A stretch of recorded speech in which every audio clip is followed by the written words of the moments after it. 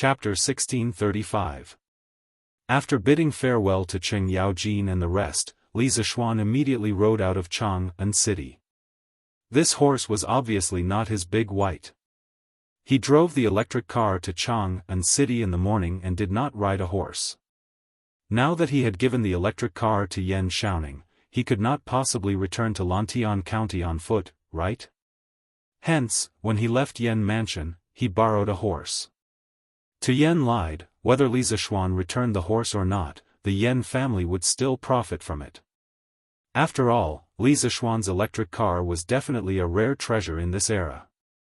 However, when Yan lied realized that the electric car's lead-acid battery had run out of power and could not be recharged in Chang'an City, would he scold Li Zishuan for being a scammer?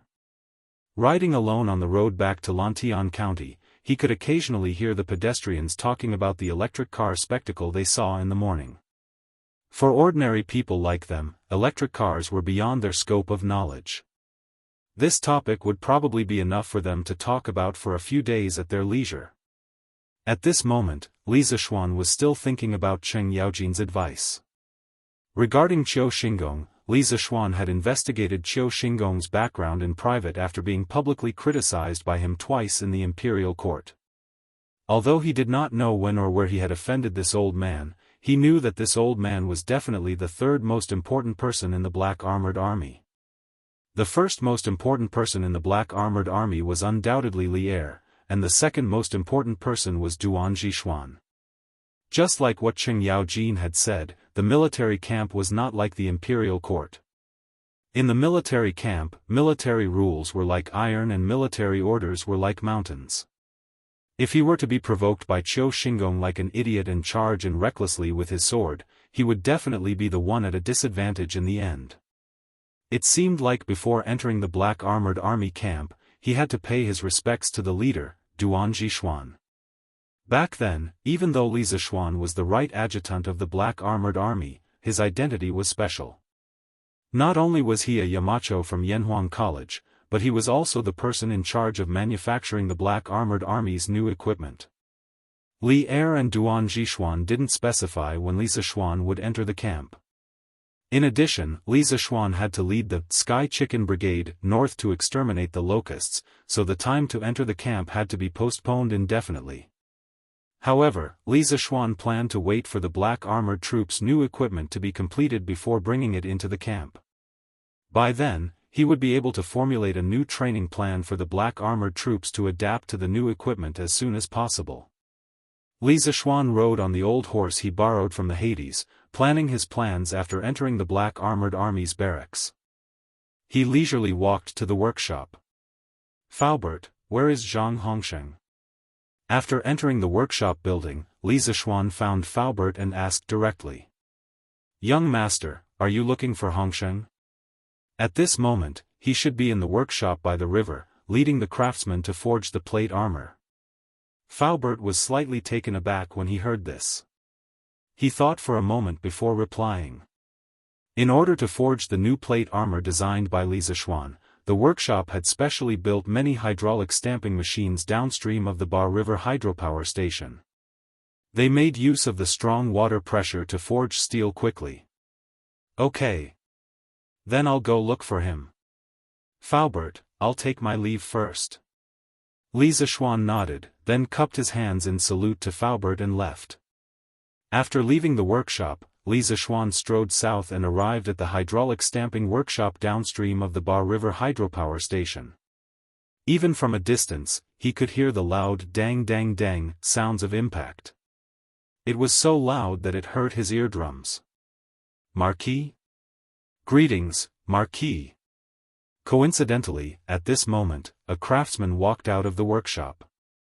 When he saw Li Zishuan, he was first taken aback, then hurriedly cupped his hands in salute. Where is Zhang Hongsheng?" Li Zishuan nodded faintly and then asked. "Marquis is looking for Steward Zhang." "Steward Zhang is in a workshop on the south side. I'll take Marquis there." The craftsman quickly responded and then turned to lead the way for Li Zishuan. After Zhang Hongsheng joined the workshop, relying on his excellent forging memory, he was quickly promoted by Faubert to be the steward of the steel mill and ironworks in the workshop. Among the ordinary craftsmen, Zhang Hongsheng had always had a high reputation. A moment later, the two of them arrived at the southernmost workshop. Before they entered the workshop, they could hear the dang sounds of hammering. The door was not closed, so Li Zishuan directly walked in. "Steward Zhang, Marquis is here." In the workshop, Zhang Hongsheng was concentrating on controlling the hydraulic press machine to press steel sheets. He did not notice Li Zishuan's arrival.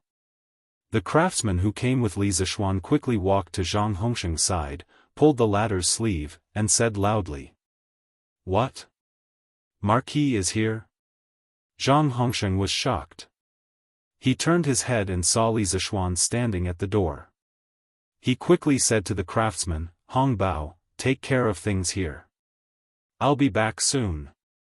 Once the machine was shut down, it would take a long time to start it up again.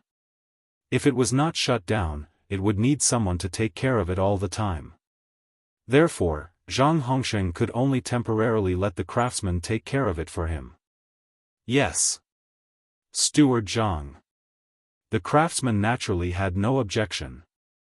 Zhang Hongsheng walked to Li Zishuan, cupped his fists and saluted loudly, "Marquis, the workshop is noisy. Let's go out and talk." As the saying goes, one does not visit a temple without a cause. Zhang Hongsheng knew that Li Zishuan must have something to tell him by coming to the workshop today. Okay. Although the workshop was noisy, Li Zishuan had sharp hearing and could still hear Zhang Hongsheng's words. Hearing this, he nodded and took the lead to walk out. "Marquis, what orders do you have for me today?" After leaving the workshop, Li Zishuan walked north for a few dozen feet and came to an open space on the bank of the Ba River. The noise of the machines finally quieted down a lot. Zhang Hongsheng saw Li Zishuan stop and quickly asked. Li Zishuan looked at the bare-chested, sweaty man in front of him and thought that the craftsmen of this era really had it tough. They still had to stay in the workshop to forge on such a hot day. After a moment of silence, he spoke in a warm voice. "Hongsheng, you'll have to take care of the steel mill and the ironworks by yourself. It's been hard on you." Zhang Hongsheng grinned and said, "Hey. Marquis, what are you talking about? Steward Fu trusts this Zhang, so this Zhang has the opportunity to take care of so many things. What's there to be hard on? Besides, we can learn a lot of new techniques from the workshop. It can be said that our Zhang family's blacksmithing skills will flourish. This Zhang should be the one thanking Marquis." It was true that Zhang Hongsheng's father, Zhang Yujiu, was good at forging swords, but in terms of engineering and smelting techniques, Li Zishuan's Strange Taste Pavilion workshop was undoubtedly ahead of this era. Although Zhang Hongsheng was born in a family of craftsmen, he could still improve a lot in the workshop. Li Zishuan smiled knowingly. Then he thought of something and frowned. "Oh. That's right. Hongsheng, this Marquis has something to ask of your father. I'll have to trouble you to tell him about it when you return." Zhang Hongsheng's face turned serious, and he said, "Marquis, please speak." Previously, when Wuxia attacked Cloud Mountain, Mr. Mo was seriously injured in order to protect the students and teachers of the academy. The Mo family's inky snow sword, which has been passed down for generations, was also broken in this battle. Your father is the most famous blacksmith in the Great Tang, so this Marquis wants to ask your father to help reforge the inky snow sword. Inky snow sword? Hearing this, Zhang Hongsheng couldn't help but be moved. The inky snow sword's body is as black as ink, and its blade is as white as snow. It's the personal sword of the Mo family's masters, and it's a peerless sword that has been passed down for thousands of years. I didn't expect it to be destroyed. That's right. Mr. Mo has always regarded this sword as his life. This time, when the inky snow sword was accidentally destroyed, Mr. Mo could be said to be heartbroken. As your father is a blacksmith, this Marquis wants to ask your father to personally help reforge the inky snow sword. No matter the price, this Marquis is willing to pay. Li Zishuan nodded and said in a deep voice. Zhang Hongsheng's face was solemn. After pondering for a moment, he cupped his fists and said, "Marquis, the inky snow sword was forged by the first master of the Mo family, Mo Di, with his life's work. The materials and workmanship used are probably extraordinary. Although my father and I are willing to help Mr. Mo reforge the inky snow sword, I'm afraid that it will be difficult to reach Modi's level. We can only say that we will try our best." The inky snow sword represented the highest level of craftsmanship in the Mo family. Although Zhang Jujio was a blacksmith, he didn't dare to boast that he could definitely forge a sword as outstanding as the inky snow sword. Therefore, Zhang Hongsheng felt that there were some things that he had to make clear to Li Zishuan in advance. It's okay. As long as your father is willing to help reforge the inky snow sword, it's fine. Some of the books of the Mo family should have the forging method of the inky snow sword. When the time comes, Mr. Mo will also personally assist you. And if you have any difficulties, you can tell this Marquis. If this Marquis can do it, this Marquis will do his best. Li Zishuan waved his hand and laughed very understandingly. Hearing this, Zhang Hongsheng finally nodded and replied, "That's good. After returning home tonight, this Zhang will mention this matter to my father. I can give Marquis an answer tomorrow." "Good." Li Zishuan nodded. After a moment of silence, he said, "Hongsheng, this Marquis came here today for another matter. How is the progress of the 5,000 sets of new plate armor, 5,000 vanadium steel horse lances, and 5,000 sets of vanadium steel horse armor that I asked the workshop to forge?" Hearing Li Zishuan mention this matter, Zhang Hongsheng hurriedly wiped the beads of sweat on his forehead and said seriously, "Marquis, in order to complete this batch of armor as soon as possible, the workshop not only recruited blacksmiths, but also built more than 30 hydraulic stamping machines near the Ba River. All the craftsmen are working day and night, working day and night. Currently, more than 4,002 sets of new plate armor, vanadium steel horse lances, and vanadium steel horse armor have been created. It is estimated that it will be completed in another 3 days. So fast? That's great." Hearing this, Li Zishuan was moved. Zhang Hongsheng's forging speed was indeed beyond his expectations. However, behind this extreme speed was the sweat of countless craftsmen. As the foreman, Zhang Hongsheng must have put in more effort than the others. After being moved for a while, Li Zishuan sincerely said, "Hongsheng, you've done well. This Marquis thanks you on behalf of the great Tang soldiers." Zhang Hongsheng turned pale with fright and hurriedly bowed. "Marquis, this Zhang is too humble. The reason for this speed is inseparable from Marquis's material and financial support, as well as the advanced technology provided by Marquis. This Zhang is only doing what he should do." Facing such a humble and down-to-earth man, Li Zishuan was filled with admiration. He patted Zhang Hongsheng's shoulder and said in a deep voice, "Hongsheng, do a good job. After this batch of armor is completed, this Marquis will give you a courtyard on Mount Yunshan. Also, Faubert is training you as the next chief steward of the workshop. Don't let him down." Zhang Hongsheng was shocked. After a while, he solemnly cupped his fists and said, "This Zhang will not disappoint Marquis and Steward Fu." Chapter 1636. After leaving the workshop near the Ba River Dam, Li Zishuan's mood became inexplicably complicated. The production progress of the Black Armored Army's new equipment had exceeded expectations. This made Li Zishuan happy because this meant that the Black Armored Army had more time to adapt to the new equipment. However, this also meant that in a few days, he would have to go to the military camp. Once he entered the military camp, he would have to set an example and take the lead in obeying the military rules. In modern times, there was a saying that one would regret 2 years of being a soldier, but one would regret a lifetime of not being a soldier. However, for Li Zishuan, who was used to a comfortable and peaceful life, he did not really want to be a soldier in the Tang military camp. However, there were some responsibilities that he had to bear. According to the normal course of history, the Tang Empire would have been glorious for decades under Li Er's rule.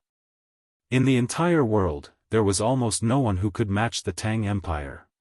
However, after Li Zishuan transmigrated, the situation was different. The situation between the Tang Empire and the Turks had changed subtly. Li Er did not wait for the Turks to be at their weakest, internal divisions and 2 consecutive years of severe snowstorms, before launching a war. As a result, the outcome was unpredictable. Li Zishuan felt that since he had brought a series of butterfly effects to the world, he had an obligation to help the Tang Empire defeat the Turks and nip all the uncertain factors in the bud. After all, his family and friends were in the Tang Empire. If the Tang Empire was defeated, not only would the people suffer, his family and friends would also suffer. This was something that Li Zishuan would never allow. Therefore, when Li Er arranged for him to join the Black Armored Army, he did not refuse. Riding his horse back to Cloud Mountain, Li Zishuan wanted to pack up and return to Lantian County. He wanted to cherish the last few days he could spend with his family. He didn't expect to meet someone who had been waiting for him for a long time. "Little martial uncle? Why are you here?" When Li Zishuan saw the person clearly, he quickly went up and greeted him. That's right, this person was Xian Qing. Xian Qing nodded and replied faintly. After leaving the workshop near the Ba River Dam, Li Zishuan's mood became inexplicably complicated. The production of the Black Armored Army's new equipment had exceeded expectations. This made Li Zishuan happy because this meant that the Black Armored Army had more time to adapt to the new equipment. However, this also meant that in a few days, he would have to go to the military camp. Once he entered the army, he would have to lead by example and lead to follow the military rules. In modern times, there was a saying that one would regret being a soldier for 2 years, but one would regret not being a soldier for a lifetime.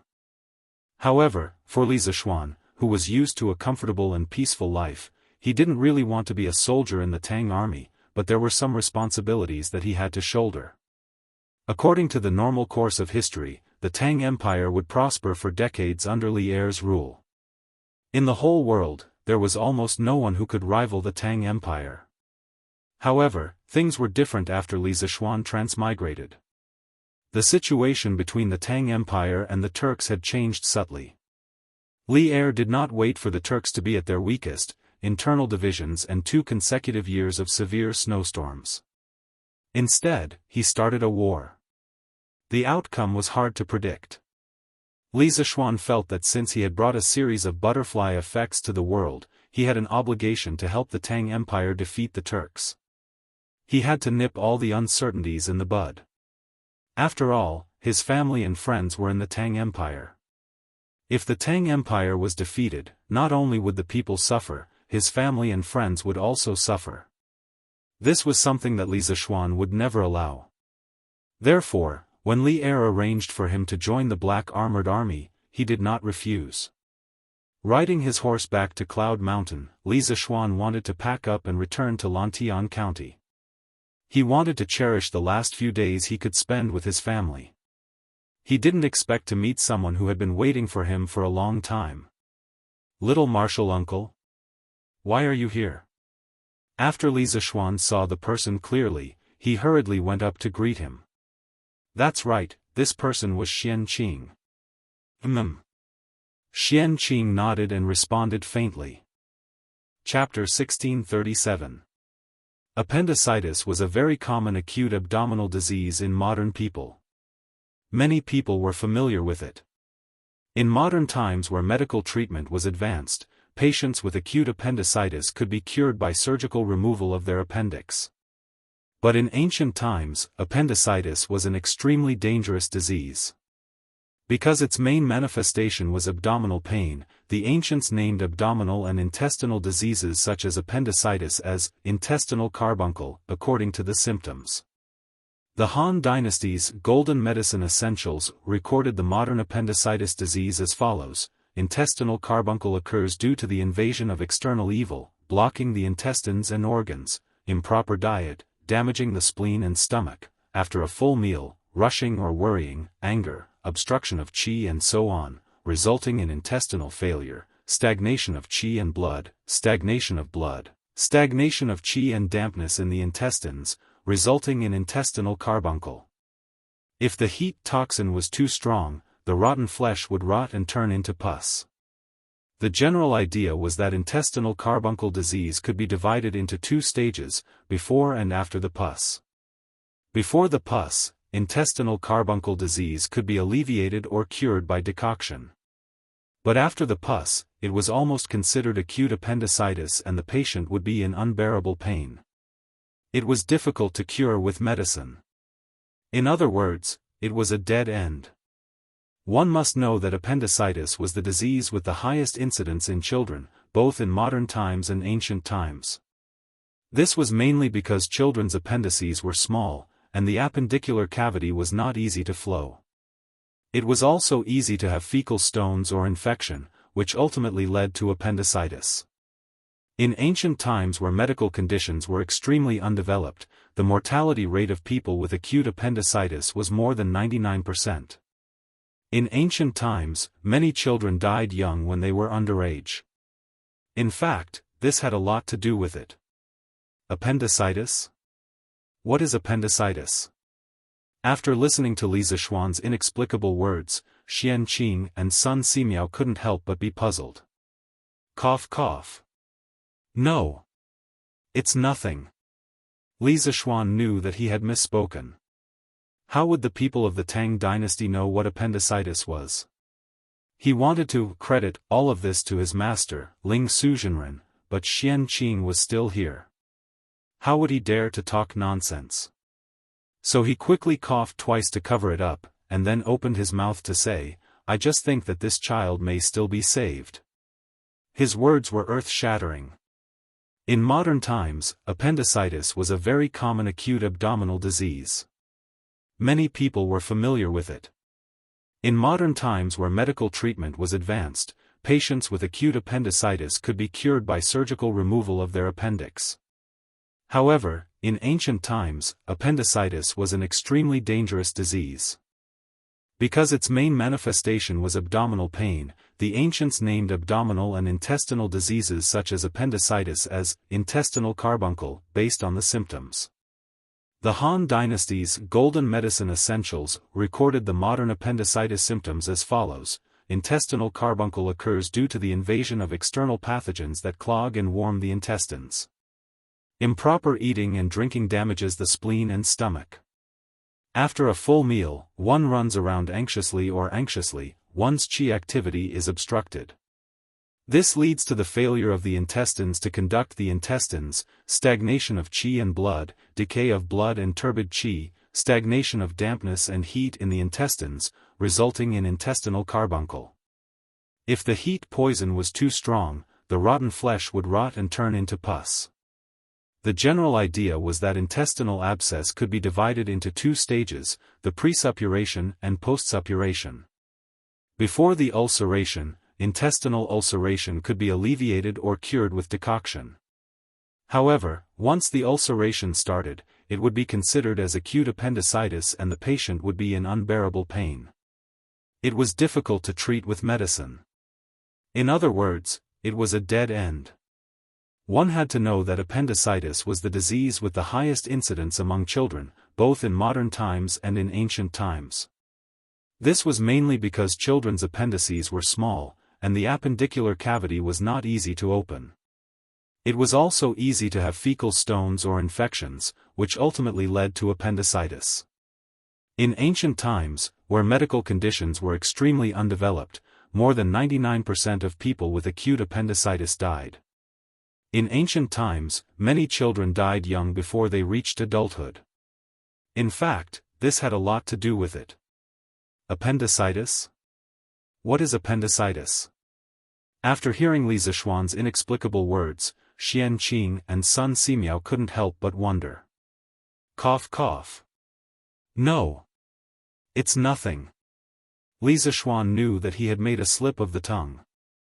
How would the people of the Tang dynasty know what appendicitis was? He wanted to attribute all of this to his master, Ling Suzhenren, but Xian Qing was still here. How would he dare to talk nonsense? Therefore, He quickly coughed twice to cover it up, and then said, "I just think that this child may still be saved." His words were earth-shattering. Appendicitis, in the eyes of modern people, was a very common acute abdominal disease. Many people were familiar with it. In modern times where medical treatment was advanced, patients with acute appendicitis could be cured by surgical removal of their appendices. But in ancient times, appendicitis was an extremely dangerous disease. Because its main manifestation was abdominal pain, the ancients named abdominal and intestinal diseases such as appendicitis as intestinal carbuncle, according to the symptoms. The Golden Medical Essentials of the Han Dynasty recorded the modern appendicitis disease as follows: the occurrence of intestinal carbuncle is due to the invasion of external pathogens, congestion of the intestines and viscera, improper diet, damage to the spleen and stomach. After a full meal, there is a sudden rush of anxiety or anger, obstruction of qi, etc. This leads to the failure of the intestines and viscera conduction, stagnation of qi and blood, stagnation of qi and damp heat in the intestines, resulting in intestinal carbuncle. If the heat toxin is too strong, the rotten flesh will rot and turn into pus. The general idea was that intestinal carbuncle could be divided into two stages, before and after the pus. Before the pus, intestinal carbuncle could be alleviated or cured by decoction. But once the pus was formed, it was almost considered acute appendicitis. The patient would be in unbearable pain. Medicine was difficult to cure. In other words, it was a dead end. One must know that appendicitis was the disease with the highest incidence in children, both in modern times and in ancient times. This was mainly because children's appendices were small, and the appendicular cavity was not easy to open. It was also easy to have fecal stones or infection, which eventually led to appendicitis. In ancient times, where medical conditions were extremely undeveloped, the mortality rate of people with acute appendicitis was more than 99%. In ancient times, many children died young before they were underage. In fact, this had a lot to do with it. Appendicitis? What is appendicitis? After hearing Li Zishuan's strange words, Xian Qing and Sun Simiao couldn't help but wonder. Cough cough. No. It's nothing. Li Zishuan knew that he had misspoken. How would the people of the Tang dynasty know what appendicitis was? He wanted to credit all of this to his master, Ling Suzhenren, but Xian Qing was still here. How would he dare to talk nonsense? So he quickly coughed twice to cover it up, and then opened his mouth to say, "I just think that this child may still be saved." Once the words came out, it was earth-shattering. Appendicitis, in the eyes of modern people, was a very common acute abdominal disease. Many people were familiar with it. In modern times where medical treatment was advanced, patients with acute appendicitis could be cured by surgical removal of their appendices. But in ancient times, appendicitis was an extremely dangerous disease. Because its main manifestation was abdominal pain, the ancients named abdominal and intestinal diseases such as appendicitis as intestinal carbuncle, according to the symptoms. The Golden Medical Essentials of the Han Dynasty recorded the modern appendicitis disease as follows: the occurrence of intestinal carbuncle is due to the invasion of external evil, congestion and heat of the intestines, improper diet, damage to the spleen and stomach, after a full meal, rushing or worrying, anger, obstruction of qi and so on, leading to the failure of intestinal conduction, stagnation of qi and blood, stagnation of dampness and heat in the intestines, resulting in intestinal carbuncle. If the heat toxin was too strong, the rotten flesh would rot and turn into pus. The general idea was that intestinal carbuncle could be divided into two stages, before and after the pus. Before the pus, intestinal carbuncle could be alleviated or cured by decoction. But once the pus was formed, it was almost considered acute appendicitis, and the patient would be in unbearable pain. It was difficult to cure with medicine. In other words, it was a dead end. One had to know that appendicitis was the disease with the highest incidence in children, both in modern times and in ancient times. This was mainly because children's appendices were small, and the appendicular cavity was not easy to clear. It was also easy to have fecal stones or infection, which ultimately led to appendicitis. In ancient times, where medical conditions were extremely undeveloped, the mortality rate of people with acute appendicitis was more than 99%. In ancient times, many children died young before they were underage. In fact, this had a lot to do with it. Appendicitis? What is appendicitis? After listening to Li Zishuan's inexplicable words, Xian Qing and Sun Simiao couldn't help but be puzzled. Cough cough. No. It's nothing. Li Zishuan knew that he had made a slip of the tongue. He secretly thought that the people of the Tang dynasty didn't know what appendicitis was. He wanted to credit all of this to his master, Ling Suzhenren, but Xian Qing was still here, so how could he dare to talk nonsense? So he quickly coughed twice to cover it up, and then opened his mouth to say, "I just think that this child may still be saved." Once the words came out, it was earth-shattering. Appendicitis, in the eyes of modern people, was a very common acute abdominal disease.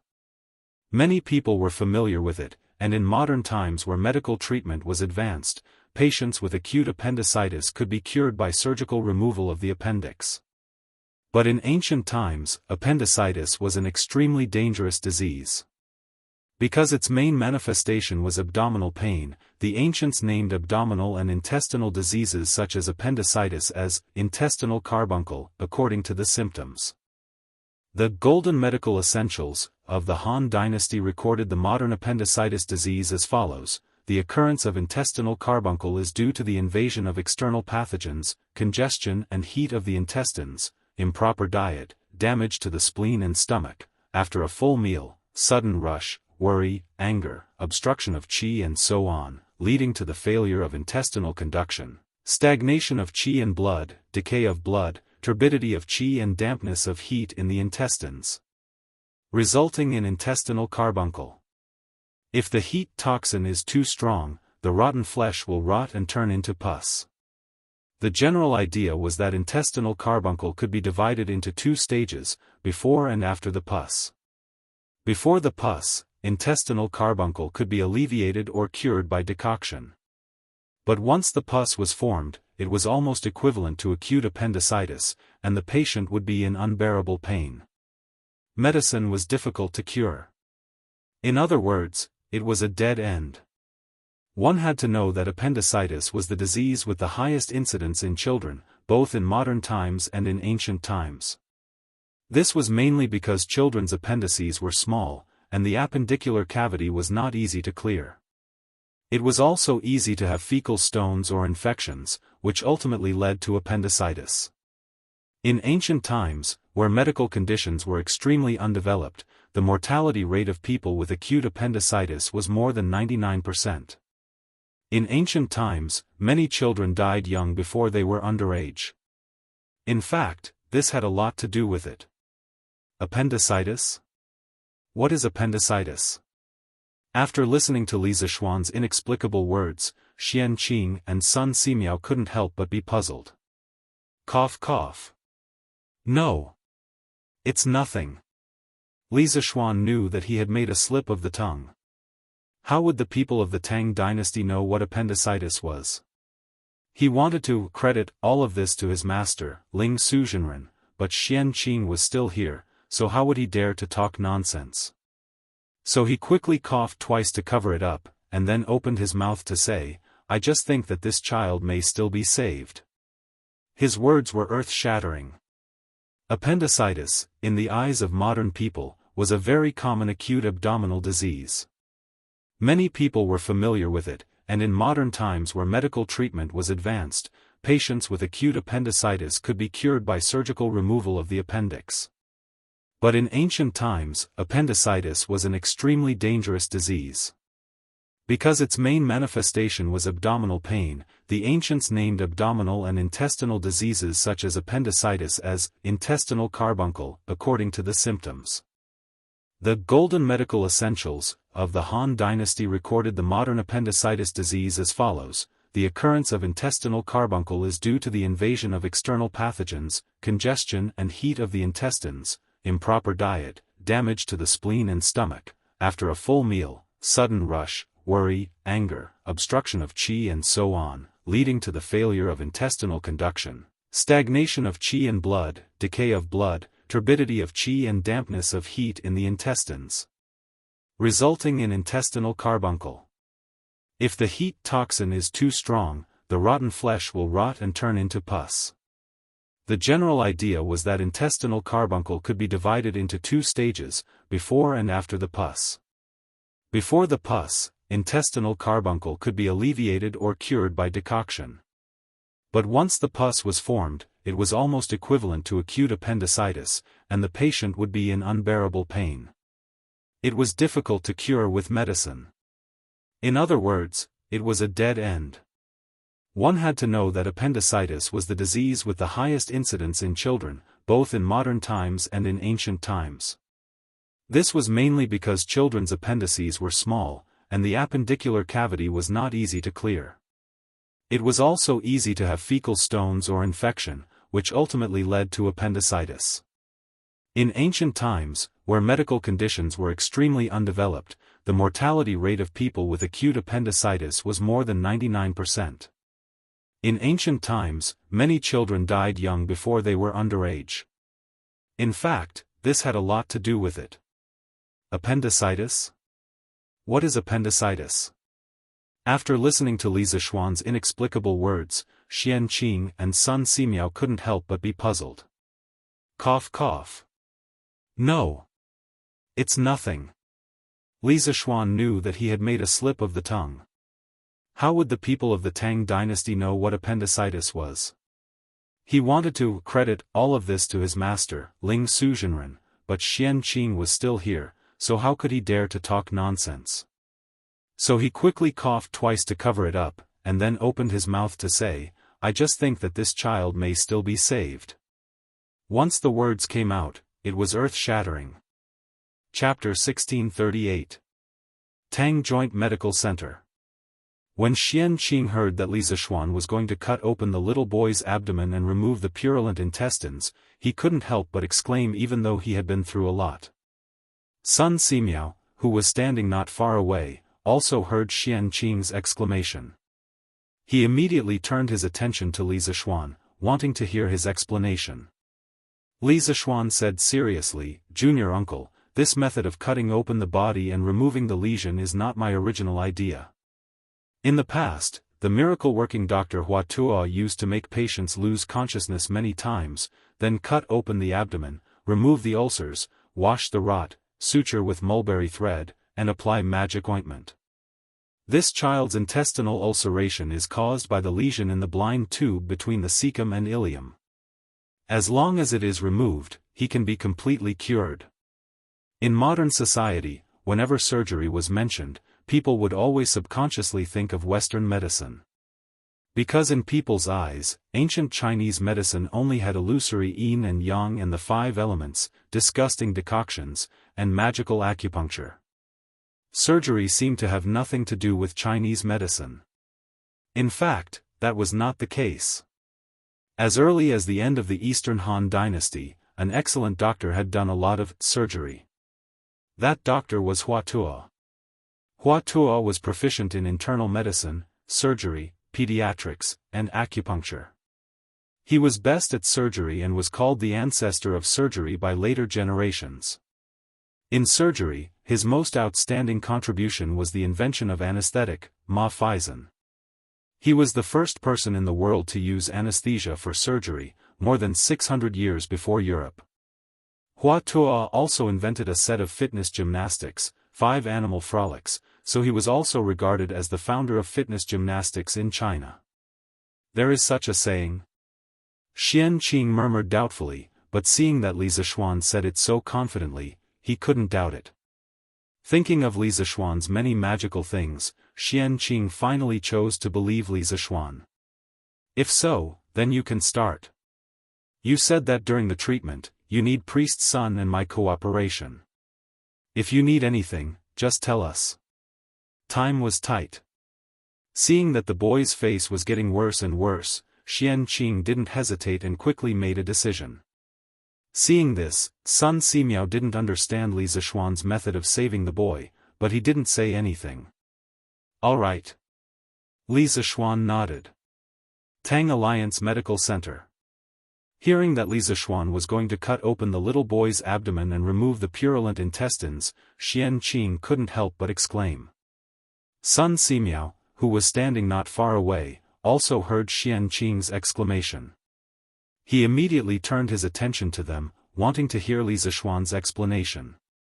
Li Zishuan said seriously, "Junior uncle, this method of cutting open a human body and removing the lesion is not my original idea. In the past, the miraculous Dr. Huatua had used numbing powder to make patients lose consciousness many times, then cut open the abdominal cavity, remove the ulcers, wash the rot, suture the wound with mulberry thread, and apply magic ointment. This child's intestinal abscess is due to the lesion in the blind canal between the cecum and ileum. As long as it is removed, he can be completely cured." In modern society, whenever surgery was mentioned, people would always subconsciously think of Western medicine.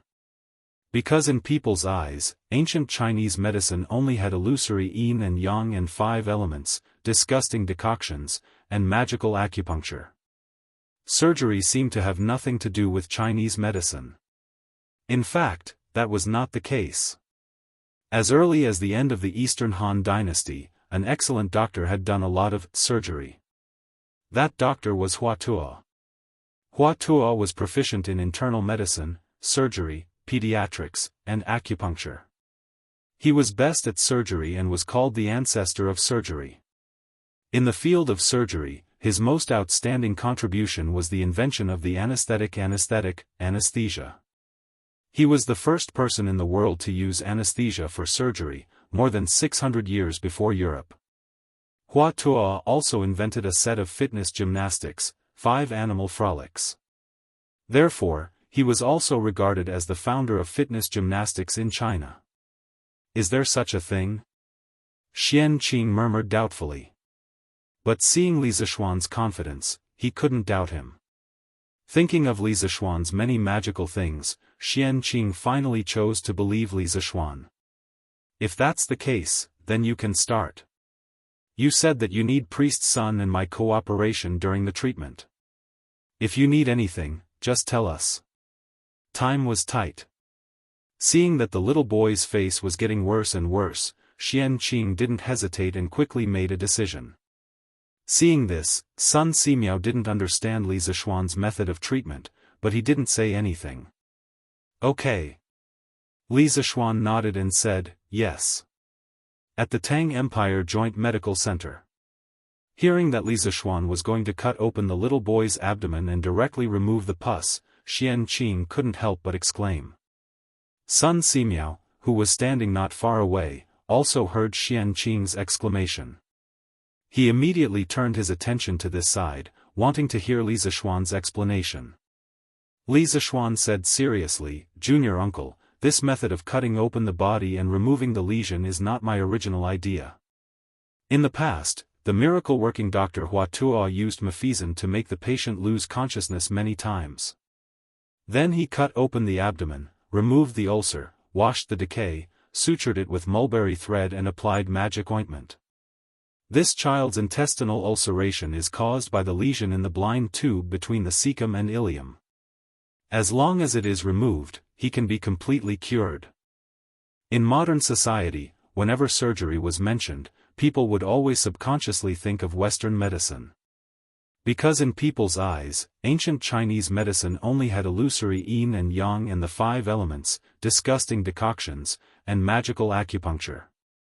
Surgery seemed to have nothing to do with Chinese medicine. In fact, it was not. As early as the end of the Eastern Han Dynasty, an excellent doctor had done a lot of surgical operations. This doctor was Huatua. Huatua was proficient in internal medicine, surgery, pediatrics, and acupuncture. He was best at surgery and was called the ancestor of surgery.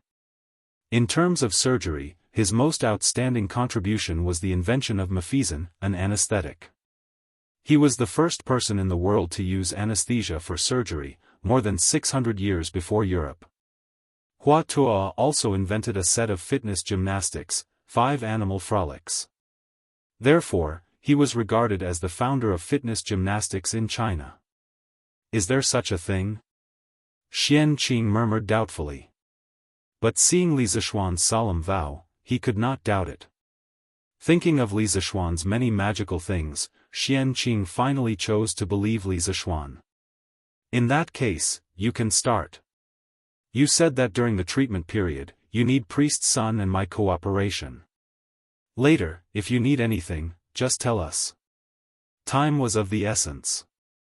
Seeing that the little boy's complexion was getting worse and worse, Xian Qing did not hesitate and quickly made a decision. Seeing this, Sun Simiao did not understand Li Zishuan's method of saving the child, but he did not say anything. Okay. Li Zishuan nodded and said, yes. In the Tang Empire Joint Medical Center. When Xian Qing heard that Li Zishuan was going to cut open the little boy's abdomen and remove the purulent intestines, he couldn't help but exclaim even though he had been through a lot. Sun Simiao, who was standing not far away, also heard Xian Qing's exclamation. He immediately turned his attention to this side, wanting to hear Li Zishuan's explanation. Li Zishuan said seriously, Junior uncle, this method of cutting open the body and removing the lesion is not my original invention. In the past, the miracle-working Dr. Hua Tuo used mephisin to make the patient lose consciousness many times, then cut open the abdomen, remove the ulcer, wash the rot, suture with mulberry thread, and apply magic ointment. This child's intestinal ulceration is caused by the lesion in the blind tube between the cecum and ileum. As long as it is removed, he can be completely cured. In modern society, whenever surgery was mentioned, people would always subconsciously think of Western medicine. This was because in people's eyes, ancient Chinese medicine only had illusory yin and yang and the 5 elements, disgusting decoctions, and magical acupuncture. Surgery seemed to have nothing to do with Chinese medicine, but in fact, it was not. As early as the end of the Eastern Han Dynasty, an excellent doctor had done a lot of surgery, and this doctor was Hua Tuo. Hua Tuo was proficient in internal medicine, surgery, pediatrics, and acupuncture. He was best at surgery, and was called the ancestor of surgery by later generations. In surgery, his most outstanding contribution was the invention of the anesthetic, mephisin. He was the first person in the world to use anesthesia for surgery, more than 600 years before Europe. Hua Tuo also invented a set of fitness gymnastics, 5 animal frolics, so he was also regarded as the founder of fitness gymnastics in China. Is there such a thing? Xian Qing murmured doubtfully, but seeing that Li Zishuan said it so confidently, he could not doubt it. Thinking of Li Zishuan's many magical things, Xian Qing finally chose to believe Li Zishuan. If that's the case, then you can start. You said that you need priest's son and I to cooperate during the treatment. If you need anything later, just tell us. Time was tight.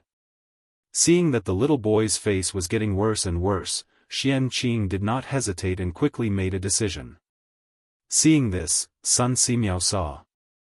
Although he did not understand Li Zishuan's method of treatment, he did not say anything in the end. Okay. Li Zishuan nodded and said, yes. At the Tang Empire Joint Medical Center. When Xian Qing heard that Li Zishuan was going to cut open the little boy's abdomen and remove the purulent intestines, he couldn't help but exclaim even though he had been through a lot. Sun Simiao, who was standing not far away, also heard Xian Qing's exclamation. He immediately turned his attention to this side, wanting to hear Li Zishuan's explanation. Li Zishuan said seriously, Junior uncle, this method of cutting open the human body and removing the lesion is not my original idea. In the past, the miracle-working Dr. Hua Tuo used mephisin to make the patient lose consciousness many times, then cut open the abdomen, remove the ulcer, wash the rot, suture it with mulberry thread, and apply magic ointment. This child's intestinal ulceration is caused by the lesion in the blind tube between the cecum and ileum. As long as it is removed, he can be completely cured. In modern society, when it came to surgery, people would always subconsciously think of Western medicine. In people's eyes, ancient Chinese medicine only had illusory yin and yang and the 5 elements, disgusting decoctions, and magical acupuncture. Surgery seemed to have nothing to do with traditional Chinese medicine.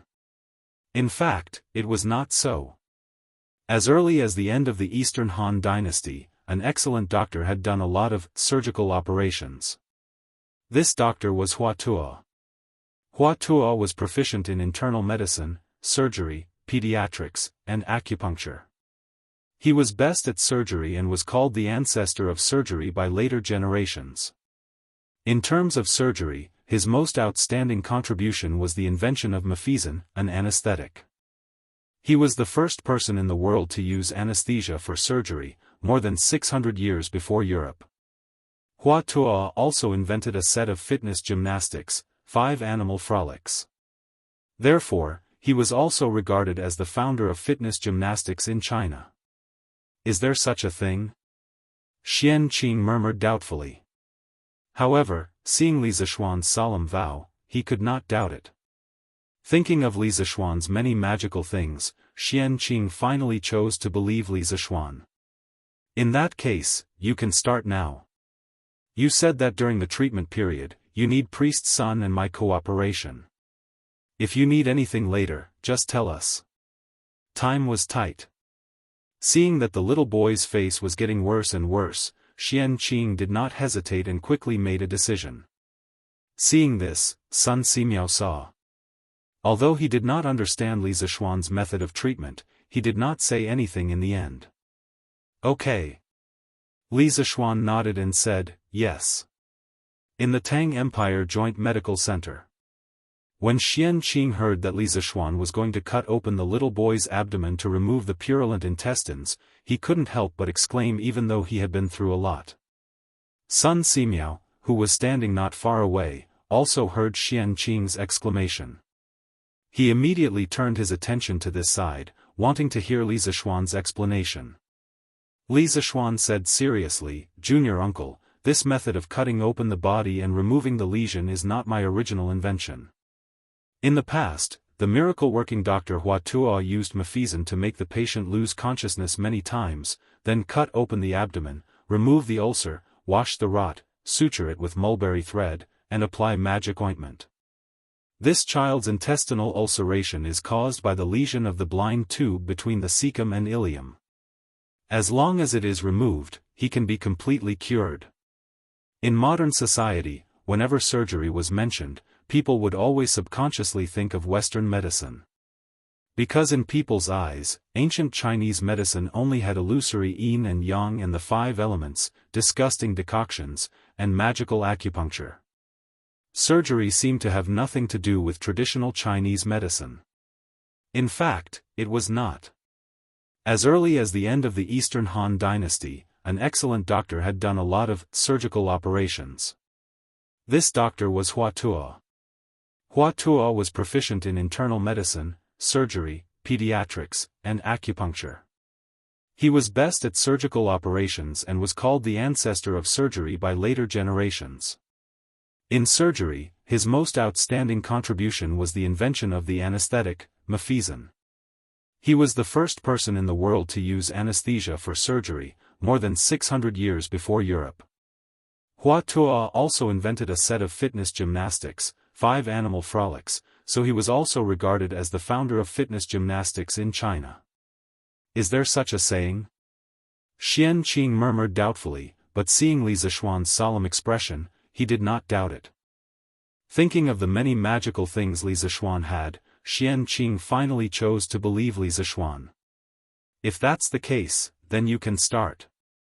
You said that you need priest Sun and I to cooperate during the treatment. If you need anything later, just tell us. Time was tight. Seeing that the little boy's face was getting worse and worse, Xian Qing did not hesitate and quickly made a decision. Seeing this, Sun Simiao did not understand Li Zishuan's method of treatment, but he did not say anything in the end. Okay. Li Zishuan nodded and said, yes. Chapter 1639. Phew. It's finally over. No one knew how long it had been, but it felt like a century to everyone in the ward. After suturing and disinfecting the wound, Li Zishuan finally couldn't help but heave a sigh of relief. The first surgical operation he performed in his previous life and this life was finally over. To think that he, an engineering student, had never studied medicine, let alone read medical books. Now that he thought about it, it was really ridiculous. Phew. Xian Qing also breathed a sigh of relief. As the chief surgeon, his pressure was much greater than Li Zishuan's. Fortunately, this operation didn't seem to have any major problems.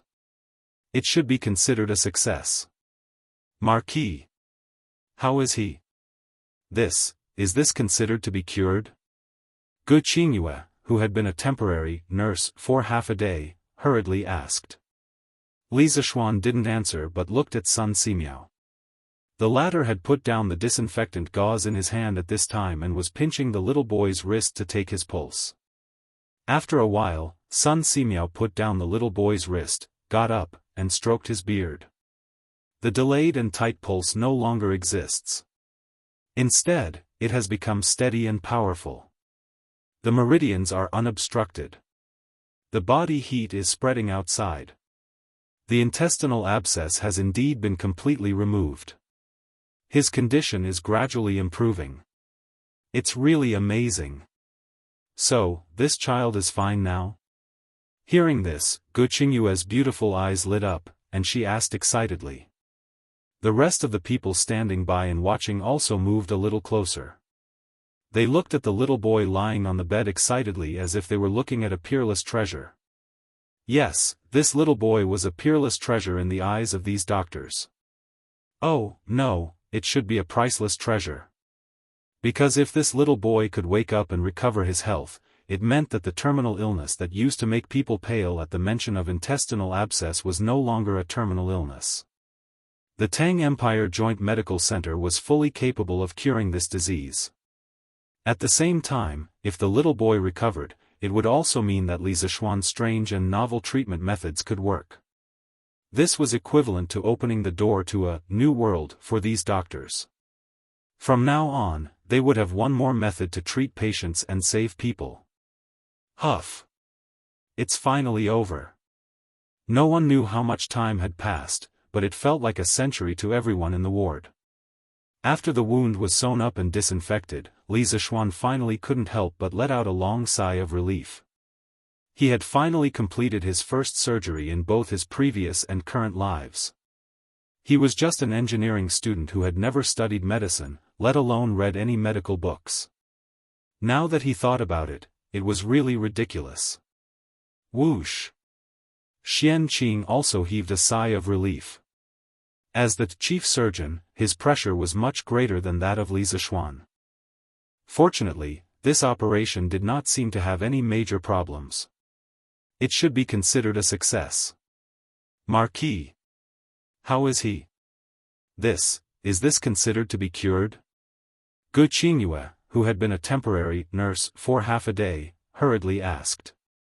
Li Zishuan did not answer but looked at Sun Simiao. The latter had put down the disinfectant gauze in his hand at this time and was pinching the little boy's wrist to take his pulse. After a while, Sun Simiao put down the little boy's wrist, got up, and stroked his beard. The delayed and tight pulse no longer exists. Instead, it has become steady and powerful. The meridians are unobstructed. The body heat is spreading outside. The intestinal abscess has indeed been completely removed. His condition is gradually improving. It's really amazing. So, this child is fine now? Hearing this, Gu Qingyue's beautiful eyes lit up, and she asked excitedly. The rest of the people who were standing by and watching also moved a little closer. They looked at the little boy lying on the bed excitedly as if they were looking at a peerless treasure. Yes, this little boy was a peerless treasure in the eyes of these doctors. Oh, no, it should be a priceless treasure. Because if this little boy could wake up and recover his health, it meant that the terminal illness that used to make people pale at the mention of it, intestinal abscess, was no longer a terminal illness. The Tang Empire Joint Medical Center was fully capable of curing this illness. At the same time, if the little boy recovered, it would also mean that Li Zishuan's strange and novel treatment method was feasible. This was equivalent to opening the door to a new world for these doctors. From now on, they would have one more method to treat patients and save people. Huff. It's finally over. After an unknown period of time, it felt as long as a century to everyone in the ward. After suturing the wound and disinfecting the wound, Li Zishuan finally couldn't help but let out a long sigh of relief and exclaimed. The first surgical operation he performed in his previous life and this life was finally over. To think that he, an engineering student who had never studied medicine, let alone read medical books, was actually presiding over a surgical operation. Now that he thought about it, it was really ridiculous. Huff. Xianqing also breathed a sigh of relief without leaving a trace.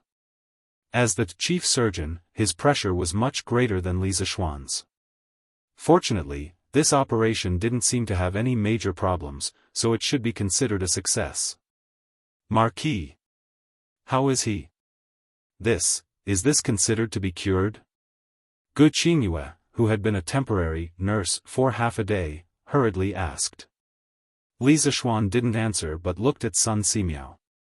The latter had put down the disinfectant gauze in his hand at this time and was pinching the little boy's wrist to take his pulse. After a while, Sun Simiao put down the little boy's wrist, got up, and stroked his beard. The delayed and tight pulse no longer exists. Instead, it has become steady and powerful. The meridians are unobstructed. The body heat is spreading outside. The intestinal abscess is indeed completely cured. His condition is gradually improving. It's really amazing. So, this child is fine now? Hearing this, Gu Qingyue's beautiful eyes lit up, and she asked excitedly. The rest of the people standing by and watching also moved a little closer. They looked at the little boy lying on the bed excitedly as if they were looking at a peerless treasure. Yes, this little boy was a peerless treasure in the eyes of these doctors. Oh, no, it should be a priceless treasure. Because if this little boy could wake up and recover his health, it meant that the incurable intestinal abscess, which used to make people pale at the mention of it, was no longer a terminal illness. The Tang Empire Joint Clinic was fully capable of curing this disease. At the same time, if the little boy recovered, it would also mean that Li Zishuan's strange and novel treatment methods could work. This was equivalent to opening the door to a new world for these doctors. From now on, they would have one more method to treat patients and save people. Huff. It's finally over. No one knew how long it had been, but anyway, for everyone in the ward, it was as long as a century. After suturing the wound and disinfecting the wound, Li Zishuan finally couldn't help but sigh in relief and exclaim. The first surgical operation he performed in his previous life and this life was finally over. To think that he, an engineering student who had never studied medicine, let alone read medical books, now actually presided over a surgical operation. Now that he thought about it, it was really ridiculous. Huff. Xianqing also breathed a sigh of relief. As the chief surgeon, his pressure was much greater than Li Zishuan's. Fortunately, this operation seemed to have no major problems, so it should be considered a success. Marquis. How is he? Is this considered to be cured? Gu Qingyue, who had been a temporary nurse for half a day, hurriedly asked. Li Zishuan didn't answer but looked at Sun Simiao. The latter had already put down the disinfectant gauze in his hand at this time and was pinching the little boy's wrist to take his pulse. After a while, Sun Simiao put down the little boy's wrist, got up, and stroked his beard. The delayed and tight pulse no longer exists. Instead, it has become steady and powerful. The meridians are unobstructed. The body heat is spreading outside. The intestinal abscess is indeed completely cured. His condition is gradually improving. It's really amazing. So, this child is fine now? Hearing this, Guqingyue's beautiful eyes lit up, and she asked excitedly. The rest of the people standing by and watching also moved a little closer. They looked at the little boy lying on the bed excitedly as if they were looking at a peerless treasure. That's right, this little boy was a peerless treasure in the eyes of these doctors. Oh, no, it should be a priceless treasure. Because if this little boy could wake up and recover his health, it meant that the terminal illness that used to make people pale at the mention of it, intestinal abscess, was no longer a terminal illness. The Tang Empire Joint Medical Center was fully capable of curing this illness. At the same time, if the little boy recovered, it would also mean that Li Zishuan's strange and novel treatment methods could work. This was equivalent to opening the door to a new world for these doctors. From now on, they would have one more method to treat patients and save people. Huff. It's finally over. After an unknown period of time, anyway, it felt as long as a century to everyone in the ward. After suturing the wound and disinfecting the wound, Li Zishuan finally couldn't help but let out a long sigh of relief and exclaimed. The first surgery he performed in his previous life and this life was finally over. To think that he, an engineering student who had never studied medicine, let alone read medical books, was actually presiding over a surgery now. Now that he thought about it, it was really ridiculous. Huff. Xian Qing also breathed a sigh of relief without leaving a trace. As the chief surgeon, his pressure was much greater than Li Zishuan's. Fortunately, this surgery didn't seem to have any major problems, so it should be considered a success. Marquis. How is he? Is this considered to be cured? Guqingyue, who had been a temporary nurse for half a day, hurriedly asked upon seeing this. Li Zishuan didn't answer but looked at Sun Simiao. The latter had already put down the disinfectant gauze in his hand at this time and was pinching the little boy's wrist to take his pulse. After a while, Sun Simiao put down the little boy's wrist, got up, and stroked his beard. The delayed and tight pulse no longer exists. Instead, it has become steady and powerful. The meridians are unobstructed, and the body heat is spreading outwards. The intestinal abscess is indeed completely cured. His condition is gradually improving. It's really amazing. So, this child is fine now? Hearing this, Guqingyue's beautiful eyes lit up, and she asked excitedly. The rest of the people standing by and watching also moved a little closer. They looked at the little boy lying on the bed excitedly as if they were looking at a peerless treasure. Yes, this little boy was a peerless treasure in the eyes of these doctors. Oh, no, it should be a priceless treasure. Because if this little boy could wake up and recover his health, it meant that the incurable intestinal abscess, which used to make people pale at the mention of it, was no longer an incurable disease. The Tang Empire Joint Medical Center was fully capable of curing this disease. At the same time, if the little boy recovered, it would also mean that Li Zishuan's strange and novel treatment methods could work. This was equivalent to opening the door to a new world for these doctors. From now on, they would have one more method to treat patients and save people. Huff. It's finally over. No one knew how long it had been, but anyway, for everyone in the ward, it was as long as a century. After suturing the wound and disinfecting the wound, Li Zishuan finally couldn't help but sigh in relief and exclaim. The first surgical operation he performed in his previous life and this life was finally over. To think that he, an engineering student who had never studied medicine, let alone read medical books, now actually presided over a surgical operation. Now that he thought about it, it was really ridiculous. Huff. Xian Qing also breathed a sigh of relief. As the chief surgeon, his pressure was much greater than Li Zishuan's. But fortunately, this operation seemed to have no major problems, so it should be considered a success. Marquis. How is he? Is this considered to be cured? Guqingyue, who had been a temporary nurse for half a day, hurriedly asked. Li Zishuan didn't answer but looked at Sun Simiao. The latter had put down the disinfectant gauze in his hand at this time and was pinching the little boy's wrist to take his pulse. After a while, Sun Simiao put down the little boy's wrist, got up, and stroked his beard. The delayed and tight pulse no longer exists.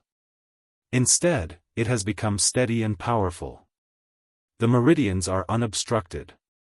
The body heat is spreading outside. The intestinal ulceration has indeed been completely removed. His condition is gradually improving. It's really amazing.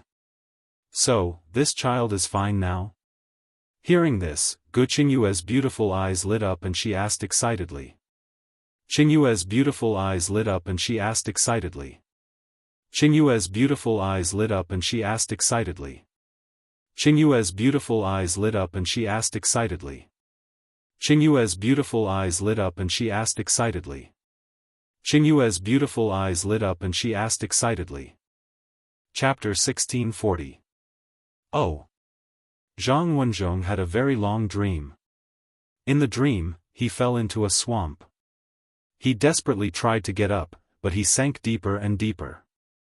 In the end, he gave up resisting and let the swamp submerge his abdomen, chest, neck, and head. When his eyes were submerged in the swamp, his consciousness fell into darkness. However, his hands and feet were all tied up, and he couldn't move at all. He could only let his consciousness fall into darkness. After an unknown period of time, Zhang Wenzhong, who was in a muddle-headed state, suddenly felt a glimmer of light in his mind. He struggled to open his eyes, and what he saw was no longer the dark swamp, but Sun Simiao, Li Zishuan, and the others. He rubbed his eyes and asked in disbelief. Where am I? Dr. Sun, and you are the young master from before? No, Am I not dead? Wow. He really woke up. He really woke up. The intestinal abscess has been cured by us. Seeing that the little boy not only woke up, but could also speak, Gu Qingyue jumped up excitedly and cheered loudly without any ladylike image. He really survived. It's amazing. This is simply a miracle. That's right. This old man has never seen such a novel method of saving people. Who would have thought that this method of cutting open the intestines could really save people? This is really a miracle. This old man thought that he had read a lot of medical books and had reached a higher level in medical skills. But after seeing Marquis's method of diagnosis today, this old man realized that his knowledge was still shallow. Dr. Qin, Dr. Wang, and the others were also pleasantly surprised. They shouted that Li Zishuan had created a miracle. Indeed, after this incident, whether it was them or Sun Simiao, they had to start paying attention to this method of treatment that started from the internal organs. This was because facts had proven that some diseases couldn't be cured by decoction and acupuncture. They had to rely on the method that Li Zishuan and Xian Qing had just used. His pulse is good, his face is rosy, and there are no abnormalities with his wounds. After the little boy woke up, Sun Simiao was completely busy. He took his pulse and checked his wound. After a while, he looked at the little boy and asked with a smile, "Haha. Little friend, how do you feel now?" The little boy saw that Sun Simiao had a kind face and was unusually amiable. He immediately let down the guard in his heart and replying to the godly doctor, I think my stomach hurts a little. I think I'm a little hungry." After saying that, the little boy scratched his head awkwardly, his face full of embarrassment. Everyone could not help but let out a burst of good-natured laughter. Hee hee. Little brother, wait a moment. Big sister will go down and make you some delicious food. Gu Qingyue giggled and couldn't help but pinch the boy's cute little face. Then, she turned around and left. Ouch! Sister Qingyue. Gu Qingyue rushed out of the room, but she didn't expect to bump into who was running toward the ward. Fortunately, who stopped in time. Otherwise, someone would have been injured. What? Why are you up here? Gu Qingyue quickly steadied herself and looked at Hu in surprise. Chapter 1641. Young Master, Zhang Wenzhong's name is Zhang Wenzhong. His family has lived in Luoyang for generations. A few months ago, Young Master announced to the world through Datong Daily that Yanhuang College's medical school would be taking the entrance exam in July this year. Zhang Wenzhong had been studying medicine with a doctor in Luoyang since he was young, so he could be considered to be well-read. After seeing the announcement on Datong Daily, he made some preparations and set off for Lantian County. Zhang Wenzhong was the only son of the Zhang family. Zhang Wenzhong's parents were worried about him going out alone, so they collected some money. At the beginning of June, they came to Lantian County with Zhang Wenzhong and temporarily settled down in Lantian County. They didn't expect that Zhang Wenzhong would suddenly have an unbearable abdominal pain today. Zhang Wenzhong's parents couldn't find a doctor, so they could only send him to the medical hall. In the main hall on the first floor of the Tang Alliance Medical Center, Hu Meng told Li Zishuan everything he knew about the Zhang family. Li Zishuan frowned. He felt that the name Zhang Wenzhong was very familiar, but he couldn't remember where he had heard it. Suddenly, when he heard Hu Meng say that Zhang Wenzhong had been studying medicine with a doctor in Luoyang since he was young, so he could be considered to be well-read, Li Zishuan's mind suddenly flashed. He raised his eyebrows in surprise and said, Zhang Wenzhong? You're saying that Zhang Wenzhong's name is Zhang Wenzhong? Hu Meng said with a strange expression, yes. Young Master. What's wrong? Do you know him before? Cough cough. No, no. It's just that the name sounds familiar. Realizing that he had lost his composure, Li Zishuan quickly coughed twice to cover up his embarrassment. Speaking of which, the name Zhang Wenzhong was more than just familiar. This name had gone down in history. Zhang Wenzhong was born in the 3rd year of the Tang dynasty's Wuda era. He was from Luoyang in Luozhou. He was considered to be the most famous doctor in the Tang dynasty other than Sun Simiao. The Tang dynasty was one of the most prosperous periods in China's history.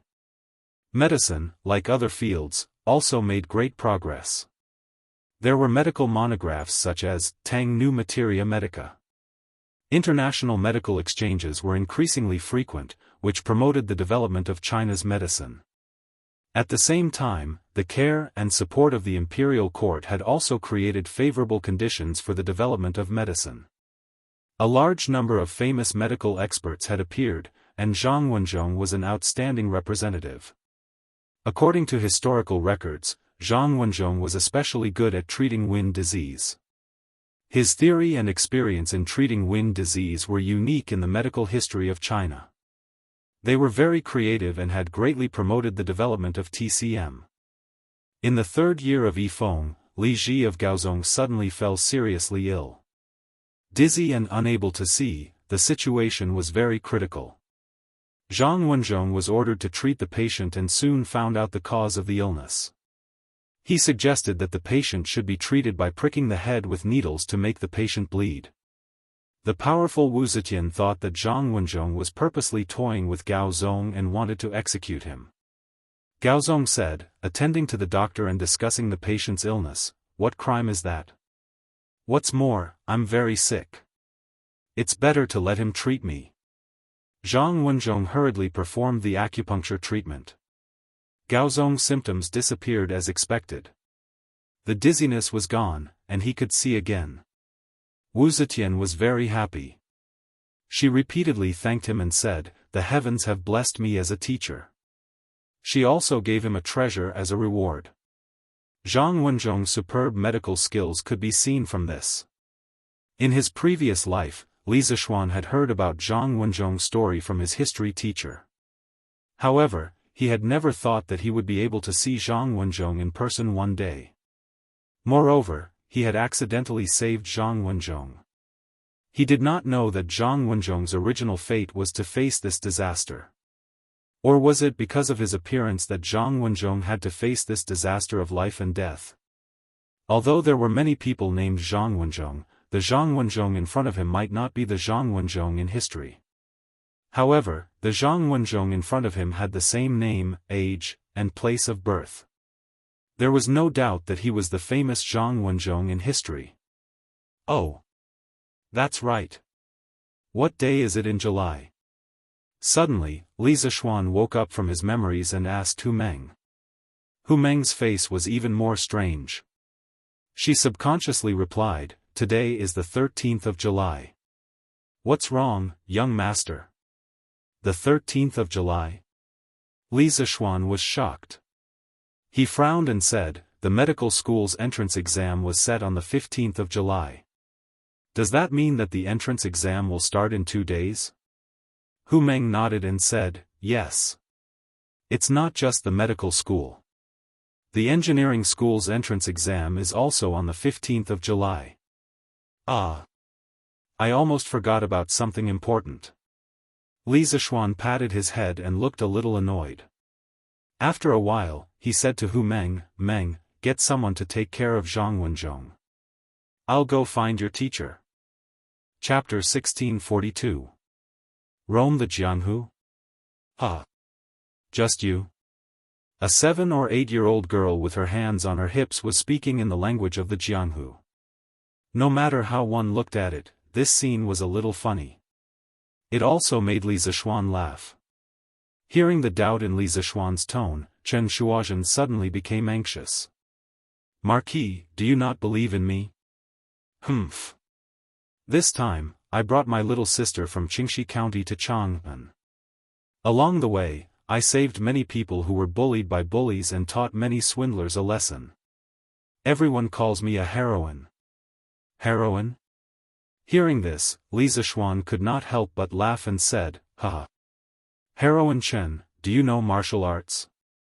"Of course." Chen Shuozhen subconsciously raised her head, but in an instant, she lowered her head and said, I followed my master to the mountains to learn martial arts when I was young. I only learned some martial arts. Until now, I have not drawn qi into my body. I can't compare with you, Marquis." She wanted to exaggerate and say that she was very powerful, but the person she was facing was a martial arts master. When Li Zishuan captured Daoist in Guyi Lane, Chen Shuozhen was there. In her eyes, Li Zishuan was more powerful than her master. How could she dare to exaggerate? "Master?" Li Zishuan's eyes flashed, and then he asked with a smile, "Then I wonder where Heroine Chen's master came from?" Hearing this, Chen Shuozhen's bright cheeks suddenly became gloomy. She bit her lips, hesitated for a moment, and said softly, "My master is just an ordinary mountain Taoist. He is quite famous in Qingxi County. Whenever there is a funeral, the people will invite my master to perform a ritual. My master's Taoist name is Tian Xuanzi.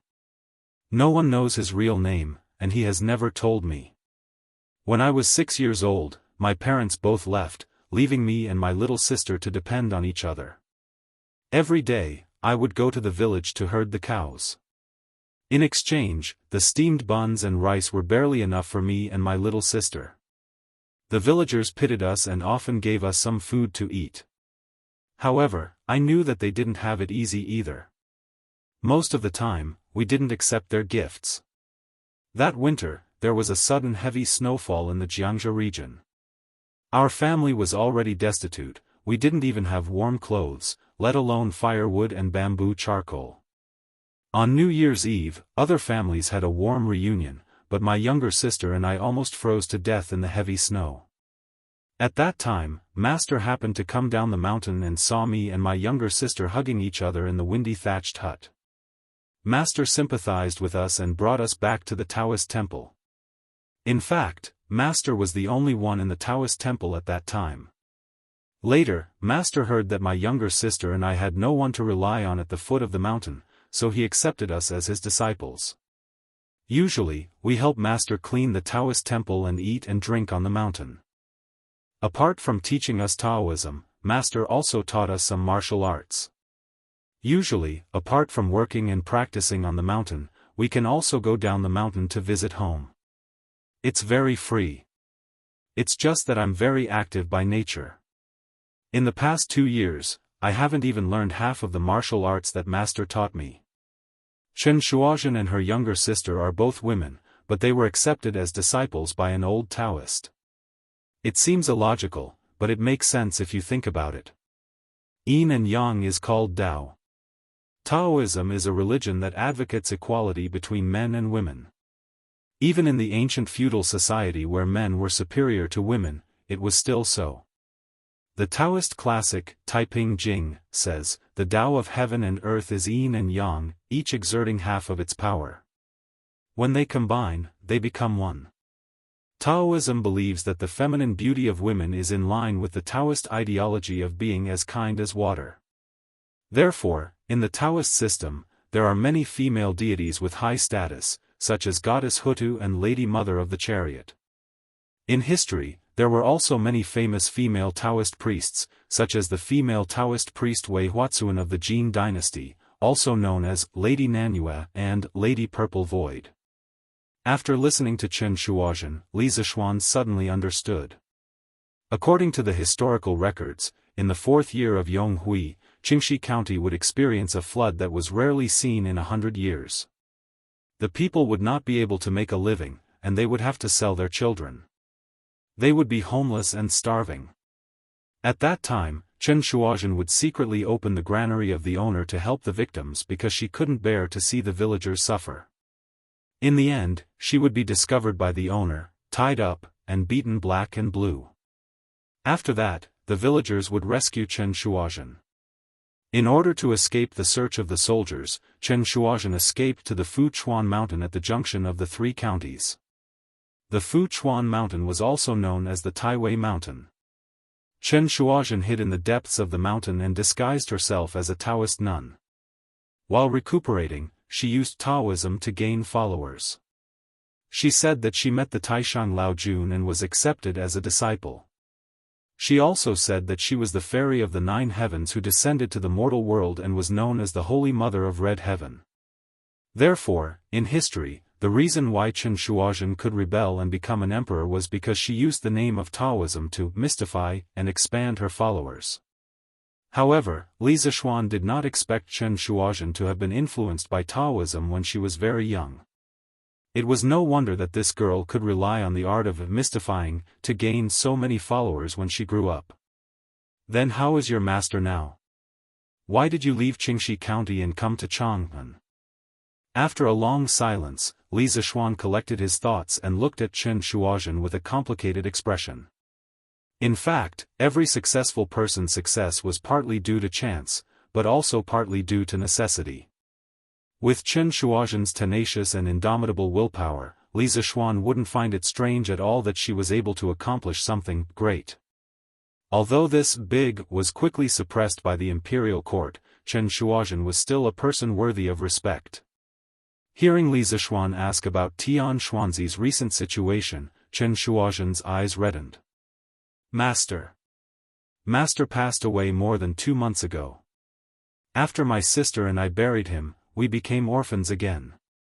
Later, we heard from the old teachers in the village that Yanhuang College in Chang'an's Lantian County opened a new medical school this year and is recruiting students from all over the Tang dynasty. As long as one can pass the entrance exam on July 15, they can enter Yanhuang College to study. Those with excellent grades can even receive scholarships of more than 100 times. When I was cultivating with my master in the mountains, he taught me some medical skills. Since I don't have any relatives in the village, I thought that I might as well bring my sister here to try my luck. If I can really get into Yanhuang College, my sister and I will have a stable life in the future. If not, I will work to support my sister. There are so many rich people in Chang'an, I will definitely be able to earn money. After saying that, Chen Shuozhen clenched her fists hard, as if to encourage herself, but also as if to express her determination to Li Zixuan. This girl is very strong-willed. This was the most intuitive feeling that Chen Shuozhen gave Li Zixuan at this time. Well, if Chen Shuozhen was not strong-willed, how could she become the first female emperor in China's history? However, at the same time, Li Zixuan's feelings were somewhat complicated. According to the original historical process, it was impossible for Chen Shuozhen to come to Chang'an before the age of 30. But now, Chen Shuozhen, who was only 8 or 9 years old, came to Chang'an alone with her sister. She even wanted to take the entrance exam of Yanhuang College's medical school. Would she open the granary of the landlord for the villagers in the future? Would they still be able to gather more followers and start a rebellion? The course of history was very likely to be completely rewritten from now on. Suddenly, Li Zishuan thought of something and asked Chen Shuozhen, "So not long after you came to Chang'an, you went to cheat Qin Ke, the current king of Wei, of 100 strings of money?" He was naturally referring to the time when Chen Shuozhen helped Li Tai expose Du Yi's magic scam and asked for 100 strings of money from him. What do you mean by cheat? I obviously earned that money with my intelligence, okay? Hearing this, Chen Shuozhen suddenly looked like a cat whose tail had been stepped on. She pouted and said, "You earned money with your intelligence?" Hearing this sentence, Li Zishuan could not help but be speechless. Strictly speaking, there was nothing wrong with this sentence. He could not help but shake his head and laugh. Fine. You are indeed very capable to be able to see through Du Yi's magic scam. But now that you have earned 100 strings of money, you and your sister should not have to worry about food and clothing for a long time, right? According to the current prices of the Tang Empire, 100 strings of money was a huge fortune. It was definitely enough for an ordinary family to not have to worry about food and clothing for 20 to 30 years. Suddenly receiving such a huge sum of money, it was reasonable to say that Chen Shuozhen did not have to take the path of entering Yanhuang College. However, since Chen Shuozhen appeared at the foot of Yunshan today, it meant that she had not completely given up on this path. "Marquis, you are a well-fed man who does not know the hunger of the hungry. How can 100 strings of money be enough? Previously, my sister and I ate hundreds of meals in the village. These favors have to be repaid. I also have to repair the Daoist temple and build a mourning hall for my master. These all need money. Besides, am I, Chen Shuozhen, the kind of short-sighted person who does nothing and eats nothing? In this world, only by having skills can you ensure that you and your family will not starve to death." Chen Shuozhen counted with her fingers and said to Li Zishuan as if she was counting her family treasures. Li Zishuan listened from the side and could not help but think highly of Chen Shuozhen. On the one hand, this girl was so young, but she valued friendship, righteousness, and respected her master. It was indeed very surprising. On the other hand, he could not help but sigh at this girl's big appetite. Not to mention how far-sighted she was definitely not a short-sighted person. It's rare for you to have such thoughts. If your master knew of this, he would definitely be gratified. Li Zishuan's gaze softened, because at this time, he also thought of his master in this life. Although he didn't personally experience that period of cultivation before, the kind of unforgettable true feelings that were engraved in his bones could never be erased. In addition, you helped General Li Junxian deliver a letter to me, and then you helped this Marquis find Du Yi's tracks. Without you, this Marquis would never have been able to uncover the Heavenly Dragon sect scheme so quickly, and the Imperial Court would not have been able to so easily wipe out the Heavenly Dragon sect rebels. You could have used these two matters to ask this Marquis to let you pass the entrance exam, right? Why didn't you make this request at the time? Li Zishuan couldn't help but feel a little curious. Chen Shuozhen raised her head and said matter-of-factly, "Marquis, when I delivered the letter to you, I already received a bribe from the person who sent it.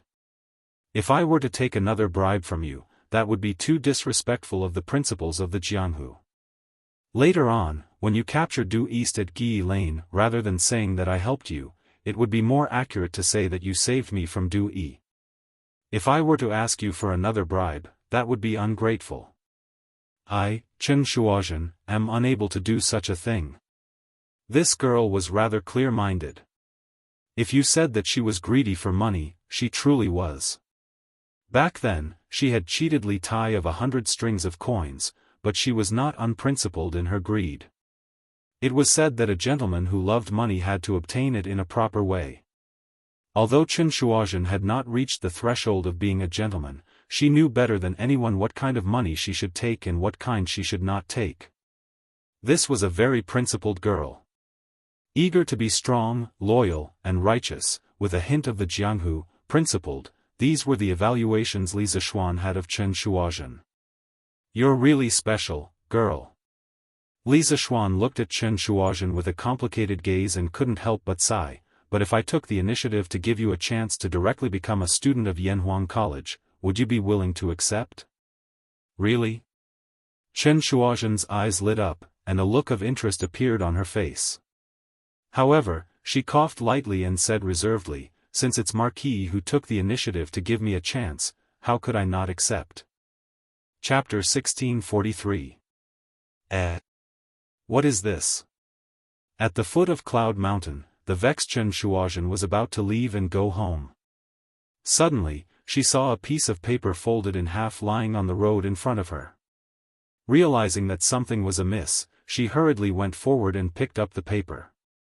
When she opened it, she immediately opened her mouth and was dumbfounded.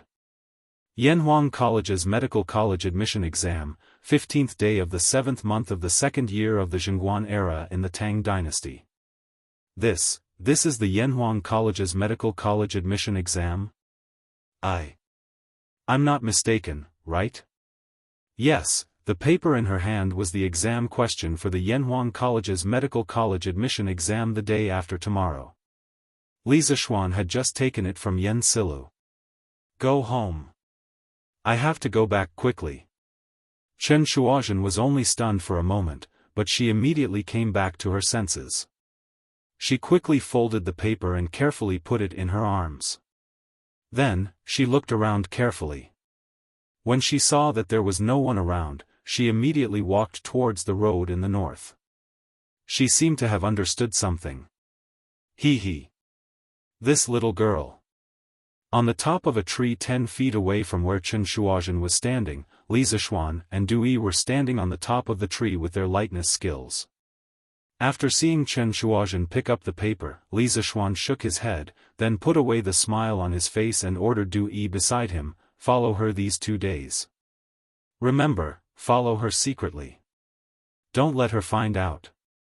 If she passes the paper to someone else, knock her and that person out, then bring them back to me." "Yes. Marquis." Although Dui didn't know the intention of Li Zishuan's arrangement, he didn't ask because he didn't need to know.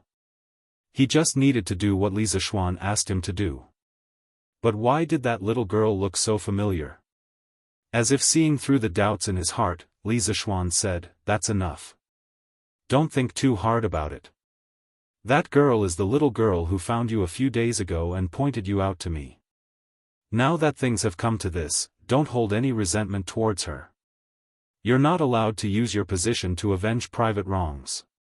Dui suddenly understood. He put his palms together and said, "This poor monk has no hatred in his heart. Marquis, please rest assured. Now that the Heavenly Dragon sect had been destroyed, as the venerable of the Heavenly Dragon sect, he could still live in this world." He understood that this opportunity to live was given to him by Li Zishuan. What he wanted to do was not to take revenge, but to forget the hatred. Of course, these days, the friendly people around Li Zishuan, and the warm and touching things had influenced Dui subtly. It made Dui gradually let go of the hatred in his heart. "Okay. Then you can go now." Li Zishuan nodded and said. Dui performed a Buddhist salute and took his leave. Li Zishuan watched as Dui and Chen Shuozhen gradually disappeared from his sight. He also jumped down and rode Big White towards the direction of Lantian County. He did deliberately leave that test paper for Chen Shuozhen. Just now, he thought carefully. If Chen Shuozhen could really enter Yanhuang College's medical school, it might not be a bad thing. At least, it was so for many people. Because once Chen Shuozhen entered the college, she would basically have no chance to lead her followers to rebel in the future. Although in history, the original intention of Chen Shuozhen's rebellion was to let the people have enough to eat, rebellion meant war, and war meant death. Although the history books did not record the number of casualties during Chen Shuozhen's rebellion, it was definitely not a small number. Chapter 1644. Hold on, Marquis. Li Zishuan had just come down from the second floor of the Tang Alliance Medical Center when he heard Gu Qingyue's anxious shout. Hearing that, Li Zishuan stopped and turned around to wait for Gu Qingyue to catch up. He smiled and asked, "What's wrong? Dr. Gu, what can I do for you?" Gu Qingyue couldn't help but roll her eyes and said, "Marquis, what are you talking about? How would I dare to advise you? I want to ask you, Marquis, why did you let priest Xian Qing cut out Zhang Wenzhong's intestines? Why was it able to cure his intestinal abscess? The organs in the human body each have their own functions. Isn't it difficult to survive if any part is missing?" While they were talking, Xian Qing, Sun Simiao, and the others had already walked over and looked at Li Zishuan with burning eyes. Although they had indeed cured Zhang Wenzhong's intestinal abscess, it was all done under Li Zishuan's command. They only knew how to do it, but they didn't know how to do it. Feeling everyone's curious gaze, Li Zishuan pondered for a moment and said, "It seems that everyone has some doubts in their hearts. That's good. Today, I'll explain it to everyone." Speaking of this, Li Zishuan looked at Gu Qingyue and said, "Dr. Gu, go and call Dr. Qin and Dr. Wang. I'll go to the conference room and explain it to you in detail." Marquis. Gu Qingyue nodded and left with a smile. "Today, our medical center cured the intestinal abscess and also saved a life. From the results, we were successful, but from the process, it was extremely dangerous." A moment later, in the conference room on the first floor of the Tang Alliance Medical Center, Sun Simiao, Xian Qing, Gu Qingyue, Hu Jingyao, Dr. Qin, and Dr. Wang sat on the left and right respectively. Li Zishuan sat at the head of the table and began to explain the successful appendectomy that the medical center performed today. First of all, strictly speaking, Zhang Wenzhong's disease is not called intestinal abscess because the diseased part of the tube in his body is a long and thin tube. Only one end is connected to the cecum. It's not the intestine that is often mentioned. I'll call it the appendix. Look, it's roughly in this part. As he spoke, Li Zishuan drew a simple human structure diagram on the paper. Of course, he only focused on the structure and organs in the human abdomen and omitted the rest of the body. After he finished drawing, he handed the drawing to Sun Simiao, who was sitting on his left. Everyone stretched their necks and looked at the paper. That's right. Previously, when Daoist Xian Qing cut open that little friend's stomach, he cut from this place. Sun Simiao looked at it for a moment and nodded. Upon seeing this, Li Zishuan continued, "The reason why Zhang Wenzhong's abdominal pain is that his appendix is infected with bacteria. The appendix is a long and thin blind tube. Because it's long, it's easy to twist or be compressed by the things around it. Because it's thin and narrow, it's easy to be blocked by fecal lumps, foreign bodies, and parasites in the intestines.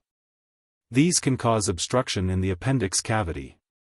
And because the appendix is a blind tube, once it's blocked, it will be blocked in all directions. At this time, the appendix will continue to secrete mucus into the closed cavity, increasing the pressure in the appendix cavity and blocking the blood supply on the wall of the appendix. This will destroy the mucosal layer and open the door for bacteria to invade, causing the appendix to be infected by bacteria." Chapter 1645. Her words awakened the dreamer. Gu Qingyue's last sentence shocked everyone in the meeting room. They instantly recalled the scene where Li Zishuan took a porcelain bottle from Du Yi and fed a pill to Zhang Wenzhong. Xian Qing couldn't help but change his expression. Unlike others, he knew Du Yi's identity and knew what was in the porcelain bottle. That thing was a devil in the eyes of the world, but sometimes it was a life-saving medicine. Back then, Hua Tuo was a genius. He used a variety of herbs to synthesize mefizin, which could be taken orally or applied externally. As long as the patient took the mefizin with wine, he would fall asleep and lose consciousness. The doctor could use this time to perform surgery on the patient. When the surgery was done, the patient would wake up. The pill that I fed Zhang Wenzhong before was an anesthetic similar to Mafixin. Li Zishuan's expression became serious and said in a deep voice.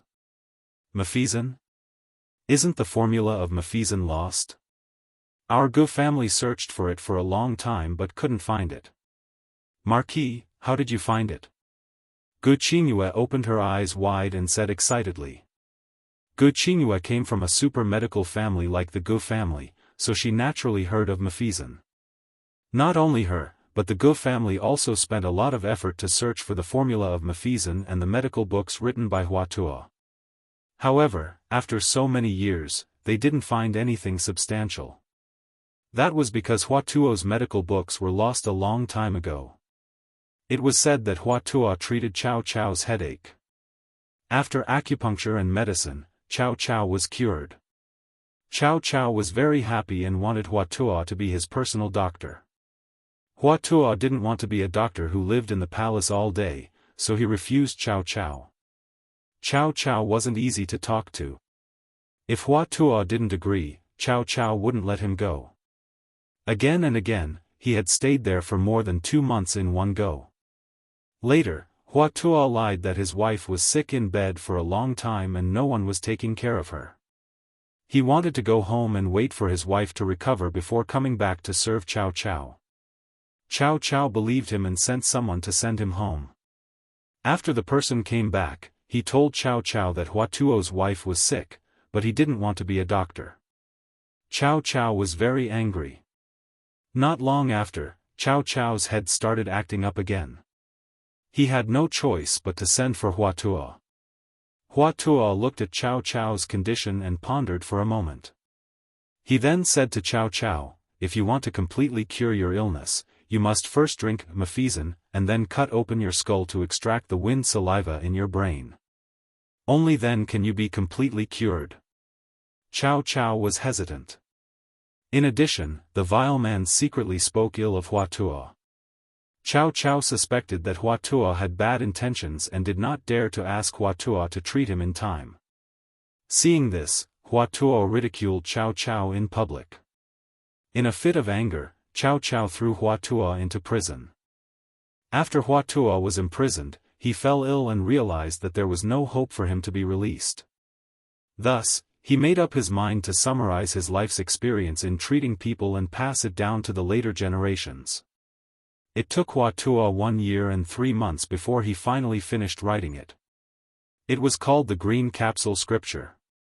Before Hua Tuo died, he gave the Green Capsule Sutra to a prison guard named Zhang Mingsan. After Zhang Mingsan received the medical book, he was afraid that Cao Cao would blame him. So, he sent the book back to his home and gave it to his wife to carefully store. Who knew that just as he left the prison, Hua Tuo died in the prison? After Hua Tuo's death, the prison guard Zhang Mingsan was very sad. He swore to study hard and treat people to comfort Hua Tuo's soul in heaven. Not long after, Zhang Mingsan resigned and returned home. When he happily walked into the house with his luggage on his back and recited the medicinal song, he was shocked when he looked up. He saw his wife burning the Green Capsule Scripture. Zhang Mingsan disregarded everything and ran up to save it. Unfortunately, it was too late. Only half of the book was left. It turned out that Zhang Mingsan's wife did not want her husband to follow in Hua Tuo's footsteps after seeing what happened to Hua Tuo. Thus, she decided to burn Hua Tuo's medical book. As a result, the Green Capsule Scripture, which was the culmination of Hua Tuo's lifetime of medical skills, was lost the moment it was born. The formula for Mafixin and those miraculous surgeries also gradually disappeared from the memories of generations after Hua Tuo's death. I don't have the formula for Mafixin. The anesthetic that I gave Zhang Wenzhong was made from furong's fruit. In the meeting room, Li Zishuan's gaze swept across everyone's faces. Then, he said something shocking. Furong? As soon as these words were spoken, everyone was overwhelmed with shock. Xianqing. Sun Simiao could not help but exclaim, Xiao Xian, is this Furong the kind of Furong that His Majesty recently issued an edict and strictly prohibited all emperors? On the eve of the dragon sect's attack on Chang'an, Li Zishuan had personally entered the palace to tell Li Er about the dangers of opium poppies. At that time, Li Er declared in front of Li Zishuan that after the dragon sect was eliminated, he would issue an edict to completely ban the Jade Lake holy water and list Furong as a forbidden flower. He would strictly prohibit all future emperors of Great Tang from touching this taboo. Li Er also did as he said. In the afternoon after the rebels were eliminated, the imperial court issued an edict. It was first posted in Chang'an, and then in the various provinces and counties of Great Tang. Lantian County was adjacent to Chang'an, so the citizens had long seen this edict. In addition, the imperial court later built a drug rehabilitation center in the south of Chang'an city and locked up all the people of the dragon sect who were addicted to drinking the holy water of the Jade Lake. The news that Furong could make people addicted to it gradually became known to many people. Chapter 1646. Husband, why are you up so early today? Early the next morning, Li Zishuan got out of bed.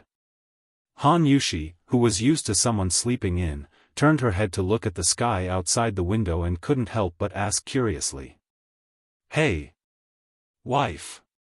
Did I wake you up? Li Zishuan caressed Han Yushi's face apologetically, then said as he put on his clothes, Wife, there's something you don't know. Yesterday, youngest martial uncle said goodbye to me and said that he would return to Mount Longhu today. He also specifically told me not to send him off.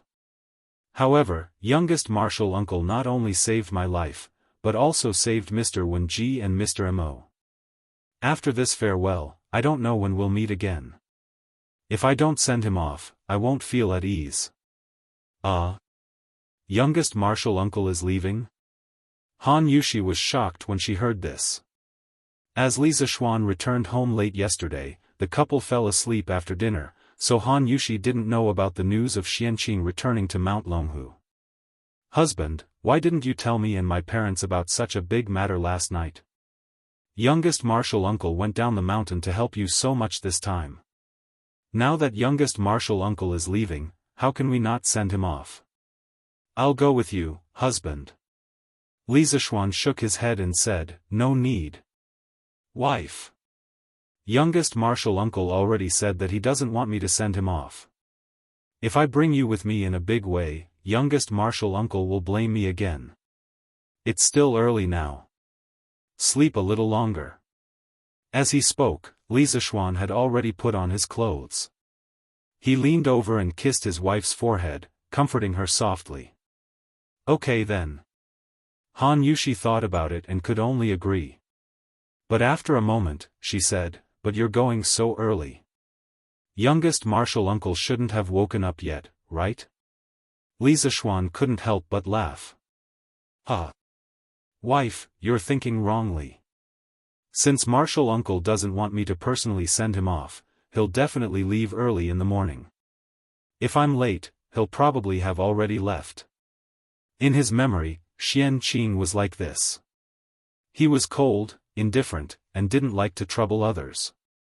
That was why Li Zishuan woke up so early today. After saying that, Li Zishuan pushed open the door and walked out under Han Yushi's reluctant gaze. Giddy. Moments later, a young man rode a white horse out of Yong'an Lane and headed straight for the city gate of Lantian County. Martial uncle. Just as Li Zishuan expected, when he arrived at the foot of the Cloud Mountain, Xianqing was riding a black horse down the mountain path. Li Zishuan sighed to himself that he came just in time. Then, he controlled Big White and rushed towards Xianqing. Little Xian? Why are you here? Didn't I tell you not to come see me off? Seeing that the person who came was Li Zishuan, Xianqing frowned slightly and said unhappily. It wasn't that he hated Li Zishuan, but in his opinion, Li Zishuan had too many people's livelihood and happiness on his shoulders. He had a huge responsibility and shouldn't waste his precious time on meaningless things like seeing him off. Hey! Little martial uncle. The academy will hold the entrance examination tomorrow. I'm here to handle the academy's affairs, not to see you off. Sigh, I didn't expect Martial Uncle to wake up so early. This is a coincidence, a coincidence. Li Zishuan smiled and secretly changed the concept. Although Xianqing felt that Li Zishuan seemed to be lying, he did hear that the academy would hold the entrance examination tomorrow. So, he couldn't refute Li Zishuan's words. If that's the case, we'll meet again someday. Xianqing didn't delve into this issue. After a moment of silence, Xianqing saluted Li Zishuan and then urged the big black horse to leave directly. He left as soon as he said he would. He was confident and decisive without any hesitation. This was Xianqing. Hey! Little Martial Uncle. Will you return to Yunshan after reporting to Dragon Tiger Mountain? The disciples here will always be reserved for you. Xianqing left as soon as he said he would, which also caught Li Zishuan off guard. After he came to his senses, he hurriedly shouted at Xianqing's back. Perhaps it was because the previous owner of this body had a very close relationship with Xianqing. Li Zishuan often felt an inexplicable sense of closeness from Xianqing. Now that Xianqing had returned to Dragon Tiger Mountain, to be honest, Li Zishuan was very reluctant to let him go.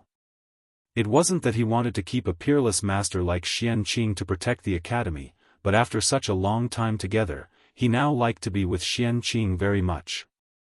I should be back, but I have to listen to senior brother. Soon, Xianqing's voice came from more than 100 feet away. Li Zishuan was reluctant to part with Xianqing, but Xianqing was also reluctant to part with Yunshan. Taking a step back, even if he returned to Dragon Tiger Mountain and didn't go down, his only choice was to continue to practice in seclusion in the cave. Because although he was the elder of Celestial Master Taoism and the little martial uncle of countless disciples, he basically didn't participate in the management of the sect's affairs. Usually, he seemed to have nothing to do except practice in seclusion. But Xianqing was more willing to practice in seclusion in Yunshan because he still got along well with Li Zishuan, his martial nephew. When Spiritual Master Ling Su was still alive, in the entire Celestial Master sect, the people who had the best relationship with Xianqing and had the longest contact with him were only Spiritual Master Ling Su, the head of the Celestial Master sect, and Li Zishuan. So Xianqing didn't have much objection to returning to Yunshan to practice in seclusion. Chapter 1647. Your Majesty, there's a report from the front. The Sky Rooster Brigade led by the King of Shu has already passed through Xinfen County and is heading towards Lantian County. Along the way, the people of various counties have lined the streets to send them off. They are estimated to arrive at Lantian County in 2 hours. Chang'an, the Imperial Palace, Taiji Palace. At this time, the morning court was in full swing.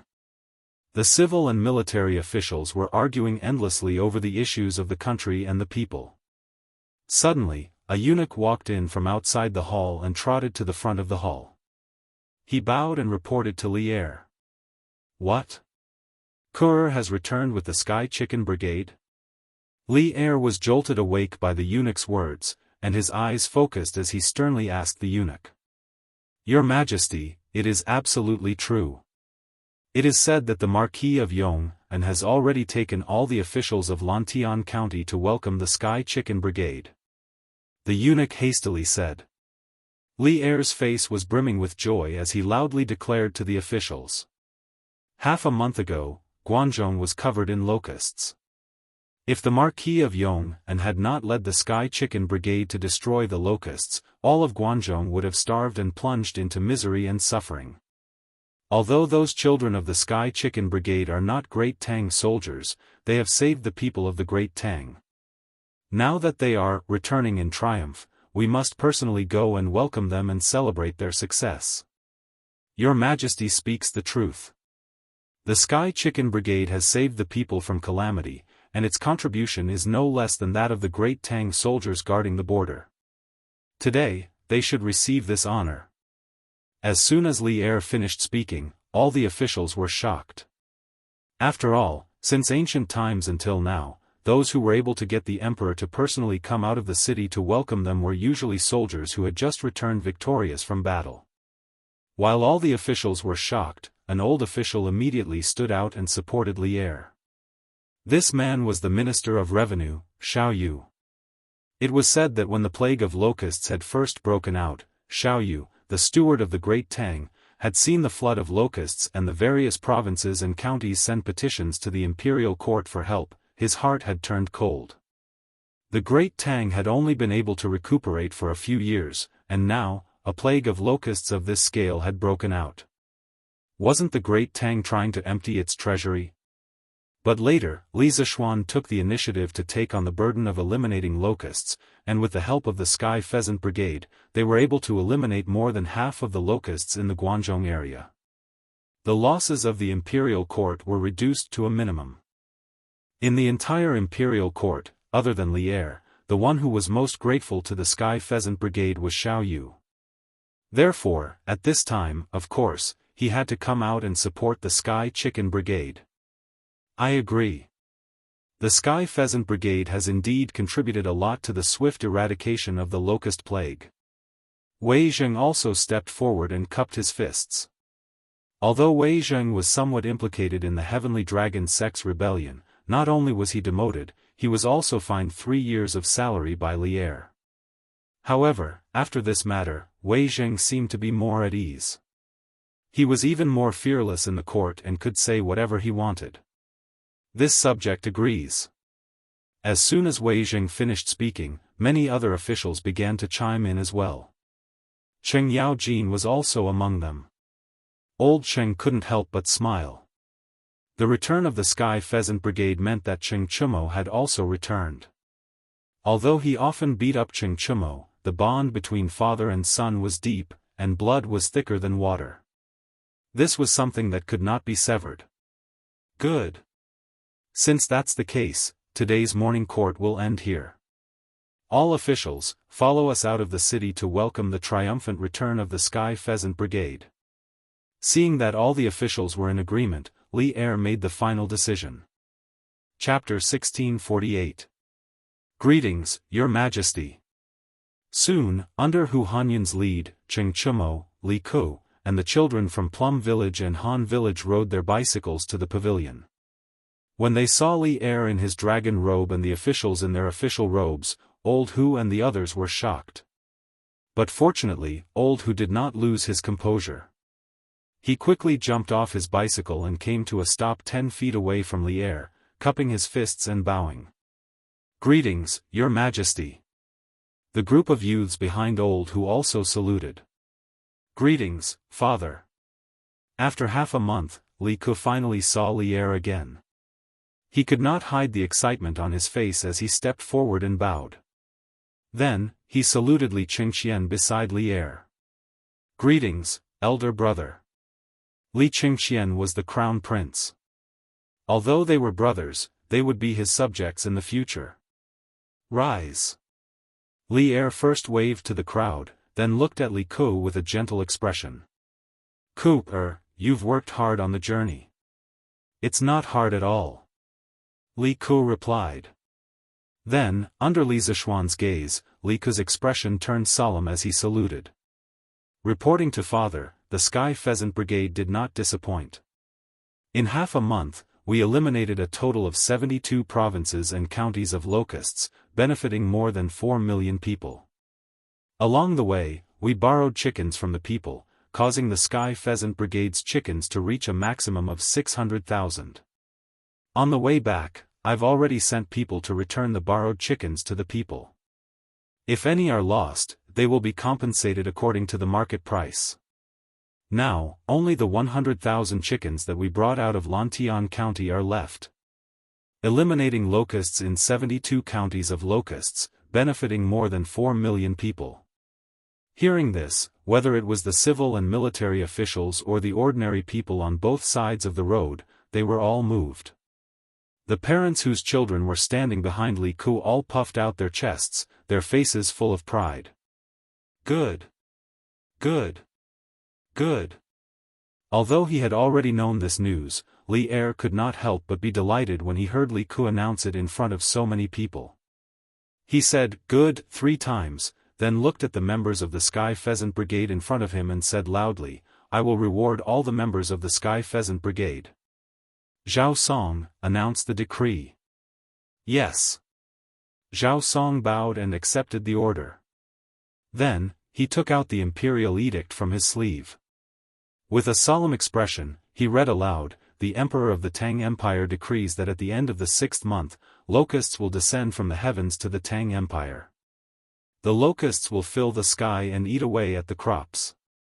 The people will not be able to make a living." Fortunately, the Marquis of Yong formed the Sky Pheasant Brigade and led the King of Shu, Cheng Chumo, and the children of Han and Mei villages to the north to exterminate the locusts. In the past half a month, the Sky Pheasant Brigade had traveled more than a li, exterminating the locusts in more than 70 counties and saving millions of people. It could be said that they had worked hard and made great contributions. As the Emperor of Great Tang, all the people in the world are my people. Today, the Chicken Brigade has saved my people and should be rewarded. All members of the Sky Pheasant Brigade will be given a belt and 10 pieces of silk. In fact, this reward had already been decided in the imperial court a few days ago. Now, it was just packaging Li Er's words in the imperial court into an imperial edict and reading it out in public.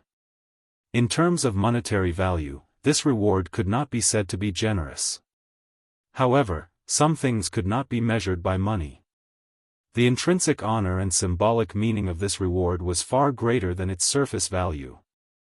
In addition, it was not that Li Er could not afford to reward more expensive things, but most of the people in front of him were still underage children. It was not appropriate to reward too expensive things, and it was even more inappropriate to directly reward them with official positions. After all, they had only followed Li Zhe and Zishuan to the north to run errands. If they were rewarded with official positions because of this, wouldn't the Tang Empire's official positions be too worthless? Your son accepts the imperial edict. Thank you, father, for your reward. After Zhao Song finished reading the imperial edict, Li Ku took the lead and bowed. Thank you, your majesty, for your reward. Cheng Chumo and the rest of the children followed suit and bowed. Good. I hope that all of you can become the pillars of Great Tang in the future. Li Er laughed heartily and said. Those who needed to be welcomed had been welcomed, and those who needed to be rewarded had been rewarded. Furthermore, seeing that more and more people had gathered at the pavilion, Li Er spoke a few more words with Li Zishuan and Li Ku before leading the civil and military officials back to the capital. According to his original plan, he had originally planned to host a banquet in the palace to entertain these people who had contributed to the eradication of the locusts. However, after knowing that Li Zishuan had already arranged a banquet in Lantian County, Li Er gave up on his original plan. All right. Children, you can all go back. The people in the palace will send the reward from His Majesty to your houses in the afternoon. Once Li Er left, the pavilion instantly became a sea of joy. The cheers of the passers-by and the joy of the reuniting of the parents and children from Mei Village and Han Village made the scene even more heartwarming. After a while, the cheers gradually died down. Li Zishuan then said to the children in a clear voice. Yes. Young master. The children of Han and Mei villages answered in unison. Young master, I'll return this bicycle to you.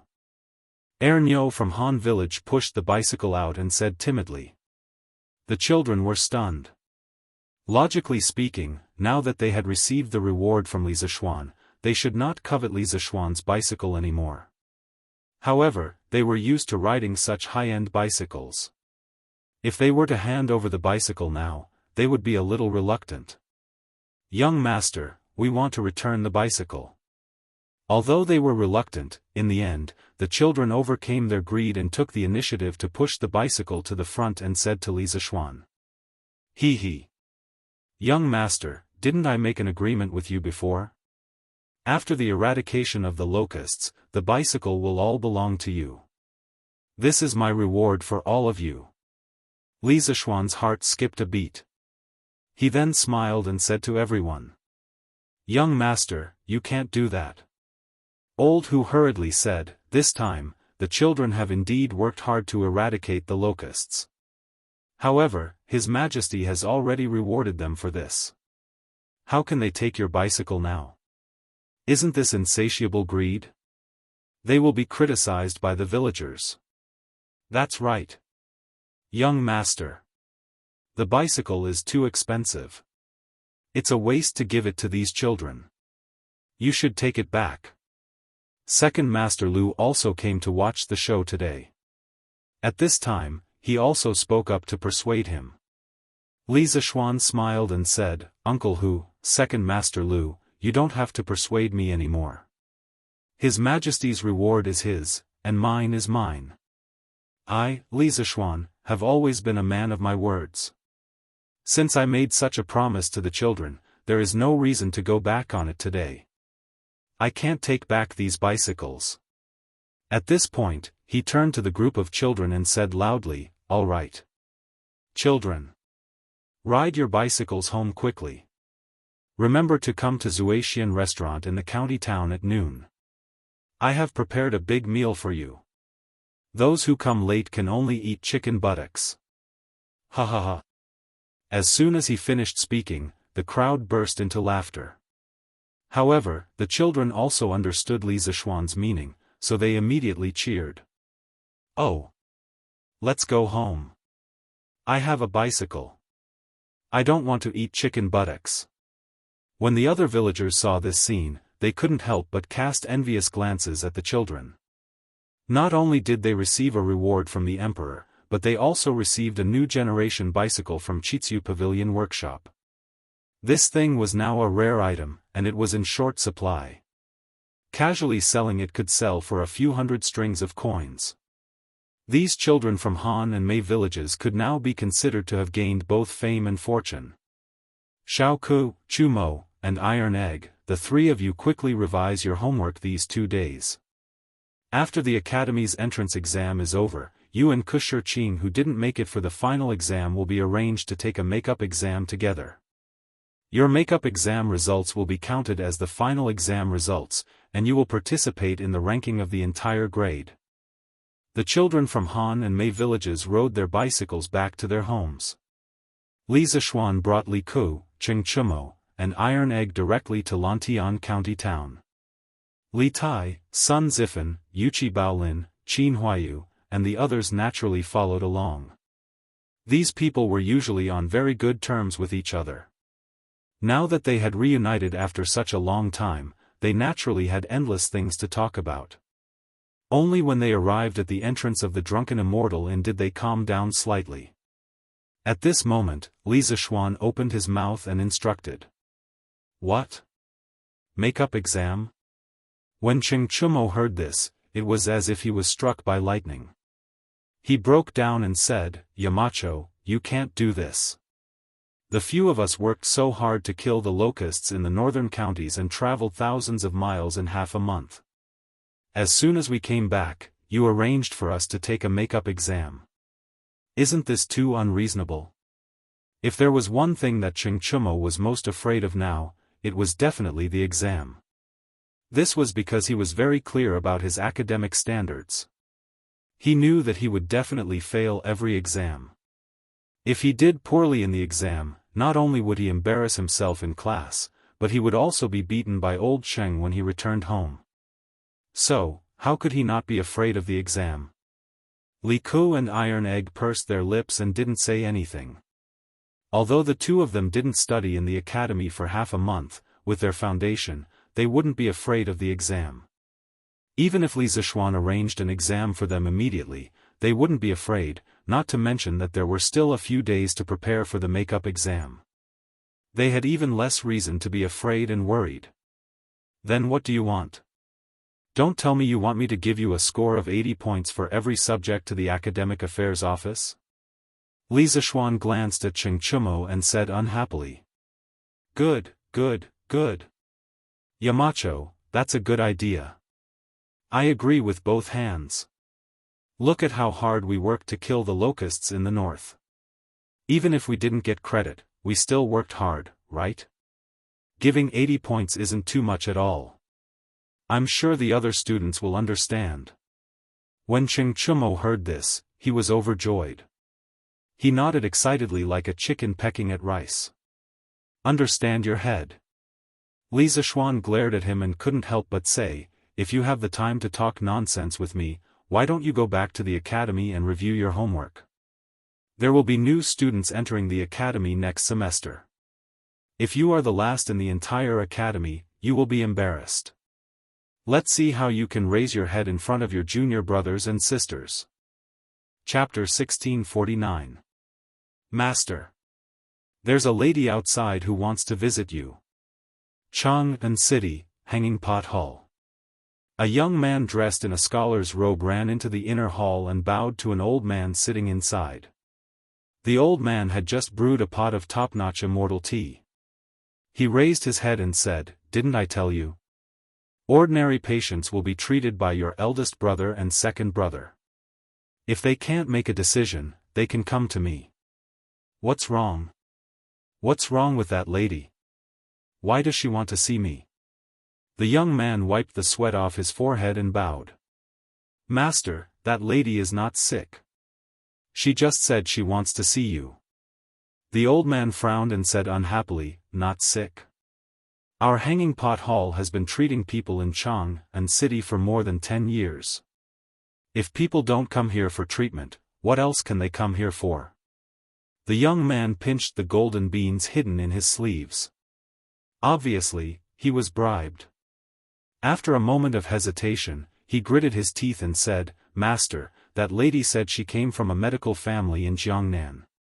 She just arrived in Chang'an City and heard that our Hanging Pot Hall is the most famous medical center in Chang'an City. She wanted to come here and ask for your advice. Because the doctor in charge was the imperial physician of the previous dynasty, the Hanging Pot Hall was indeed the most famous medical center in Chang'an City. However, that was before. As the Tang Empire's medical centers popped up one after another in the Tang Empire, and Li Zishuan spent a lot of money to recruit countless skilled doctors from all over the country, the Hanging Pot Hall's status in the apricot forest was no longer what it used to be. Most people would choose to go to the Tang Empire's medical center because not only were the doctors there good, but the fees were also transparent. As a result, even a medical hall like the Hanging Pot Hall was greatly impacted by this. Therefore, when he heard the words, Hanging Hu Hall is the most famous medical center in Chang'an City, a smile quickly appeared on the old man's face. However, the second half of the young man's words made his face darken. He said unhappily, That's right. What? Is someone here to challenge us? Challenging a martial arts school was not only applicable to martial arts schools, but also to medical centers. It was said that people of the same trade were enemies.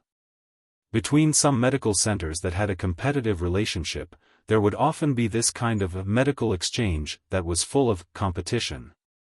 No. Seeing the displeasure on the old man's face, the young man hurriedly waved his hand and said, Master, that woman's attitude is quite humble. She doesn't look like she's here to challenge us. Instead, she looks like she's here to sincerely ask for medical advice. This time, she had brought 10 difficult medical questions.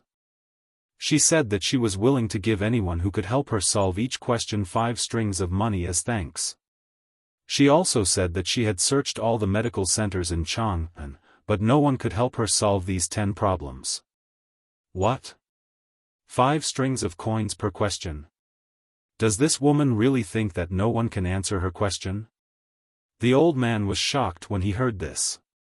Although he was a famous doctor and didn't lack money, he could earn 5 strings of money by answering a question. Wasn't it too easy to earn money? It was easier than treating patients. After pondering for a moment, the old man's interest was piqued. He muttered, What problem did that woman bring? Why don't you tell me about it? If one question was 5 strings of money, 10 questions would be 50 strings of money. This money wasn't much, but it was definitely not little. The most important thing was that the money came quickly. The old man had been practicing medicine for many years. To be able to open such a large medical center in Jianghu, he naturally had some family background. However, having family background was one thing. He was far from being able to treat 50 strings of money as money, not to mention that the business of civilian medical centers wasn't doing very well now.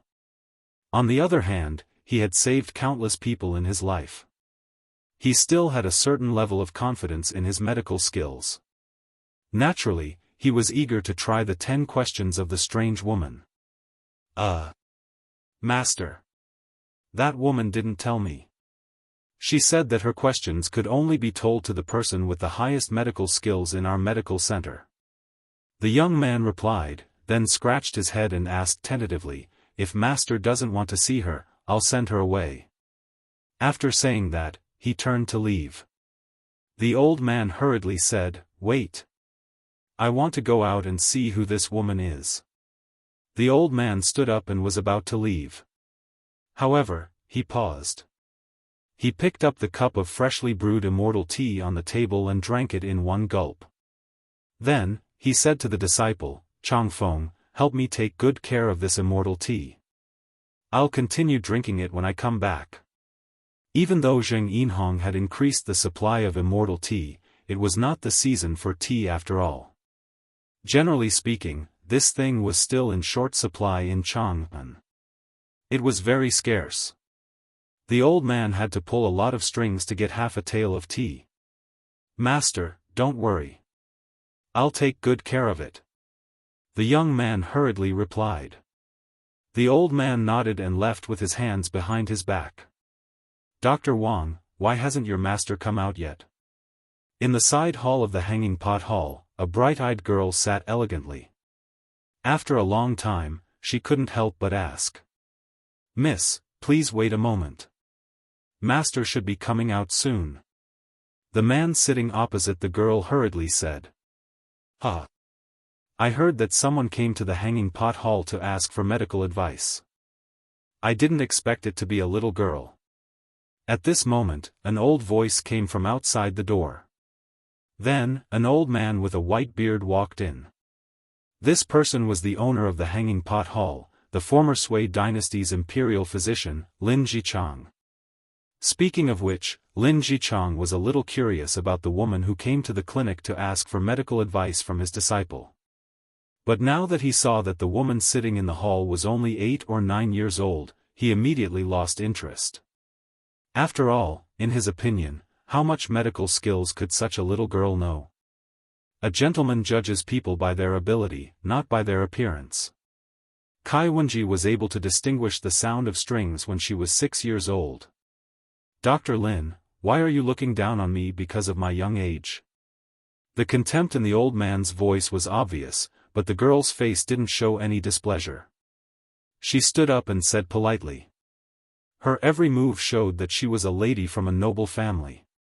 One look and you could tell that she came from a prestigious family with excellent upbringing. Seeing that the girl's attitude was extraordinary, the old man squinted his eyes and the contempt on his face gradually faded. He stood up straight and looked at the girl. After a while, he opened his mouth and asked, I'm already so old. I didn't expect to be taught a lesson by a girl who hasn't even reached marriageable age. I haven't asked for your name and where you live. Who are your ancestors? At this point, the old man didn't dare to look down on her.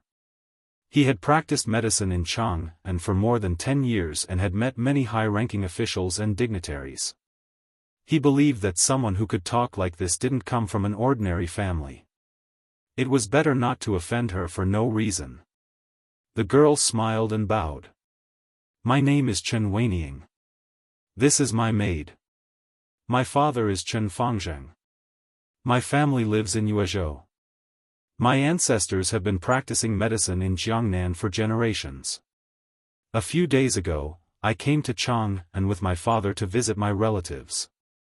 I heard that there are countless famous doctors in Chang'an.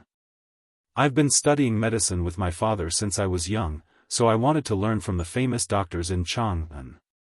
The Hanging Pot Hall is the most famous medical hall in Chang'an. Of course, I admire it. Today, I came to visit. I hope that Dr. Lin can teach me. Yuezhou. Lin Jichang couldn't help but frown.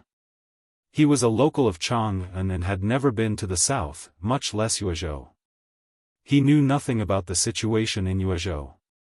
Therefore, he didn't know whether the girl's ancestors had been practicing medicine for generations was true or not.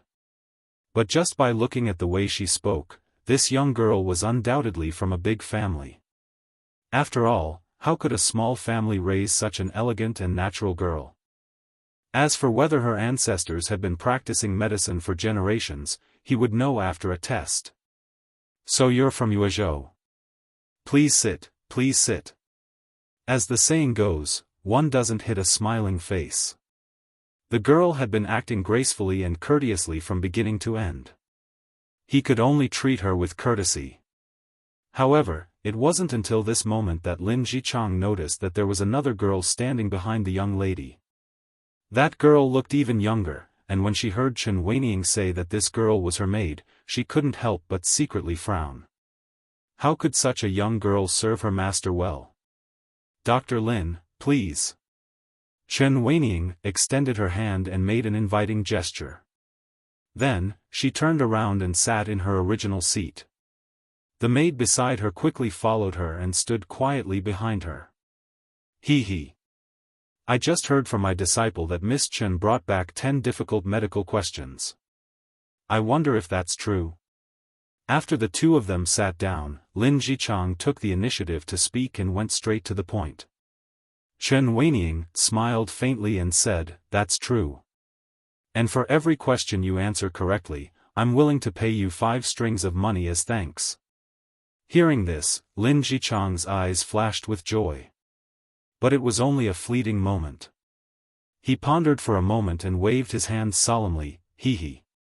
Money is just a worldly possession. I've long been indifferent to money. But I'm very interested in Miss Chen's questions. If you're willing, can you tell me the questions so that I can reflect on them? Chen Weining smiled faintly and looked at Lin Jichang. Then, she nodded her head lightly and said, "Dr. Lin is a famous doctor in the capital. To be able to receive your advice is my fortune." He. You flatter me. You flatter me. After being flattered by this young girl, Lin Jichang's beard floated up.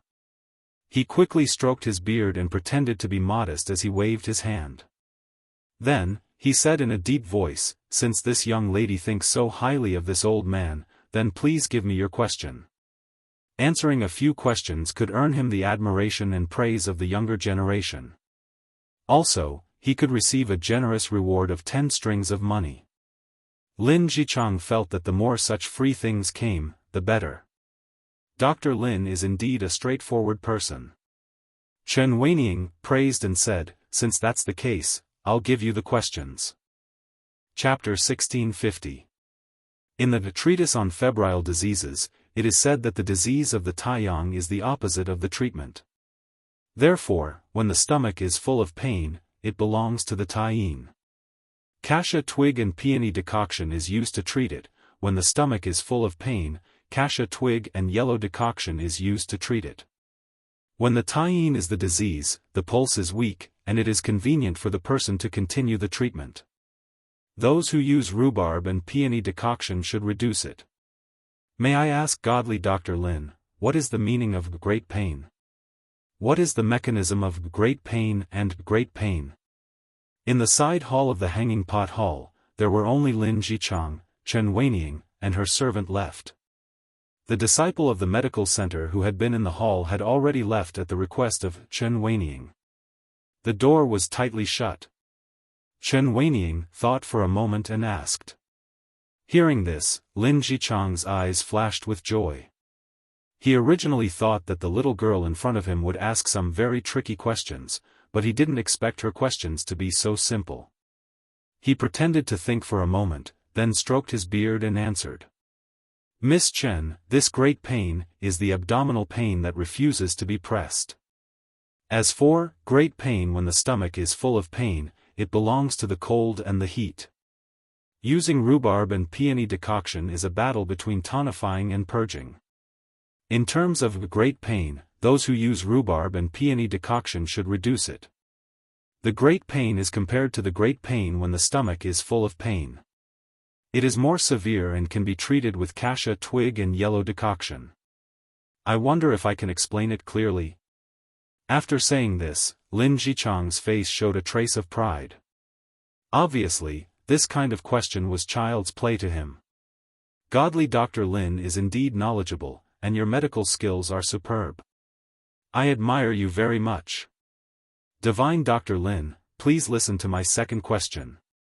Chen Weining smiled faintly, then looked at Lin Zhichang with admiration and said, many people believe that the extreme yin qi is divided into yang and bright qi. However, my father once said that the extreme yin spleen meridian and the disease lies in the blood.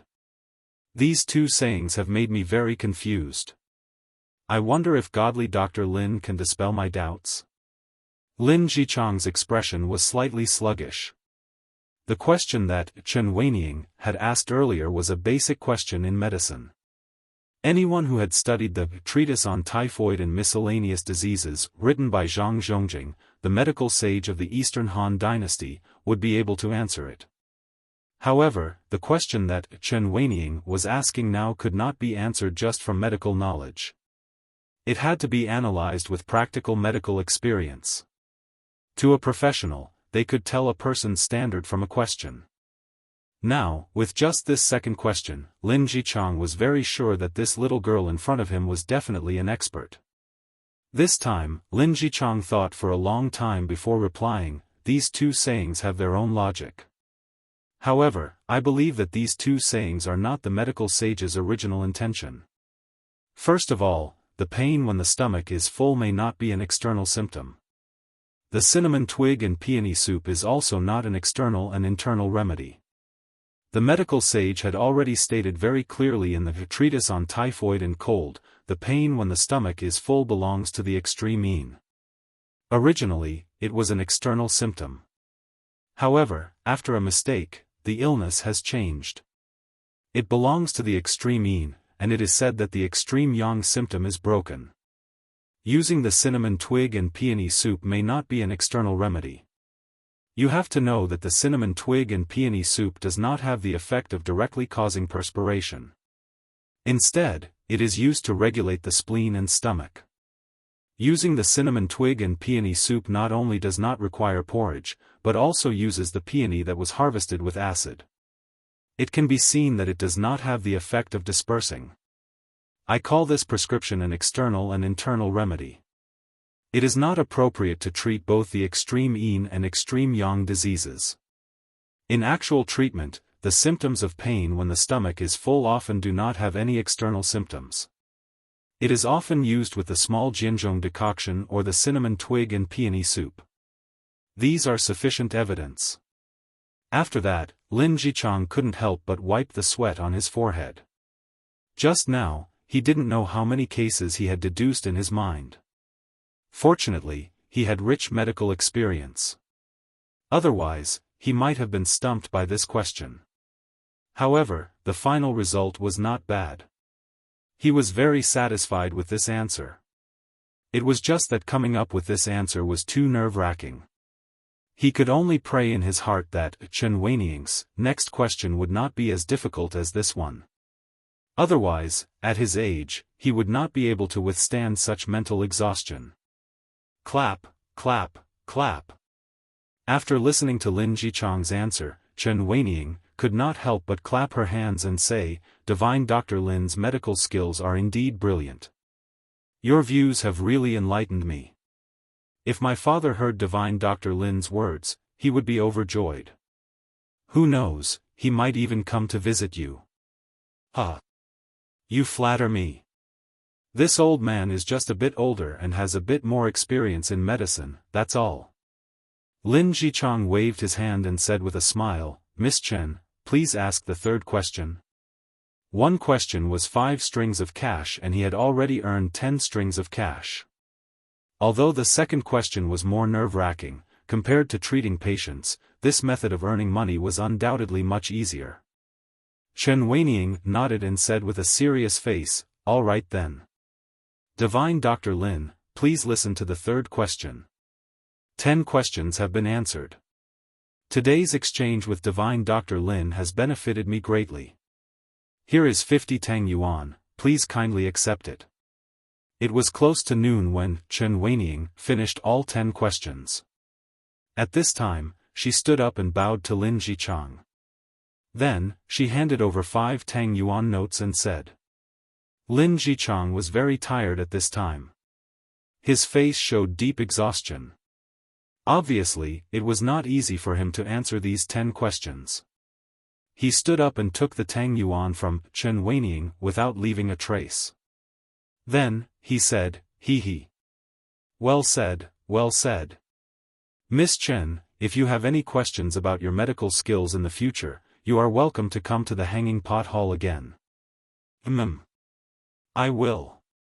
Then we will take our leave for today. See you again someday. Chen Weining nodded and said goodbye. See you again someday. Lin Jichang clasped his hands and said in his heart, "This girl better come and give me money more often in the future." Let's go. Chen Weining called to the maid behind her and then the two of them walked out of the door together. Chapter 1651. Come. We brothers haven't seen each other for a long time. Today, we must drink to our heart's content and not go home until we're drunk. In Lantian County, the drunken Immortal restaurant was filled with jubilation. Fatty Li Tai, who was being nagged by Chen Shuozhen, was being forced to drink by Cheng Chumo.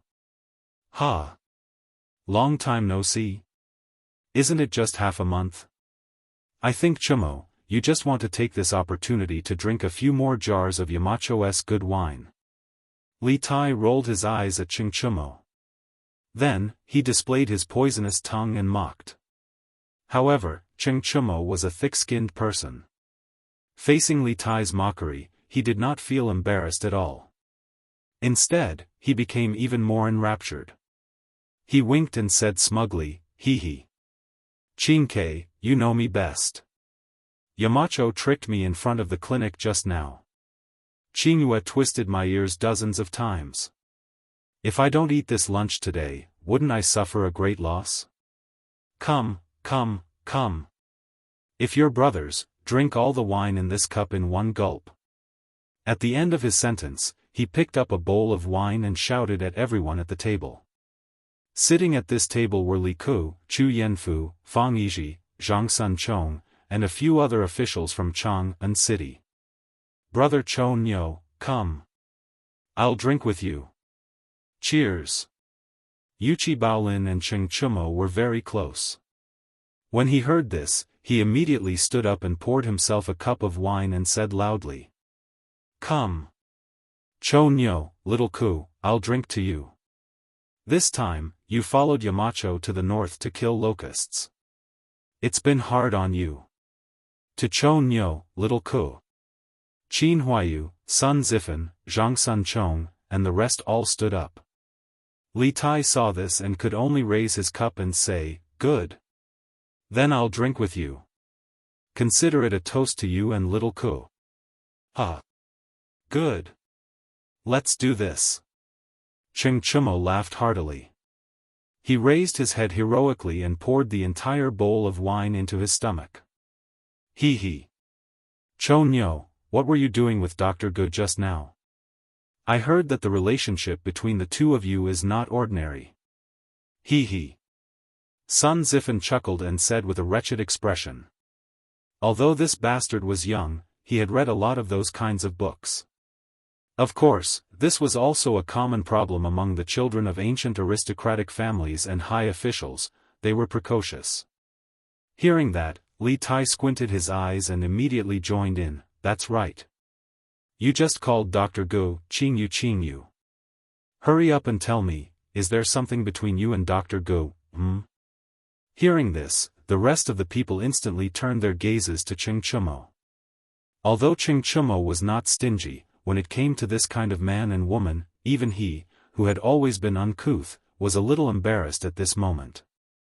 His face was flushed red with embarrassment. Ziffen, Qingke, don't talk nonsense. There's nothing between me and Qing. Dr. Gu. He. There's really nothing between you? Sun Ziffen laughed wretchedly and then winked at Qing Chumo. Of course. I can swear to the heavens that I'm innocent. Don't you two ruin my innocence for no reason. Qing Chumo said firmly. Ruin your innocence? When everyone heard this, they almost spat out a mouthful of blood. What did he mean by ruining your innocence? What kind of F*king innocence do you have? No matter what, this should be Guqing Yue's line, right? Ha ha ha. Chou Nyo, I heard that when you were 6 years old, you peeked at Widow Wu from the east of the city taking a bath. What kind of innocence do you have? Sun Ziffen almost spat out the wine in his mouth. After swallowing the wine, he pointed at Qing Chumo and laughed. Ha! I've heard about this too. In my opinion, Chou Nyo, you don't have to talk about your innocence with us, right? Zhang Sun Chong could not help but laugh. The rest of the people burst into laughter. Qing Chumo said anxiously, F*ck. Sun Ziffen, you're F*king spouting nonsense. When have I peeked at other people taking a bath? I even heard that you went to 100 Flowers Tower behind your father's back last year. Since the yellow mud had fallen into his crotch, it was now sh*t even if it was not sh*t, Qing Chumo did not bother to explain and directly dragged Sun Ziffen into the water to hurt each other. Qing Chumo, you're spouting nonsense. I've never been to 100 Flowers Tower. Instantly, the two of them started to argue with each other. After a while, the rest of the people were forced to join in. It was supposed to be a celebratory banquet, but who would have thought that it would turn into a catfight between these brats? The commotion here also affected the other tables. Soon, the entire drunken Immortal restaurant was in an uproar. According to common sense, Li Zishuan would definitely not allow Qing Chumo, Sun Ziffen and the other bastards to spoil the atmosphere of the celebratory banquet. However, he had other things to deal with and could not leave. He could only let these little bastards cause trouble. Marquis, this is what happened. Although Chen Shuozhen leaked the questions, she did not reveal her real identity. Secondly, she did not take out the test paper that you gave, Marquis. Thirdly, she only told Lin Jichang a few questions, so I did not do anything. In a room in the drunken Immortal restaurant, Duozhen bowed to Li Zishuan and reported the scene that happened in the Hanging Pot Hall in the morning. After listening, Li Zishuan's eyes narrowed and he muttered with a sigh, this girl is quite clever. But this is also a good idea. Who asked me to only give her the questions and not the answers? Even though it had been more than a year since he transmigrated to the Great Tang, Li Zishuan still couldn't help but have the mindset of a modern person. In the modern world, if a student knew the question in advance, they would have 10,000 ways to find the correct answer without others knowing. Therefore, after hearing the drama that Chen Shuozhen put on in the Hanging Pot Hall, Li Zishuan was slightly surprised, but he was not angry. After all, in this era, there were no phones, no computers, and no internet. It was even harder for ordinary people to come into contact with books. Under such circumstances, even if they knew the questions in advance, they might not be able to find the answers. Chen Shuozhen's method was indeed the most reliable method in the current era. The Empress was indeed the Empress.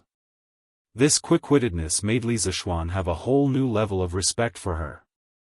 At the same time, Li Zishuan was looking forward to the future Empress of Tang Dynasty. Would she be even more amazing? Marquis, you have always valued integrity. Why did you, after hesitating for a long time, Duozhen could not help but ask. Why did you help Chen Shuozhen cheat? Li Zishuan smiled and said the words that Duozhen did not dare to say. As for the possibility that Chen Shuozhen could become the first empress in history, he could not say it out loud. He had a plan to train the empress. He wanted to lead Chen Shuozhen, the future empress, to the right path, and not let such a clever girl go on the path of rebellion. Duozhen pursed his lips and did not say anything, but it was equivalent to admitting it. Li Zishuan shook his head and smiled. This is a heavenly secret. It cannot be revealed. Duozhen, who was looking forward to the answer, was stunned and speechless. Chapter 1652. Zhong, why are you up? Lie down. Lie down. If you tear open the wound, you'll have to suffer again. In the ward on the second floor of the Tang Alliance Medical Center, Mother Zhang had just walked in with food when she saw Zhang Wenzhong slowly walking back and forth on the ground. Mother Zhang couldn't help but be shocked when she saw this. She hurriedly put the food box on the square table at the side and quickly walked to Zhang Wenzhong to support him. Mother. I'm fine. The wound on your child's stomach is almost healed. It won't affect my walking. Zhang Wenzhong turned his head to look at his mother, smiled, and comforted her. That won't do. Zhong, you'd better be careful. Dr. Sun said before that the wound on your stomach must be taken care of. It will heal in 2 days. Zhang Wenzhong's mother shook her head and insisted. Zhang Wenzhong had no choice but to sit down first. Zhang Wenzhong's mother took the food box from the table and said while opening it, Zhong, are you hungry? Come and eat. Mother wanted to go to the Drunken Immortal restaurant to buy a meal for you, but I heard that Marquis is holding a banquet there today to welcome the children from the Han and Mei villages who went to the north to kill locusts. So, the Drunken Immortal restaurant doesn't accept guests. So, I can only go to other restaurants to buy some food. Speaking of this, Zhang Wenzhong's mother's face showed a rather regretful expression and sighed. I heard that the best restaurant in Chang'an is the Drunken Immortal restaurant. The various delicacies there are unforgettable after eating. I wanted to let Zhong have a taste, but it's a pity. Although the Zhang family wasn't a rich family, they could still afford to buy a few dishes at the Drunken Immortal restaurant. Zhang Wenzhong's mother also saw that her son had a sudden disaster and almost died. She loved him so much that she thought of going to the Drunken Immortal restaurant to buy food for him. Zhong, why are you up? Lie down. Lie down. If you tear open the wound, you'll suffer again. In the ward on the second floor of the Tang Alliance Medical Center, Mother Zhang had just walked in with food when she saw Zhang Wenzhong slowly walking back and forth on the ground. Mother Zhang couldn't help but be shocked when she saw this. She hurriedly put the food box on the square table at the side and quickly walked to Zhang Wenzhong to support him. Mother. I'm fine. The wound on my stomach is almost healed. It won't affect your walking. Zhang Wenzhong turned to look at Mrs. Zhang, smiled, and comforted her. That won't do. Zhong, you better be careful. Divine Dr. Sun has instructed us to take good care of the wound on your stomach. It will heal in 2 days. Mrs. Zhang shook her head and insisted. Zhang Wenzhong had no choice but to sit down first. At this time, Mother Zhang took the lunch box from the table. She opened it and said, Zhong, are you hungry? Come and eat. Mother wanted to go to the Drunken Immortal restaurant to buy some food for you, but I heard that Marquis is holding a banquet at the Drunken Immortal restaurant to welcome the children from the Han and Mei villages who went to the north to kill locusts. So, the Drunken Immortal restaurant doesn't accept guests. So, Mother can only go to other restaurants to buy some food. Speaking until here, Mother Zhang's face showed a rather regretful expression. She sighed and said, I heard that the best restaurant in Chang'an is the Drunken Immortal restaurant. The various delicacies there are unforgettable after countless people ate it. I wanted to let Zhong have a taste, but it's a pity. Although the Zhang family wasn't a rich family, they could still afford to buy a few dishes at the Drunken Immortal restaurant. Mother Zhang also saw that her son had a sudden disaster and almost died. She loved him so much that she thought of going to the Drunken Immortal restaurant to buy food for him. Chapter 1653. Chen Shuozhen, Zhang Wenzhong, and Lin Hao were just the tip of the iceberg among this year's Yanhuang College candidates. In the past few days, whether it was Chang'an City or Lantian County, many candidates from all over the 360 provinces and counties of the Tang Empire had gathered. All the taverns and inns were basically full. The already bustling Chang'an City and Lantian County became even more bustling. Marquis, I have recently ordered the 3 teams of Yamen runners to strengthen their patrols in the city to ensure that there won't be too many foreign citizens. After lunch, County Magistrate he found Li Zishuan and reported his work to him alone. Yanhuang College was located in Lantian County. It was closer to Lantian County than to Chang'an City. In addition, Lantian County had been developing rapidly in the past year. The roads and environment in the city had been greatly improved, and there were many restaurants and shops. Therefore, a considerable number of candidates had chosen to stay in Lantian County for the Yanhuang College entrance exam this time. Yes. You have done a good job. Li Zishuan nodded and praised. The college entrance exam is not only a grand event of Yunshan, but also a grand event of the entire Lantian County. The Yamen must pay attention to it and ensure that there are no riots or vicious cases in Lantian County during the exam period. We must also ensure the safety of the candidates who stay in the city. Today, Yanhuang College had become the signboard of the entire Lantian County. When outsiders mentioned Lantian County, the first thing they would think of was Lantian County. How could County Magistrate he not understand this? Therefore, since half a month ago, County Magistrate he had already strengthened the security of the entire county. Almost all the local ruffians and gangsters in the city had been caught by the Yamen runners in one fell swoop. Marquis is right. I will definitely. Chen Shuozhen, Zhang Wenzhong, and Lin Hao were just the tip of the iceberg among this year's Yanhuang College candidates. In the past few days, whether it was Chang'an City or Lantian County, many candidates from all over the 360 provinces and counties of the Tang Empire had gathered. All the taverns and inns were basically full. The already bustling Chang'an City and Lantian County became even livelier. Marquis, I have recently ordered the Yamen runners to strengthen their patrols in the city to ensure that there won't be any vicious cases due to too many foreign citizens. After lunch at Drunken Immortal restaurant, County Magistrate he found Li Zishuan and gave him a personal report on his work. Yanhuang College was located in Lantian County was closer to the county than it was to Chang'an City. In addition, in the past year, Lantian County had developed had improved its roads and the roads and environment in the city had improved greatly. Restaurants and shops were many restaurants and many shops. In this year, Yanhuang College entrance exam, and the county city was of the counties of the city county. Yes. You have done well in this matter. Li Zishuan nodded and praised. The college entrance exam is not only an annual event in Yunshan, but also a grand event in the entire Lantian County. Everyone in the county government must pay attention to it and ensure that there are no riots or vicious cases in Lantian County during the exam period. We must also ensure the safety of the candidates who are staying in the city. Today, Yanhuang College had become the signboard of the entire Lantian County.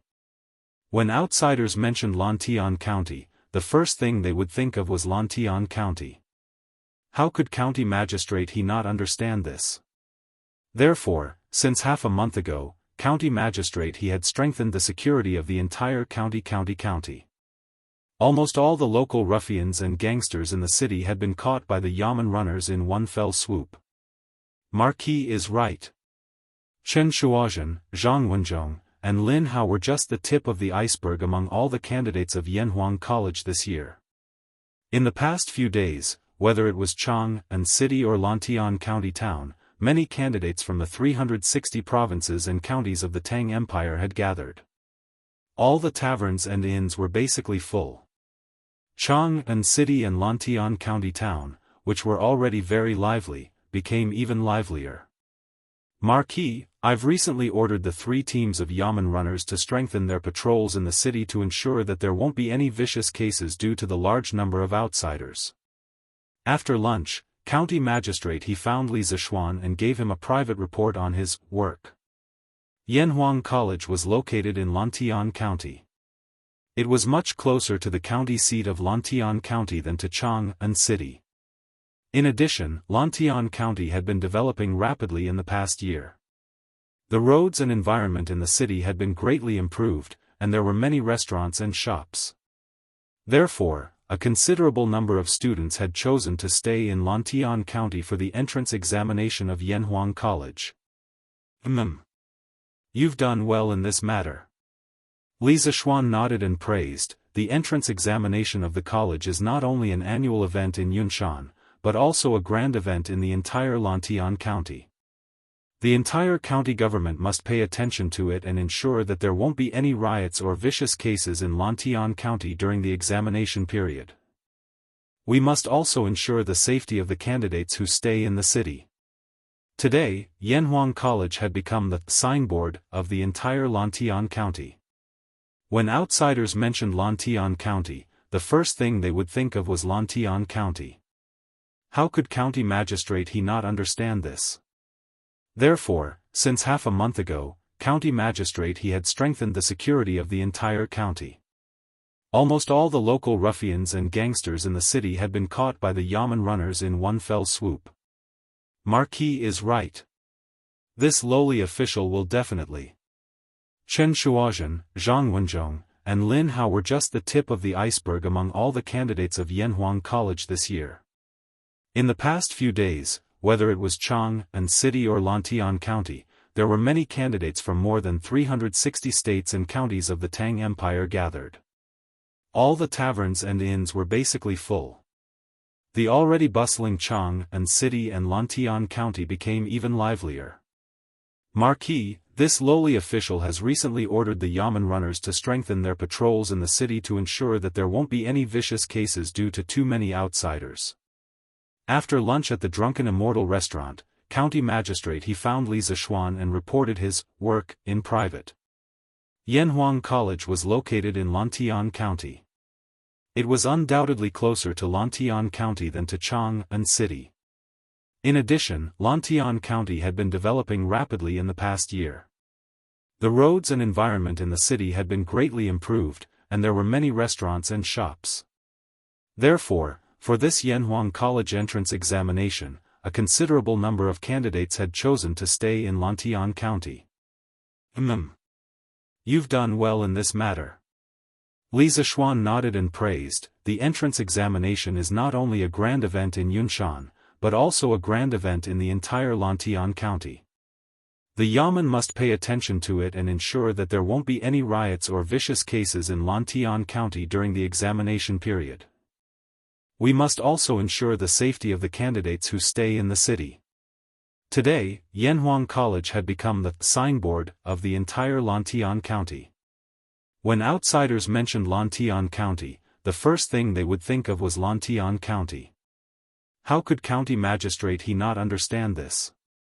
Therefore, since half a month ago, county magistrate he had strengthened the security of the entire county. Almost all the local ruffians and gangsters in the city had been caught by the Yamen runners in one fell swoop. Marquis is right. This humble official will definitely. Chen Shuozhen, Zhang Wenzhong, and Lin Hao were just the tip of the iceberg among all the candidates of Yanhuang College this year. In the past few days, whether it was Chang'an City or Lantian County, there were many candidates from more than 360 states and counties of the Tang Empire gathered. All the taverns and inns were basically full. The already bustling Chang'an City and Lantian County became even livelier.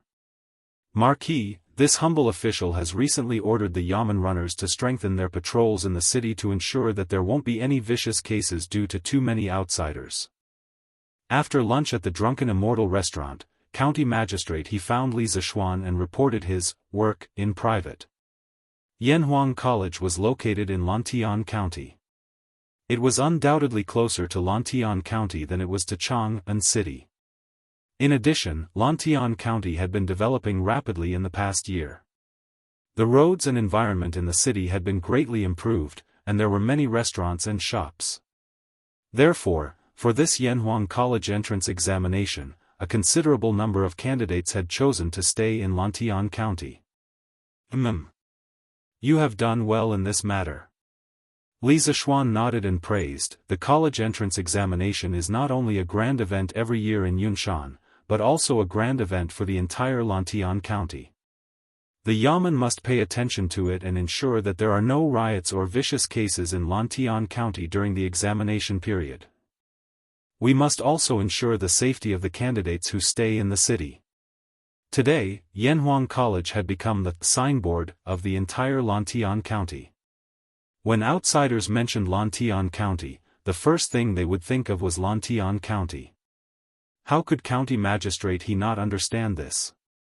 Therefore, since half a month ago, County Magistrate he had strengthened the security of the entire county. Almost all the local ruffians and gangsters in the city had been caught by the Yamen runners in one fell swoop. Marquis is right. This humble official will definitely. Chen Shuozhen, Zhang Wenzhong, and Lin Hao were just the tip of the iceberg among all the candidates of Yanhuang College this year. In the past few days, whether it was Chang'an City or Lantian County, there were many candidates from the 360 provinces and counties of the Tang Empire gathered. All the taverns and inns were basically full. Chang'an City and Lantian County, which were already very lively, became even livelier. Marquis, this humble official has recently ordered the Yamen runners to strengthen their patrols in the city to ensure that vicious cases will not occur due to too many outsiders. After lunch, County Magistrate he found Li Zishuan and reported his work to him alone. Yanhuang College was located in Lantian County. It was undoubtedly closer to Lantian County than to Chang'an City. In addition, Lantian County had been developing rapidly in the past year. The roads and environment in the city had been greatly improved, and there were many restaurants and shops. Therefore, for this Yanhuang College entrance examination, a considerable number of candidates had chosen to stay in Lantian County.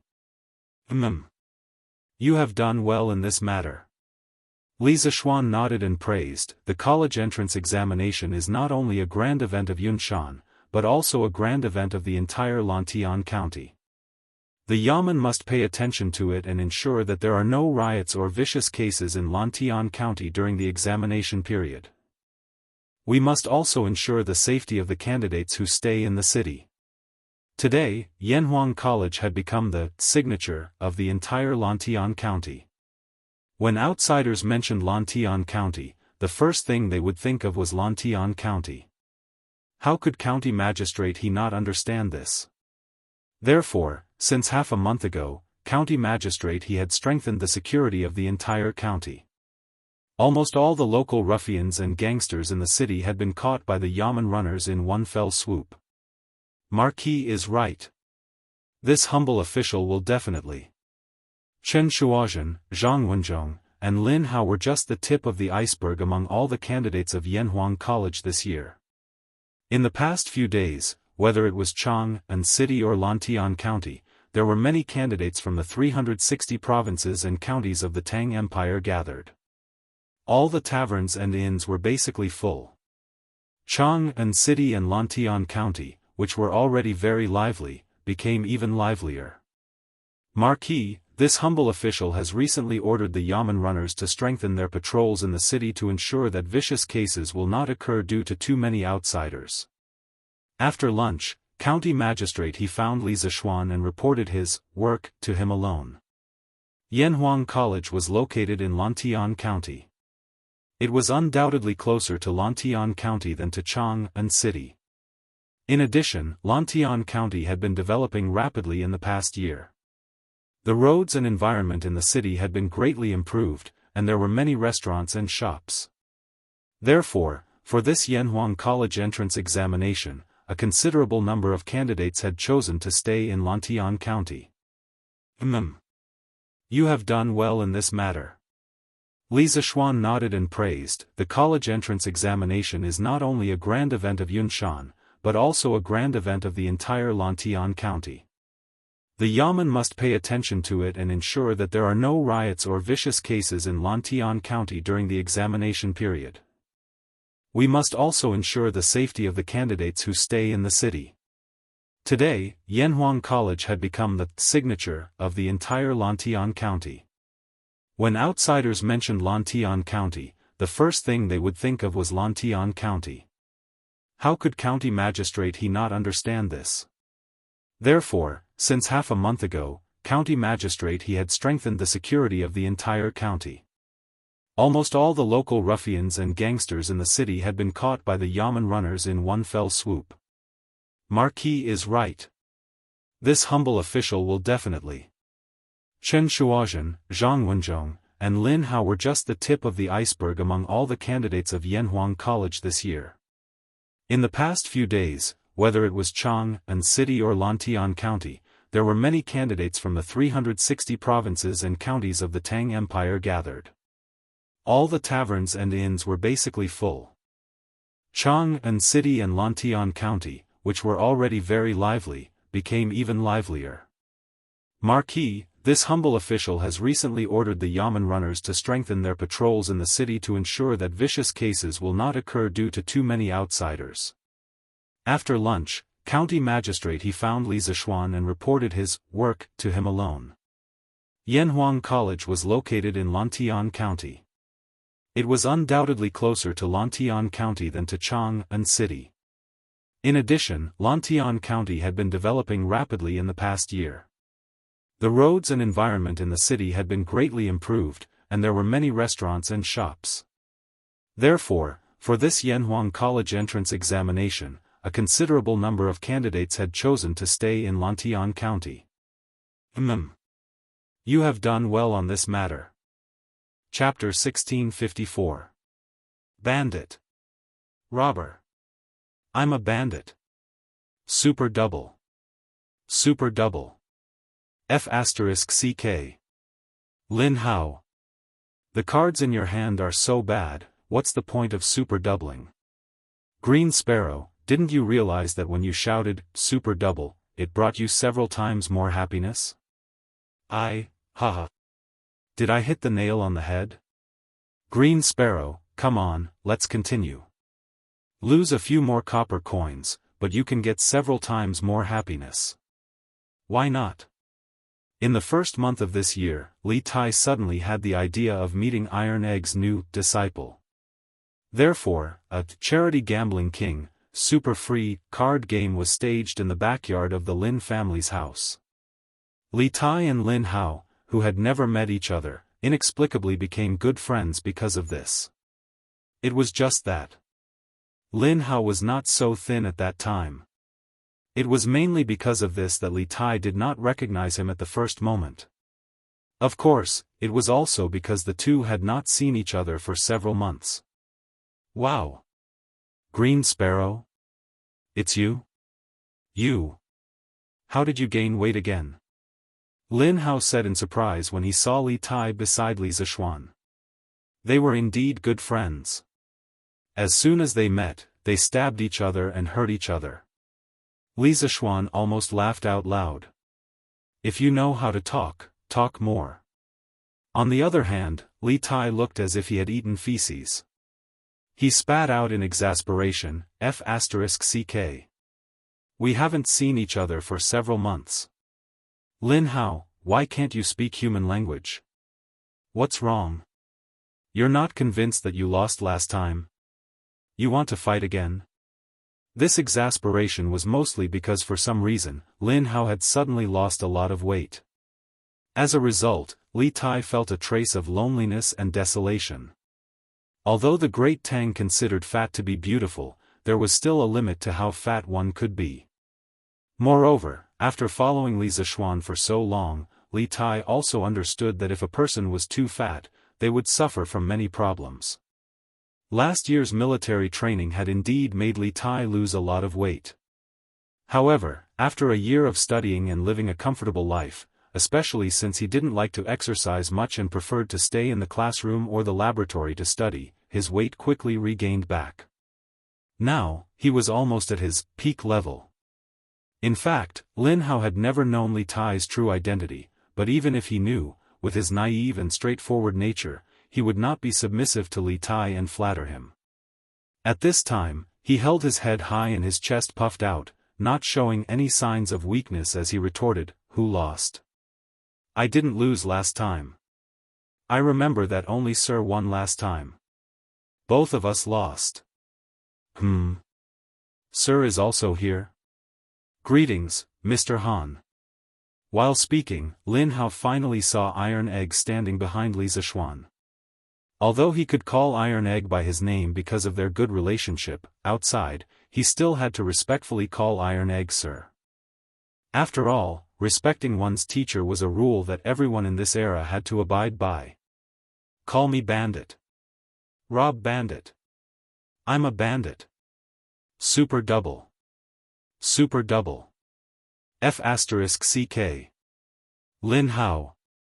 "You brat, your cards are so bad. Super double my ass." Green Sparrow, didn't you realize that when you shouted, "Super double," it brought you several times more joy? Haha. Did I hit the nail on the head? Green Sparrow, come, let's continue. Lose a few more coins, but you can get several times more joy. Why not? In the first month of this year, Li Tai suddenly wanted to meet Iron Egg's new disciple. Therefore, a charity gambling king, super free card game was staged in the backyard of the Lin family's house. Li Tai and Lin Hao, who did not know each other, inexplicably became good friends because of this. It was just that, at that time, Lin Hao was not so thin. It was mainly because of this reason that Li Tai did not recognize him at first sight. Of course, it was also because the two had not seen each other for several months. Wow! Green Sparrow? It's you? You? How did you gain weight again? Seeing Li Tai beside Li Zishuan, Lin Hao said with a look of surprise. They were indeed good friends. As soon as they met, they stabbed each other and hurt each other. Li Zishuan almost laughed out loud. If you know how to talk, then talk more. On the other hand, Li Tai looked as if he had eaten feces. He was flustered and exasperated. F***CK. We haven't seen each other for several months. Lin Hao, why can't you speak human language anymore? What's wrong? Are you not convinced that you lost last time? Do you want to fight again? This exasperation was more because Lin Hao had suddenly lost a lot of weight for some reason. As a result, Li Tai felt a trace of loneliness and desolation from being separated from the group of useless otakus.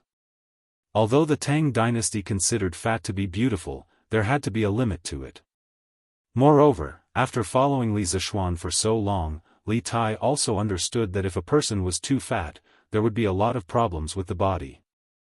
Last year's military training did make Li Tai lose a lot of weight. However, with this year's comfortable study life, especially since he did not like to exercise and liked to stay in the classroom or the laboratory to study, his weight quickly regained back. Now, he was almost back to his peak level. In fact, Lin Hao did not know Li Tai's true identity. Even if he knew, with his naive personality, he would not be a yes-man and flatter Li Tai. At this time, he held his head high and fought back without showing any weakness. Who lost? I didn't lose last time. I remember that only Sir won last time. Both of us lost. Sir is also here? Greetings, Mr. Han. While speaking, Lin Hao finally saw Iron Egg standing behind Li Zishuan. Although he could call Iron Egg by his name because of their good relationship, outside, he still had to respectfully call Iron Egg Sir. After all, respecting one's teacher was a rule that everyone in this era had to abide by. I'm called a bandit. Robber. I'm a bandit. Super double. Super double.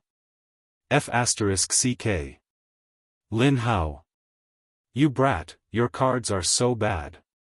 Super double my ass. Green Sparrow, didn't you realize that when you shouted, super double, it brought you several times more happiness? Haha. Did I hit the nail on the head? Come on, Green Sparrow, let's continue. If you lose a few more copper coins, you can gain several times the happiness. Why not? In the first month of this year, Li Tai suddenly wanted to meet Iron Egg's new disciple. Therefore, a charity gambling king, super free card game was staged in the backyard of the Lin family's house. Li Tai and Lin Hao, who did not know each other, inexplicably became good friends because of this.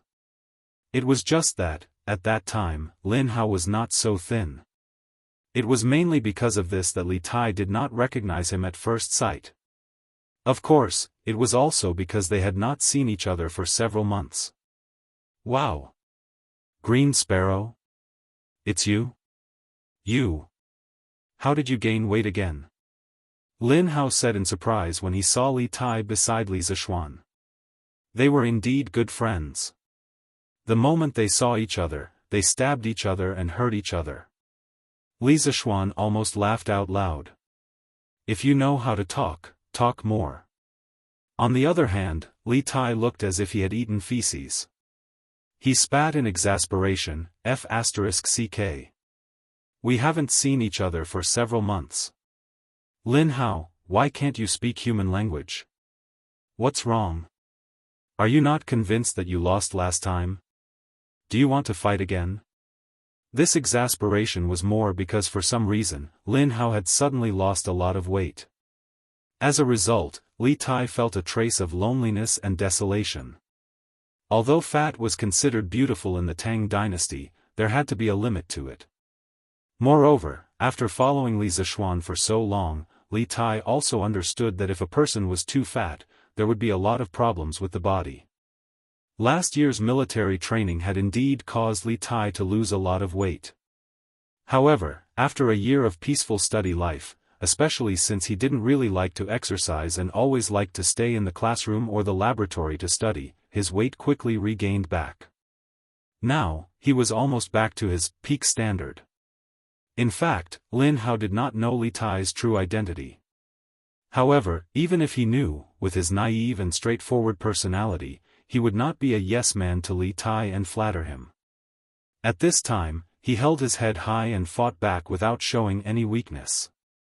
Who lost? I didn't lose last time. I remember that only Sir won last time. We both lost. Sir is also here? Greetings, Mr. Han. While speaking, Lin Hao finally saw Iron Egg standing behind Li Zishuan. Although he could call Iron Egg by his name because of their good relationship, outside, he still had to respectfully call Iron Egg Sir. After all, respecting one's teacher was a rule that everyone in this era had to abide by. I'm called Bandit. Rob Bandit. I'm a bandit. Super double. Super double. F***ck. Lin Hao. You brat, your cards are so bad. Super double my ass. Green Sparrow, didn't you realize that when you shouted, super double, it brought you several times more happiness? Haha. Did I hit the nail on the head? Green Sparrow, come, let's continue. Lose a few coins, but you can get several times more happiness. Why not? In the first month of this year, Li Tai suddenly wanted to meet Iron Egg's new disciple. So, a charity gambling king, super free game was staged in the backyard of the Lin family's house. Li Tai and Lin Hao, who did not know each other, inexplicably became good friends because of this. It was just that, at that time, Lin Hao was not so thin. It was mainly because of this that Li Tai did not recognize him at first sight. Of course, it was also because the two had not seen each other for several months. Wow! Green Sparrow? It's you? You? How did you gain weight again? Seeing Li Tai beside Li Zishuan, Lin Hao said with a look of surprise. They were indeed good friends. As soon as they met, they stabbed each other and hurt each other. Li Zishuan almost laughed out loud. If you know how to talk, then talk more. On the other hand, Li Tai looked as if he had eaten feces. He was flustered and exasperated. F***ck. We haven't seen each other for several months. Lin Hao, why can't you speak human language? What's wrong? Are you not convinced that you lost last time? Do you want to fight again? This exasperation was more because for some reason, Lin Hao had suddenly lost a lot of weight. As a result, Li Tai felt a trace of loneliness and desolation. Although fat was considered beautiful in the Tang dynasty, there had to be a limit to it. After following Li Zishuan for so long, Li Tai also understood that if a person was too fat, there would be a lot of problems with the body. The military training last year did make Li Tai lose a lot of weight. However, with the comfortable study life in the past year, especially since he did not like to exercise and liked to stay in the classroom or the laboratory to study, his weight quickly regained back. Now, he was almost back to his peak level. In fact, Lin Hao did not know Li Tai's true identity. Even if he knew, with his naive personality, he would not be a yes-man and flatter Li Tai. At this time, he held his head high and fought back without showing any weakness. Who lost? I didn't lose last time. I remember that only Sir won last time. Both of us lost. Sir is also here? Greetings, Mr. Han. While speaking, Lin Hao finally saw Iron Egg standing behind Li Zishuan. Although he could call Iron Egg by his name because of their good relationship, he still had to respectfully call Iron Egg Sir outside. After all, respecting one's teacher was a rule that everyone in this era had to abide by. I'm called a bandit. Robber. I'm a bandit. Super double. Super double. F***CK. Lin Hao. You brat, your cards are so bad. Super double my ass. Green Sparrow, didn't you realize that when you shouted, super double, it brought you several times more happiness? Haha. Did I hit the nail on the head? Come on, Green Sparrow, let's continue.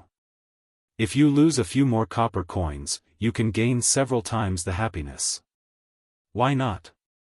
In the first month of this year, Li Tai suddenly wanted to meet Iron Egg's new disciple.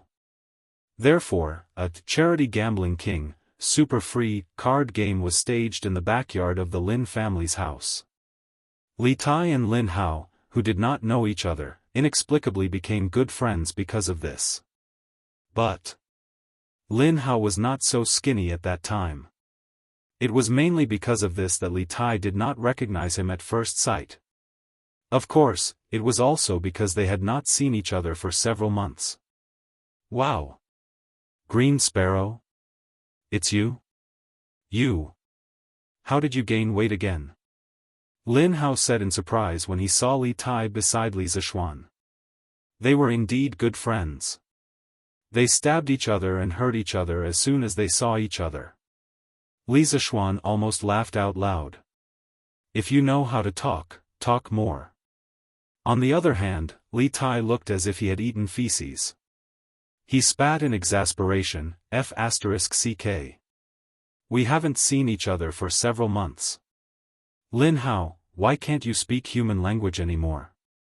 What's wrong? Are you not convinced that you lost last time? Do you want to fight again? This exasperation was mostly due to the fact that Lin Hao had suddenly lost a lot of weight for some unknown reason. As a result, Li Tai felt a trace of loneliness and desolation from this. Although fat was considered beautiful in the Tang dynasty, there had to be a limit to it. Moreover, after following Li Zishuan for so long, Li Tai also understood that if a person. Chapter 1655. Qingke, have you tested this thing before? What's the maximum communication range? Inside the scientific research base of the Trump Card Project, Li Zishuan called Li Tai over and asked with a joyful expression. After trying out the first-generation telephone several times, Li Zishuan called Li Tai over and asked. He really didn't expect the progress of the Trump Card Project to be so fast. Back then, he thought that Tang Dynasty would have to wait until next year at the earliest to build a high-end product like the telephone. Yamacho, Mr. Mo Chui has tested this before. The maximum range is 1 li, and the sound can't be heard clearly. At first, we thought that it was because of the loss of power during transmission, but when we tried to increase the supply voltage, it was still the same. There were 2 test subjects that were burned out because the voltage was too high. At the end, Li Tai scratched his head awkwardly. Li Zishuan was speechless. In this case, of course, you can't blindly increase the voltage.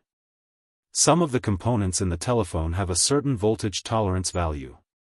If you blindly increase the voltage without any basis, it will cause irreversible damage to the things inside. Li Tai was a little embarrassed. Yamacho is right. It's Qingxue's fault. He hadn't been in contact with electricity for long. It was already very difficult for him to build the telephone according to Li Zishuan's ideas. As for the other details, how could he have considered them so thoroughly? Li Zishuan shook his head and said, "Qingke, this is your first time undertaking such a big project like the trump card project. It's already not easy for you to think of ways to solve the problems you encounter. Engineering is a field of knowledge that constantly explores the truth through experiments. Failure isn't scary. What's scary is that because of the fear of failure, you'll always be afraid to move forward." At this point, Li Zishuan changed the topic and said, "But I still hope that you can pay attention to your safety during the experiment. Previously, when you rashly increased the voltage, it's not a big problem if it burns out the components, but it's a big problem if the components break down due to the high voltage. Before you make a decision, you must think carefully and anticipate the consequences in advance." This wasn't Li Zishuan trying to scare him. The first-generation telephone made by Li Tai was completely a simple circuit formed by connecting some components with wires. After all, this era didn't have as advanced integrated circuit technology as the modern era. Even Li Zishuan found it difficult to gather the raw materials for the circuit board. In addition, there were many capacitors, diodes, and transistors in the circuit of the telephone.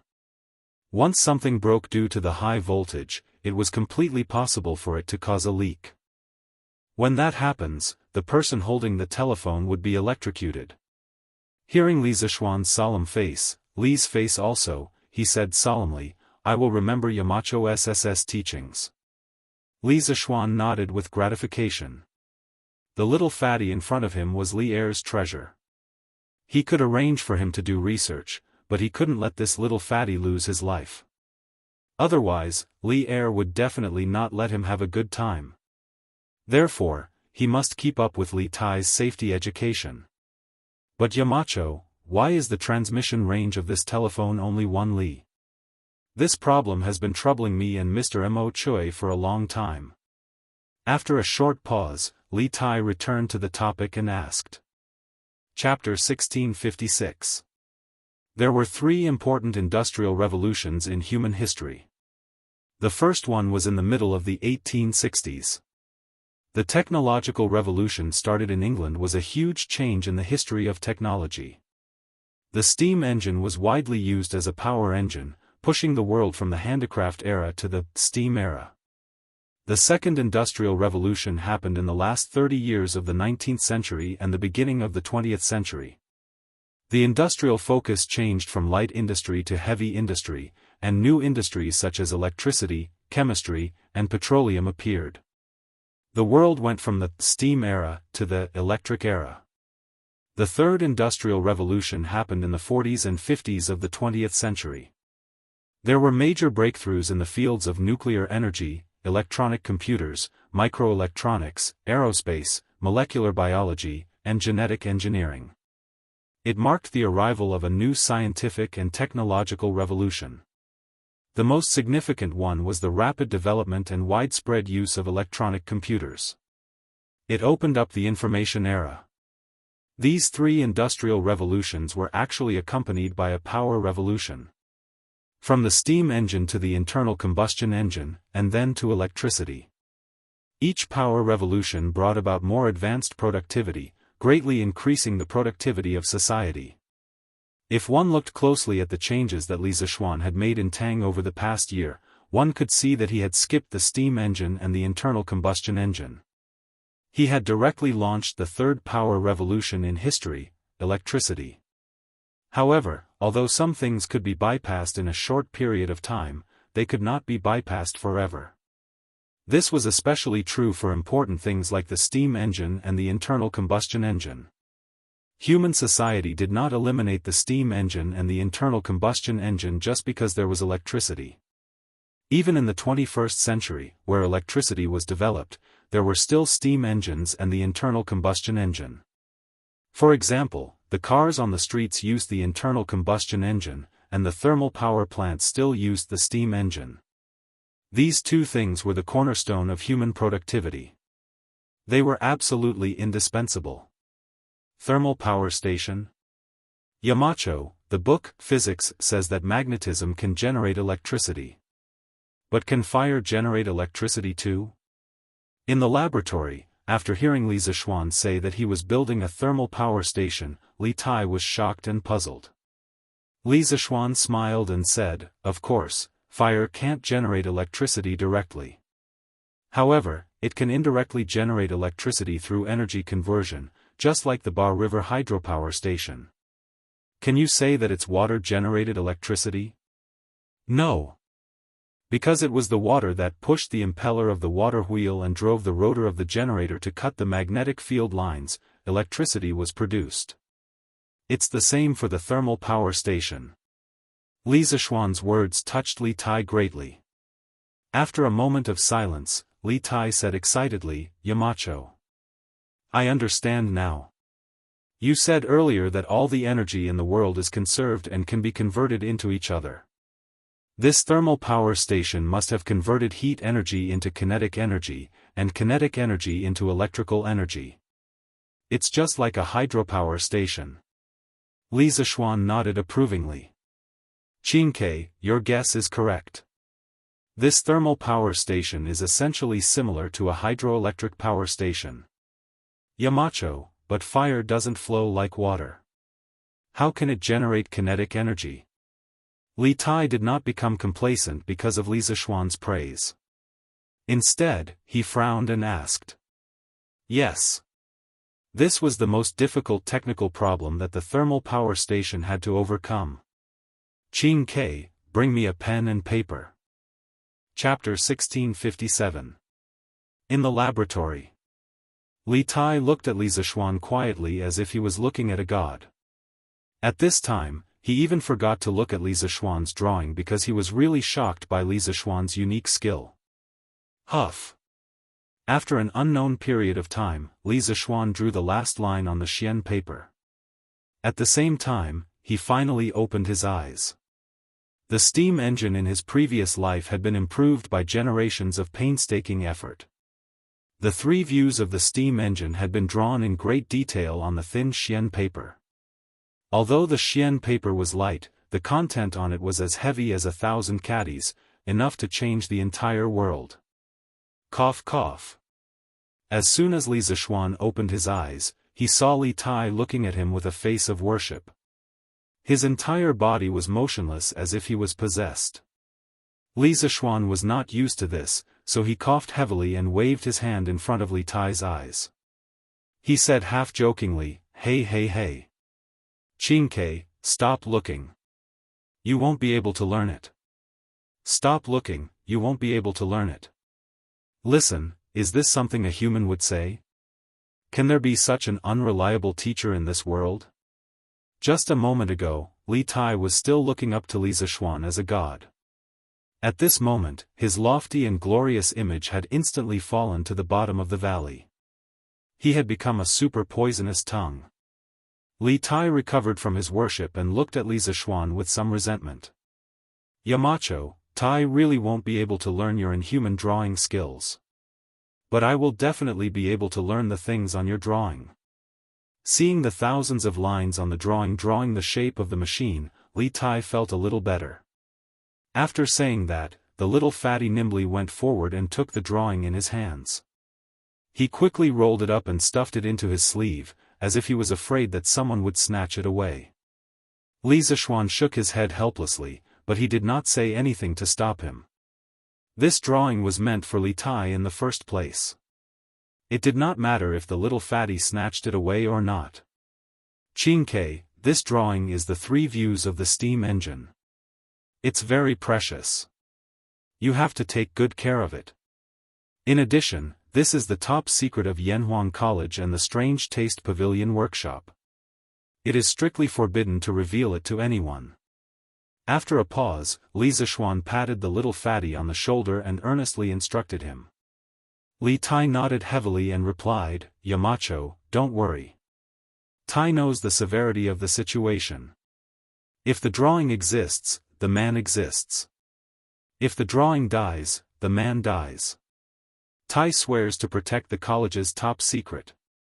In fact, even if Li Zishuan did not say it, Li Tai, who was proficient in engineering, understood the importance of the steam engine very well. If it fell into the hands of a thief, it could easily cultivate a powerful opponent for the imperial court. It's not that serious. In this critical moment, saving your life is more important. Your life is much more important than this set of drawings. Seeing Li Tai so serious, Li Zishuan felt that it was too much and hurriedly added. The reason why he said this was not only because Li Tai was a member of the royal family and had a noble status, but also because of Li Tai's talent and intelligence. Li Zishuan's cultivation of engineering knowledge for Li Tai had completely surpassed the cultivation of his personal disciple, Iron Egg. The current Li Tai could basically shoulder the burden of the workshop alone. He was definitely a technical elite. Yes. Tai will remember Yamacho's teachings. Li Tai cupped his hands in obeisance. Li Zishuan clapped his hands and said, all right. I'll leave the matters here to you. The construction of the telegraph relay station and the steam engine must be carried out at the same time. During the summer vacation, the teachers and students of the college can be deployed and assigned by you. In another 2 days, I should be joining the Black Armored Army camp to carry out official duties. You must complete the second project of the college's trump card on time. Chapter 1658. Translator, Endless Fantasy Translation Editor, Endless Fantasy Translation Creek.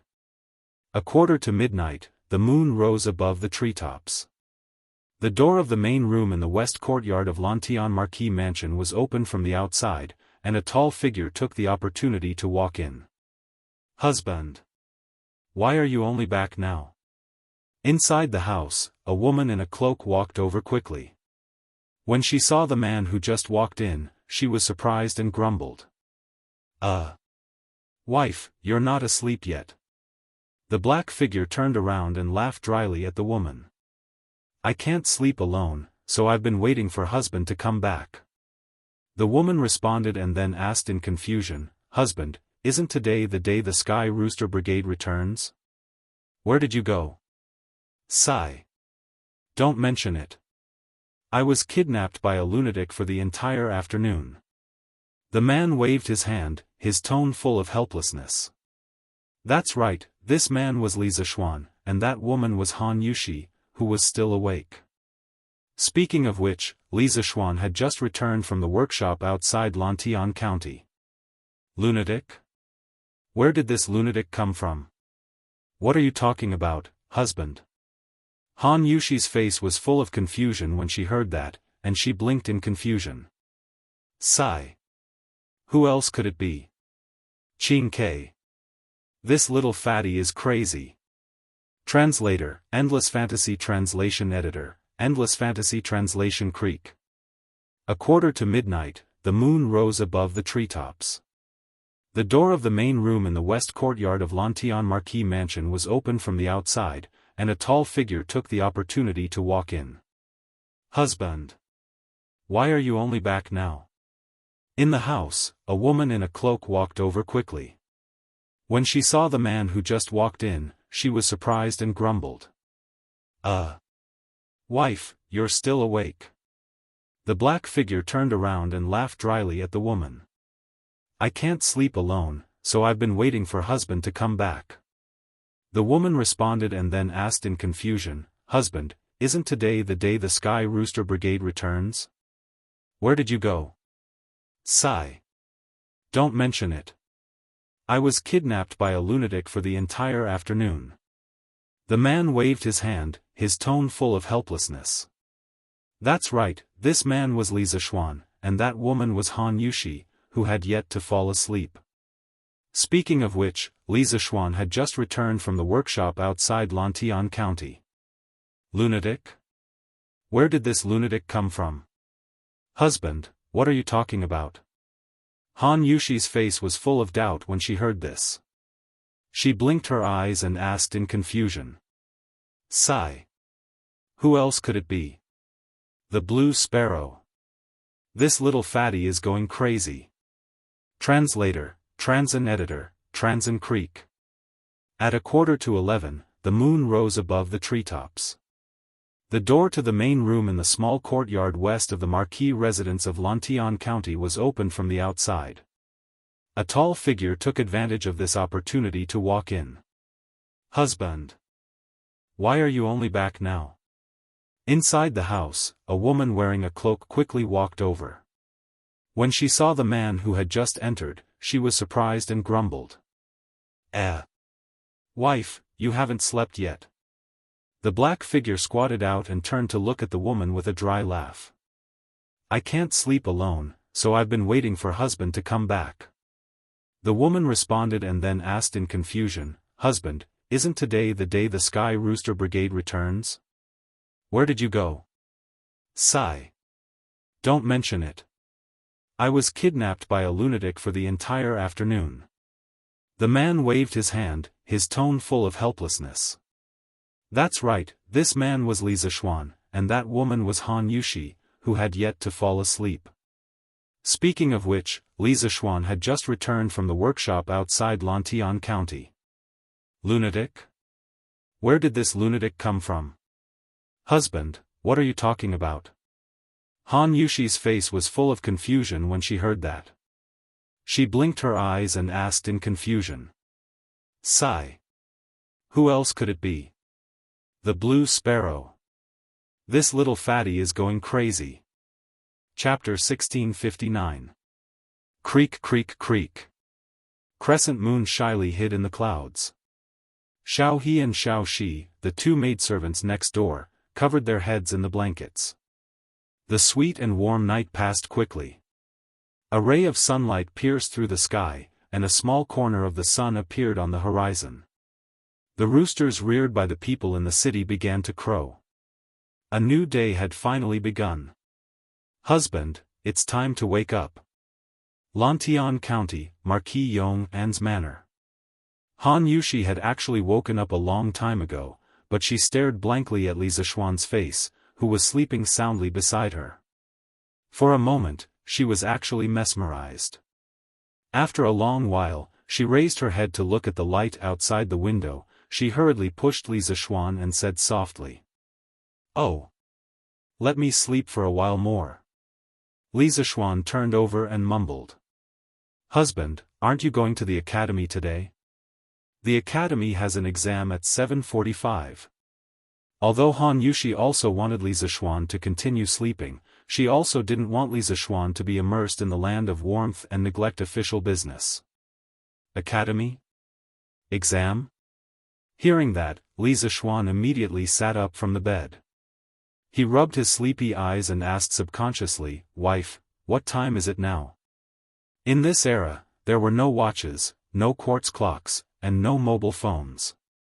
Other than the sundial and the night watchman's report, one had to rely on experience to determine the time. But unfortunately, Li Zishuan had transmigrated for so long, and he still hadn't grasped this ability. Husband, it should be about 7 o'clock. Han Yushi looked out the window again and said. 7 o'clock? Oh. Indeed, it's time to go to the academy. Wife, you worked so hard last night. Sleep for a while more. Li Zishuan kissed Han Yushi's forehead and said softly. Speaking of which, the couple hadn't been intimate for a long time last night. This intimate moment gradually evolved into, the sky fell and the earth cracked, the earth shook and the mountains shook. However, women generally recovered faster, so Han Yushi woke up before Li Zishuan in the morning. Han Yushi blushed and said, Husband, what nonsense are you talking about? What hard work. Hee hee. That's right. As the saying goes, there are only spoiled cows, but there is no spoiled land. It should be me who has worked hard. Li Zishuan smirked, then stood up and got off the bed to put on his clothes. Suddenly, he felt a burst of pain in his waist. He couldn't help but rub his waist and said, "Hey. Looks like your martial arts have improved. I've been busy with work recently and have slacked off on my martial arts. Looks like I have to pay more attention to my martial arts practice in the future." How could Han Yushi not understand the hidden meaning behind Li Zishuan's words? She quickly hid her face in the quilt and said shyly and anxiously, "Ah. So embarrassing. Husband, don't say any more. Hurry up and go to the academy." "Huh. Good. I won't tease you anymore. I'm leaving." Li Zishuan laughed proudly and left. In the room, Han Yushi looked at Li Zishuan's back as he left, her face full of tenderness. After a while, she reached out to touch her stomach and muttered to herself, I don't know if you can do better this time." She and Li Zishuan had been married for a year, but there was still no sign of anything happening in her stomach. Although Li Zishuan had repeatedly emphasized to her that she was still young and couldn't have children, Han Yushi really wanted a child in her heart. This was especially so when Li Zishuan was about to enter the Black Armored Army's barracks.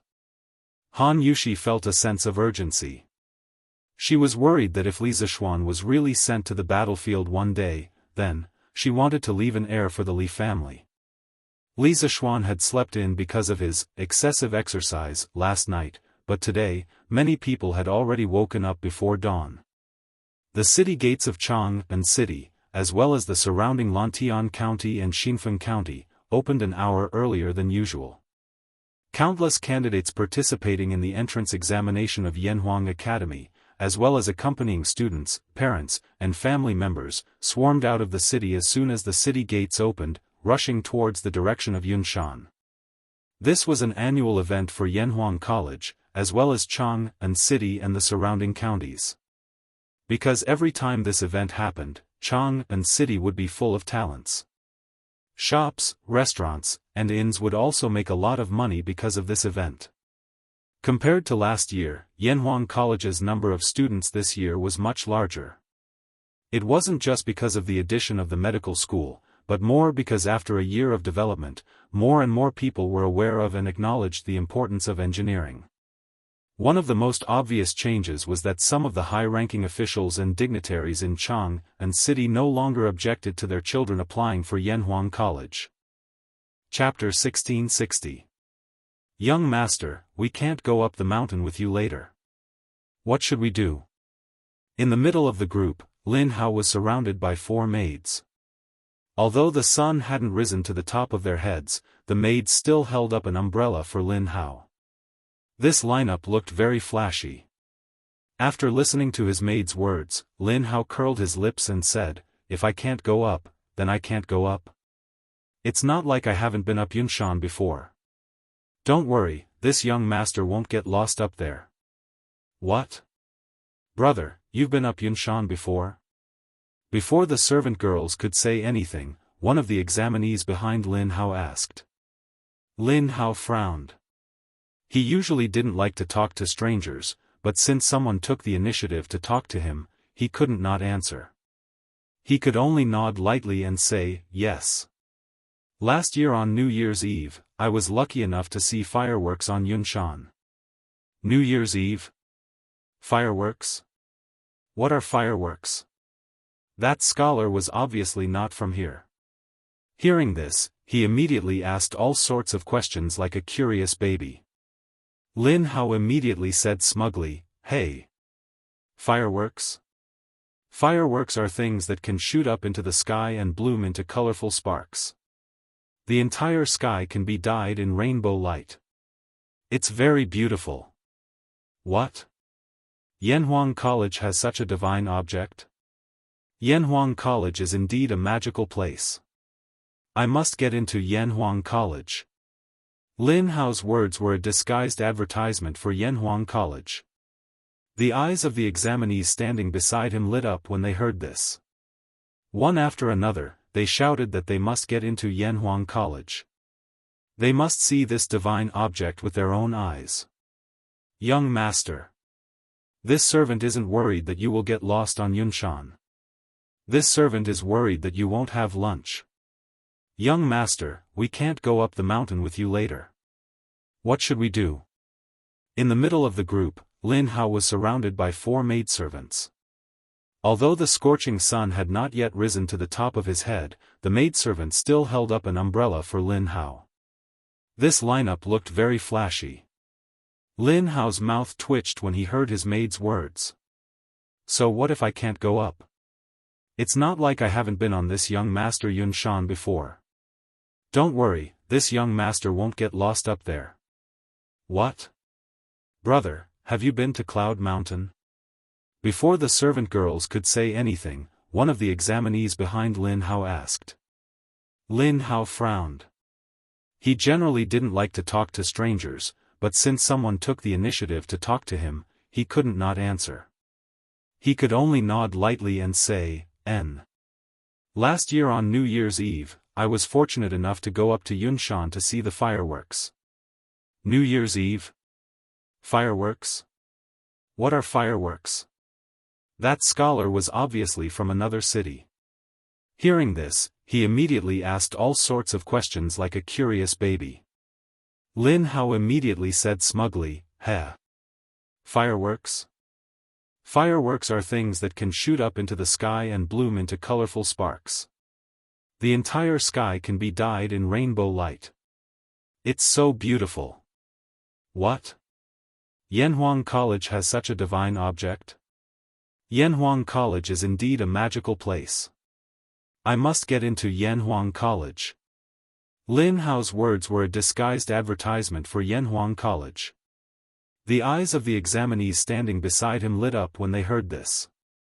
One after another, they shouted that they must get into Yanhuang College. They must see this divine object with their own eyes. Young master. This servant isn't worried that you will get lost on Yunshan. This servant is worried that you won't have lunch. Chapter 1661. Up the mountain. Up the mountain. We can finally go up the mountain.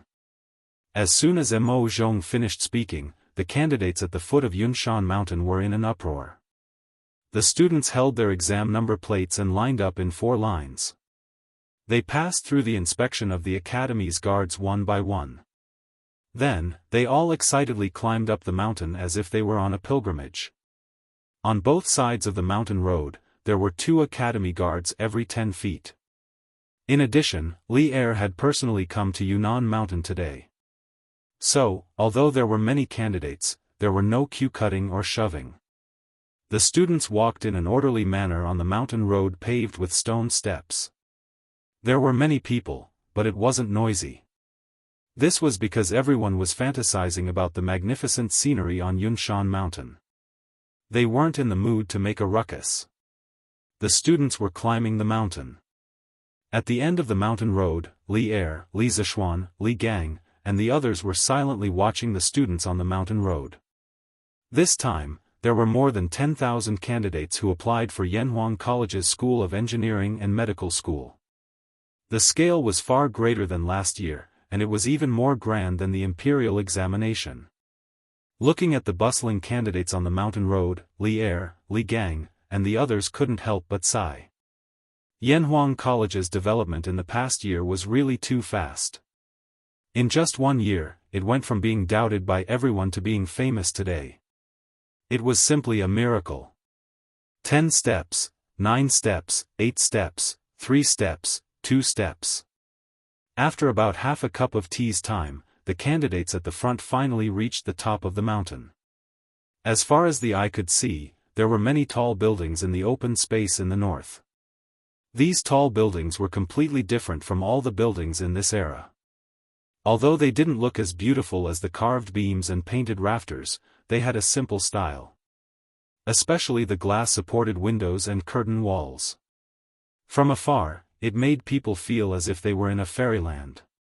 Above the academy's gate, there were 4 words written, Yanhuang College. The words were written in bold and powerful strokes. It was very easy for people to fall into it just by looking at it. In comparison, the cement road in front of the academy was nothing special.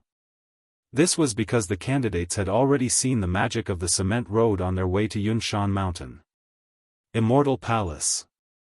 No wonder people say that Yanhuang College is like an immortal palace at the peak of Yunshan Mountain. Seeing it today, it really lives up to its reputation. Yes. I never thought that there would be such a flourishing place in this world. Being able to see it today is truly a blessing of 3 lifetimes. This is Yanhuang College. Is this the magical wonderland created by engineering? I must get into Yanhuang College. The first 10 or so examinees to ascend the Cloud Mountain were all stunned by the magnificent and novel architecture of the academy, so much so that the students behind them were blocked. Li Zishuan had no choice but to say, "All examinees, hurry up and enter the examination hall, no mistakes." Here. Only then did everyone come back to their senses and walk towards the entrance of the academy. Wow! Yanhuang College is so magnificent. For Chen Shuozhen, this was her first impression of Yanhuang College. As for her second impression, she said, "Yes. This Yanhuang College must be very rich. If you do well in there, it won't be a problem to support yourself and Xiaoyu." With this thought, the little girl confidently walked towards the entrance of the academy with firm steps. She saw Li Zishuan, and Li Zishuan also saw her. However, in order to avoid suspicion, the 2 of them didn't speak to each other. They didn't even make eye contact. They were completely like strangers. After more than 15 minutes, all the students had gone up the mountain and entered Yanhuang College. Li Gang, Yen Silu, Boss Ma, and the other teachers of the academy quickly bowed to Li Er and left. They had to be busy with invigilating or patrolling the examination hall. Chapter 1662. Marquis Yonghan, did you just say that the telephone was made by Qin Ke with the teachers and students of the academy? On the path inside Yanhuang College, Empress Zhongsun suddenly asked after Li Er made the final decision and set the direction of the academy's research and development. There was a trace of expectation and excitement in Zhang Xuan's tone. Li Zishuan nodded and said, "Your Majesty, that is indeed the case." Empress Zhang Xuan's face suddenly bloomed with a smile, but she still couldn't believe it and said, "Qin Ke entered the academy and came into contact with engineering for only a year. Could her achievements in engineering be better than the teachers of the academy?" Marquis Yonghan, are you deliberately saying this to make me and His Majesty happy? The current Zhongsun was no longer the dignified and elegant empress of the Tang Empire, but a student's parent facing the teachers and students of the academy. Li Zishuan smiled and said, "Your Majesty, in fact, it only took a year for engineering to be introduced to the world. The teachers and students of Yanhuang College have been in contact with engineering for about the same time. However, Qingxue's hands-on ability and talent in engineering are indeed better than others. Many knowledge that is difficult for ordinary people to understand is often understood by her. Therefore, I will let Qin Ke do some engineering projects. However, the improvement of the telegraph and the invention of the telephone are not the work of Qin Ke alone. It involves the joint efforts of all the teachers and students of the academy." Marquis Yonghan, did you just say that the telephone was made by Qin Ke with the teachers and students of the academy? On the path inside Yanhuang College, Empress Zhongsun suddenly asked after Li Er made the final decision and set the direction of the academy's research and development. There was a trace of expectation and excitement in Zhang Xuan's tone. Li Zishuan nodded and said, "Your Majesty, that is indeed the case." Empress Zhang Xuan's face suddenly bloomed with a smile, but she still couldn't believe it and said, "Qin Ke entered the academy and came into contact with engineering for only a year. Could her achievements in engineering be better than the teachers of the academy?" Marquis Yonghan, are you deliberately saying this to make me and His Majesty happy? Right now, the eldest grandchild was no longer the dignified and elegant Empress of Great Tang, but a parent of a student who was slightly uneasy facing the teachers of the school. Li Zishuan smiled and said, "Nyang Nyang, in fact, the study of engineering is only open to the public for a total of 1 year. The teachers and students of Yanhuang College have been exposed to engineering for about the same amount of time. However, Qingxue's hands-on ability and talent in engineering are indeed a cut above others. Many knowledge that is difficult for ordinary people to understand is often understood by him. Therefore, I will hand over some projects to Qing Ke." However, the improvement of the telegraph and the invention of the telephone were not the work of Qing Ke alone. It involved the joint efforts of all the teachers and students of the academy. Marquis Yong, did you just say that the telephone was made by Qing Ke with the help of the academy's teachers and students?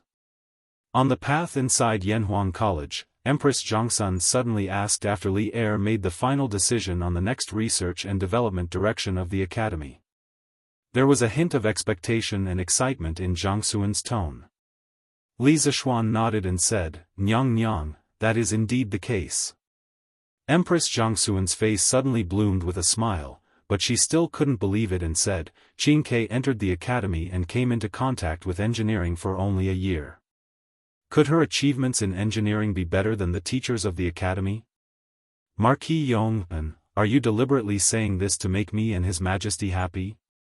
Right now, the eldest grandchild was no longer the dignified and elegant Empress of Great Tang, but a parent of a student who was slightly uneasy facing the teachers of the school. Li Zishuan smiled and said, "Nyang Nyang, in fact, the study of engineering is only open to the public for a total of 1 year." The teachers and students of Yanhuang College took over. Chapter 1663.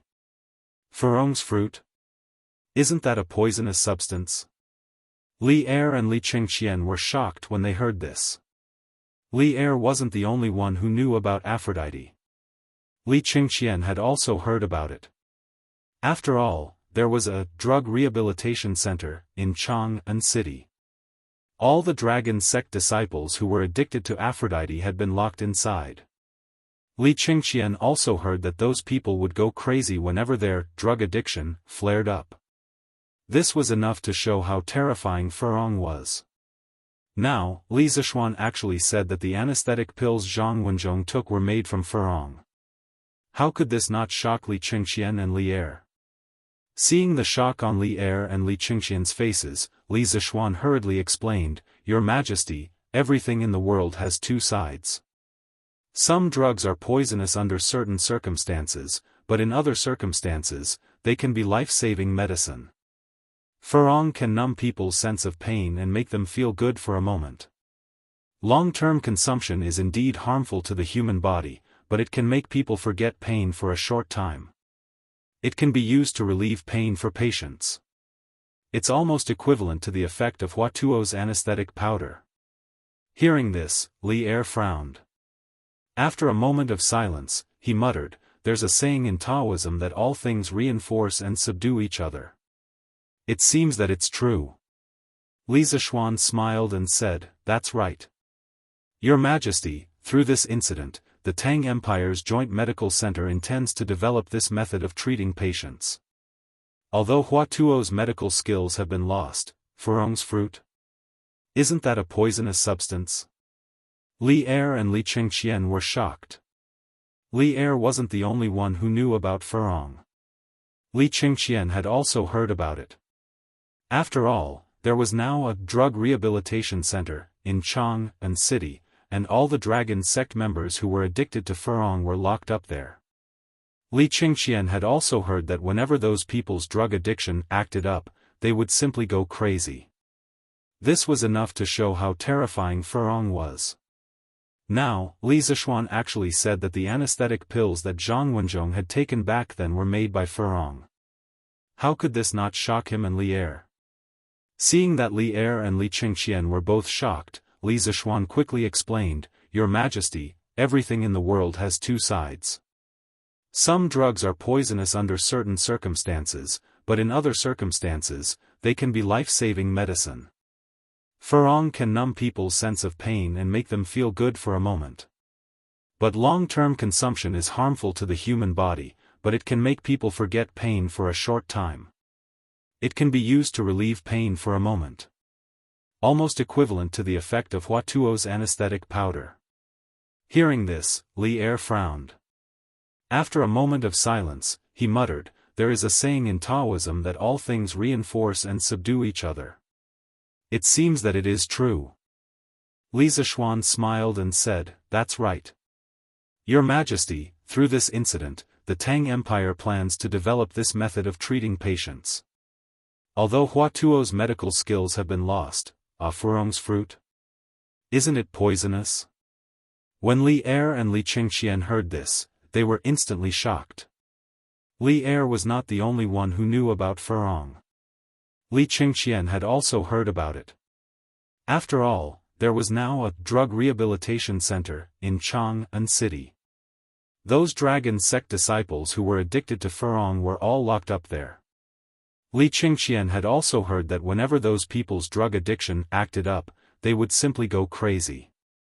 This was enough to show how terrifying Furong was. Now, Li Zishuan actually said that the anesthetic pills that Zhang Wenzhong had taken back then were made by Furong. How could this not shock him and Li Er? Seeing that Li Er and Li Qingxian were both shocked, Li Zishuan quickly explained, "Your Majesty, everything in the world has two sides.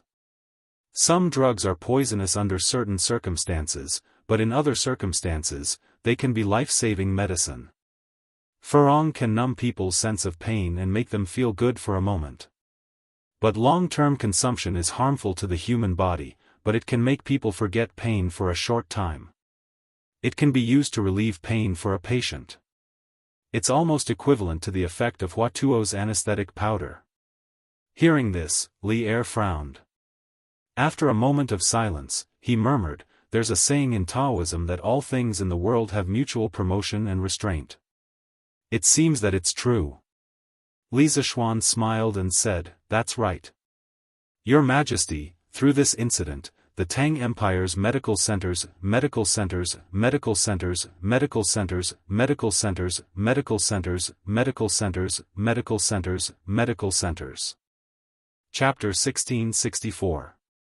Xiao Xian, can you accompany me for a walk?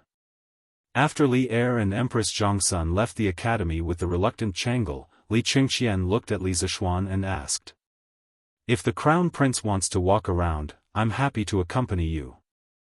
Li Zishuan nodded. Li Qingxian wasn't happy at all.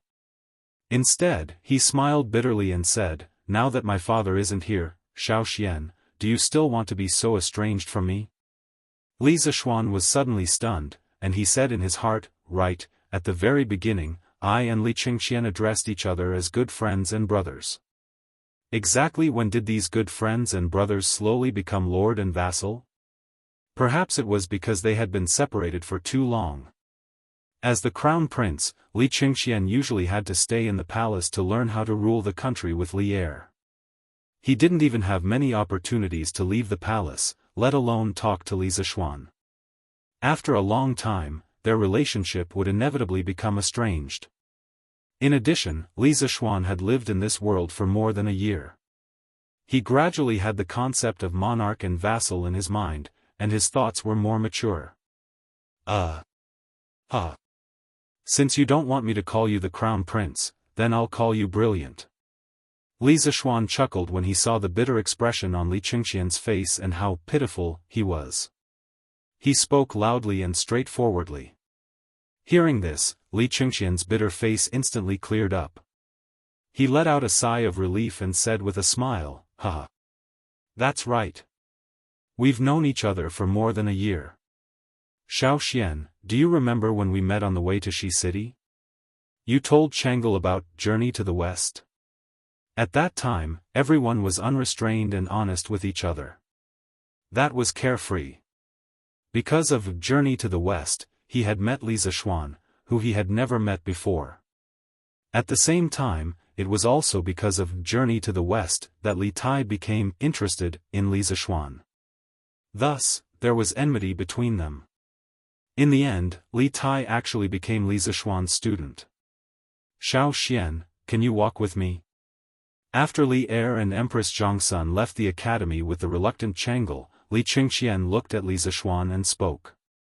If the crown prince wants to walk around, I'm more than happy to accompany you. Li Zishuan nodded. Li Qingxian wasn't happy at all when he heard this.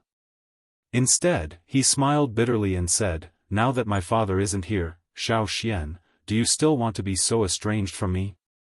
Li Zishuan was suddenly stunned, and he said in his heart, "Right, at the very beginning, he and Li Qingxian called each other good friends and brothers. Exactly when did these good friends and brothers slowly become monarch and vassal? Perhaps it was because they had been separated for too long. As the crown prince, Li Qingxian usually had to stay in the palace to learn how to rule the country with Li Er. He didn't even have many opportunities to leave the palace, let alone talk to Li Zishuan. After a long time, their relationship would inevitably become somewhat estranged. In addition, Li Zishuan had lived in this world for more than a year, and his mind gradually had some concept of monarch and vassal. His thinking was more mature. Since you don't want me to call you the crown prince, then I'll call you brilliant. Seeing Li Qingxian's bitter face and strange, pitiful, Li Zishuan chuckled and spoke loudly and straightforwardly. Hearing this, Li Qingxian's bitter face instantly cleared up. He let out a big sigh of relief and laughed, "Ha! That's right. We've known each other for more than a year now. Xiao Xian, do you still remember when we met on the road to Shi City, and you told Chang'e about Journey to the West? At that time, everyone was unrestrained and honest with each other. That was carefree." Chapter 1665. While Li Zishuan and Li Qingxian were having a heart-to-heart talk, Yanhuang College's entrance exam was in full swing. After experiencing the initial shock of the academy's bustling architecture, the students all calmed down and began to seriously answer the questions. Although this exam wasn't like the imperial examinations, which could directly determine whether a person would become an official or a commoner for the rest of their life, it could determine the circle they would be in contact with in the next few years. After all, even the current emperor attached great importance to Yanhuang College. To be able to study in such an academy, how could one's future be bad?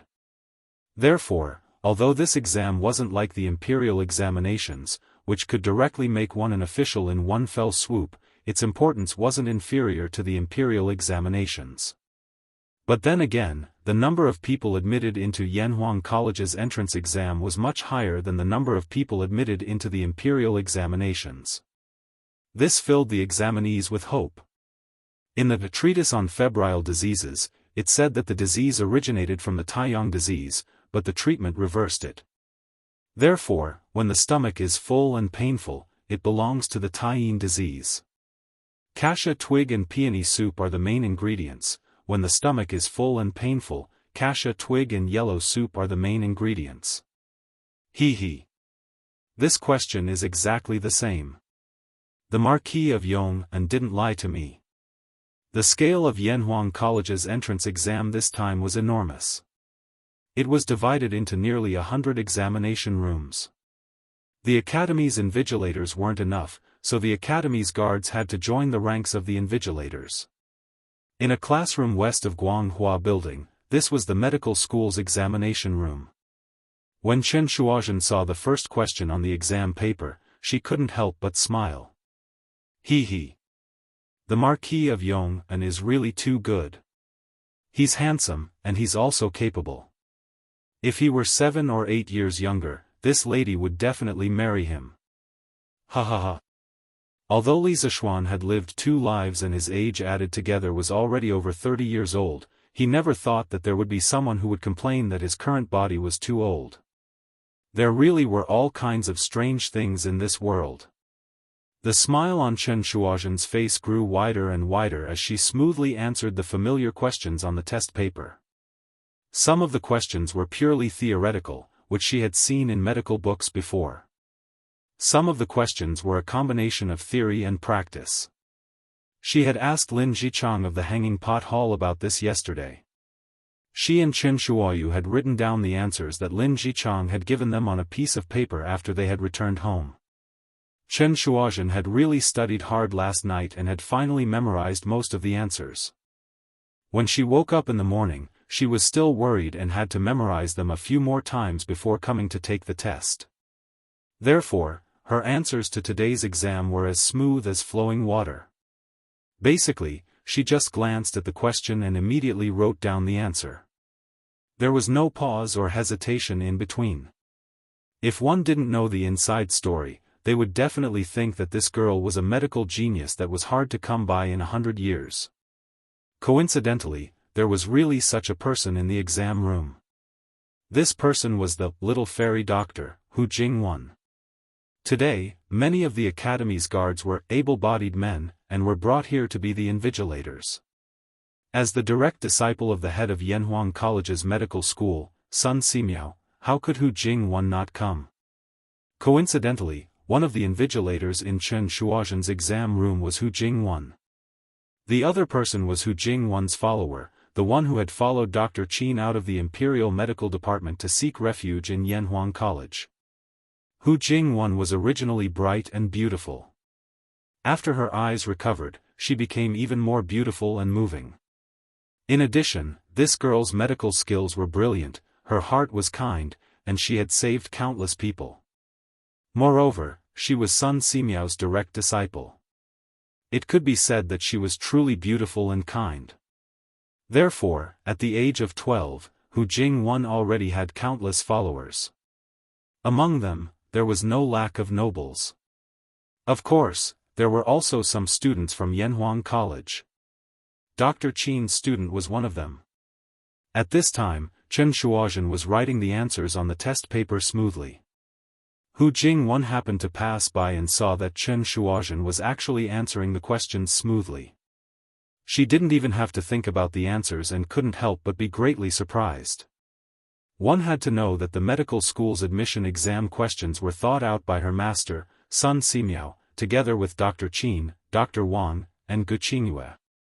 Although these questions weren't particularly difficult, it was impossible for a person who had been practicing medicine for less than 10 years to answer the questions as easily as Chen Shuozhen. Therefore, Hu Jingwan completely stopped behind Chen Shuozhen. She didn't say a word and silently watched Chen Shuozhen answer the questions. However, the more she watched, the more shocked she became. Which medical family did this examinee come from? Which expert did she learn from? Why is her answer to every question so close to perfect? Moreover, her understanding of some questions is even more sophisticated than mine. This doesn't seem like the understanding of a doctor of her age. Even though Hu Jingwan had been learning medical skills from Sun Simiao for the past year and could be considered to be experienced and knowledgeable, the scene in front of her eyes still made her very puzzled. This was because some of the questions weren't fixed knowledge from medical books. They could directly reflect a person's understanding of medicine and pathology. Some of the answers that Chen Shuozhen wrote were completely unlike what a person of her age could write. Instead, they were like the unique understanding of medicine and pathology of an old doctor who had been practicing medicine for more than 10 years. How could this not shock Hu Jingwan? Chen Shuozhen obviously felt that Hu Jingwan was standing beside her. Although she wasn't used to it, she couldn't say anything. After all, Hu Jingwan was now the invigilator. Moreover, when Hu Jingwan first entered the examination hall, Chen Shuozhen already knew Hu Jingwan's identity from the exclamations of the examinees in the teaching hall. Therefore, she didn't have any objections to Hu Jingwan watching her answer the questions. Of course, the most important thing was that Chen Shuozhen didn't peek at the small slip of paper. Secondly, she didn't peek at the answers of the students at the neighboring table. It could be said that she was open and aboveboard. Naturally, she wasn't afraid that Hu Jingwan was watching her answer the questions smoothly. The other people in the examination hall weren't as relaxed as Chen Shuozhen. Most of the examinees' steps were to first read the questions a few times, then recall which medical book the question related to, which question appeared in which paragraph of text. Then, they thought about the relevant cases and diagnosis and treatment methods. Finally, they started to write and answer the questions. At this time, Chen Shuozhen had already written the 5th question, while most of the examinees were still answering the third or even the second question. The speed of answering the questions wasn't just a little bit slower. This prepared person was indeed different. Zhang Wenzhong and Chen Shuozhen were in the same examination hall. At this time, he was writing the answer to the third question. Although he didn't have more than 10 years of medical experience, he had some of his own understanding of pathology and medicine. Although it wasn't completely correct, there weren't any obvious mistakes. It had to be said that this child's basic medical skills were quite solid. His medical talent was also good enough. On the other side, in the examination hall of the School of Engineering, Lin Hao was scratching his ears and cheeks, racking his brains. The examination of the School of Engineering was divided into two parts. The first part was the study of classics. This study of classics included the basic knowledge of the 4 books and 5 classics. This was a politically oriented study. It involved the Academy's recognition of the royal family's rule. It was an essential part of the examination. It also included the student's moral character test. In the afternoon, it was a new type of mathematics test.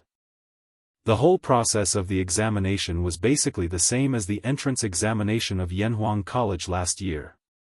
The main reason why they didn't add physics, chemistry, geography, or other subjects that were unique to Yanhuang College was mainly because these subjects were basically new subjects in this era. Even if ordinary people had the teaching materials, it would be difficult for them to understand that the earth was round, the sun was red, and so on. Most importantly, the teaching materials of physics, chemistry, and geography in the academy were all confidential materials. They couldn't be leaked to outsiders. Even if people outside the academy wanted to learn them, they couldn't. The reason why he did this wasn't because Li Zishuan was stingy. It was because the Tang Empire's industrial base had just been established. It wasn't that far ahead of other countries. If new subjects like physics and chemistry that could lead a country to establish a certain industrial base were to be spread abroad, who could guarantee that there wouldn't be geniuses like Newton and Einstein in other countries? At that time, the Great Tang's slight advantage in terms of advantage would be completely wiped out. Therefore, Li Zishuan thought that he would try his best to keep these subjects only in Yanhuang College. When the Tang Empire swept the other countries and its industrial base was absolutely in the lead, he would consider opening these subjects to the public. Because by then, these basic subjects would be really basic to the Tang Empire. At that time, the knowledge that the Tang Empire pursued would be even more profound. In any case, thousands of words could be summed up into one sentence. Everything was to let the Tang Empire be in the lead. This was very similar to the hegemonic thinking of the United States in his previous life. However, Li Zishuan didn't care. He was a Tang Empire citizen. He had the ability to let the Tang Empire lead the world. Why should he share his academic and scientific research results with other countries? He couldn't be so selfless. He was such a selfish person. Lin Hao used to be the son of a businessman. His education level was basically at the level of literacy. When it came to the 4 classics and 5 classics, he was similar to Iron Egg. Although in the past 6 months, in order to prepare for the Yanhuang College's entrance exam, Iron Egg had given him a lot of questions about the Academy's classics. However, he could only memorize them. He couldn't understand the deep meaning of every sentence. Therefore, in this exam, Lin Hao could only find the questions that he had seen before and write down the answers in his memory. As for the questions that he had never seen before, Lin Hao didn't want to waste even a minute on them. Therefore, after only 45 minutes, Lin Hao had already finished the second part of the exam, the moral character exam. It was also the part of the exam that had cheated many candidates in the Yanhuang College's entrance exam last year. Chapter 1666. The morality test questions of Yanhuang Academy were, on the one hand, to test the moral character of the students. On the other hand, it was to test the students' personalities. Although what was shown on the paper might not be true, and some people wouldn't stupidly write their evil thoughts on the answer sheet, Yanhuang College's questions weren't so stupid. They wouldn't directly ask whether you were a good person or a bad person. Instead, they would use questions that seemed harmless and give you some seemingly correct choices to judge your character and morality. In last year's entrance exam, many students fell into this trap because most of them felt that no matter which choice they chose, there wouldn't be any problems. Moreover, at the beginning of the morality test, it was clearly written that, in the following questions, there is no difference between good and bad, right or wrong. You just need to choose the choice that is most consistent with your true situation. Your answers are only for testing and research purposes. Please feel free to answer. It was because of this that some inexperienced, young people easily believed it. This was a psychological tactic.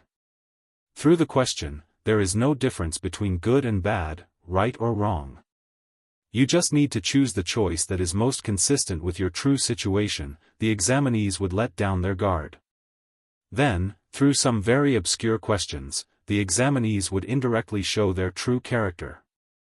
This method might not be very useful in modern times, but in the Tang dynasty, when psychology hadn't been popular, it was very useful for young students who hadn't experienced many tricks.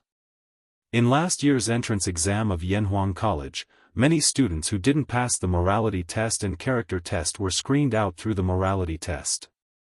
In the past year, there hadn't been any students who made any major mistakes in the morality test. This was the greatest affirmation of the morality test in the entrance exam. Although it couldn't screen out 100% of the students with bad intentions, it could still screen out 70% to 80% of them. In Li Zishuan's opinion, the harm that a student with bad intentions could bring to the academy was definitely greater than the benefits that 10 students with good grades could bring to the academy. Therefore, he attached great importance to the morality of the students. Not only did the students from the School of Engineering have to do the morality test questions, but the medical students also had to do the on-site pharmacology test in the afternoon. The teachers of the medical school would also ask the examinees some questions to test their morality and medical ethics. Examinees who didn't pass the morality test and medical ethics test, no matter how good they were in other aspects, would not be admitted by the academy. This was because the knowledge imparted by Yanhuang College was too valuable in this era. Those with bad intentions could easily betray the academy, or even the Tang Empire. Although the morality test was full of tricks, Iron Egg had imparted a lot of experience to Lin Hao. As Li Zishuan's core disciple, he had spent a lot of time with Li Zishuan. Therefore, Iron Egg knew Li Zishuan well. Later, through some indirect inquiries, Iron Egg had a general understanding of Li Zishuan's intention of setting up the morality test. Therefore, before the exam, he told Lin Hao to try to put himself in the shoes of an upright, brave, positive, and studious person, and then choose the most suitable option for himself. Chapter 1667. Wow! This building is so beautiful. In Yanhuang Academy, Chen Shuozhen, who had handed in her paper in advance, passed through a few small paths and came to the front of the academy's library. When she saw the majestic, red tower, she was stunned. After being stunned for a while, she couldn't help but murmur in admiration. The flying eaves and carved flowers are elegant and stylish. The red pillars and green bricks complement each other. It's both majestic and beautiful. What kind of person could design such a building? Women liked beautiful things the most. Although the Guanghua building where she had taken the exam was tall and majestic, it wasn't very beautiful. The most important thing was that it didn't meet a woman's aesthetic standards. However, the red house in front of her was different. It was both majestic and beautiful. For a young girl like Chen Shuozhen, it had a fatal attraction. Therefore, Chen Shuozhen, who came back to her senses, lifted her foot and wanted to enter the red house to take a look. However, as soon as she stepped out, she saw an academy guard in black standing at the entrance of the red house on the stairs. Chen Shuozhen immediately retracted her foot that had just stepped out. Ah! There's a guard here. I'm not a student of Yanhuang College yet. That guard definitely won't let me in. What a pity. Chen Shuozhen said resentfully.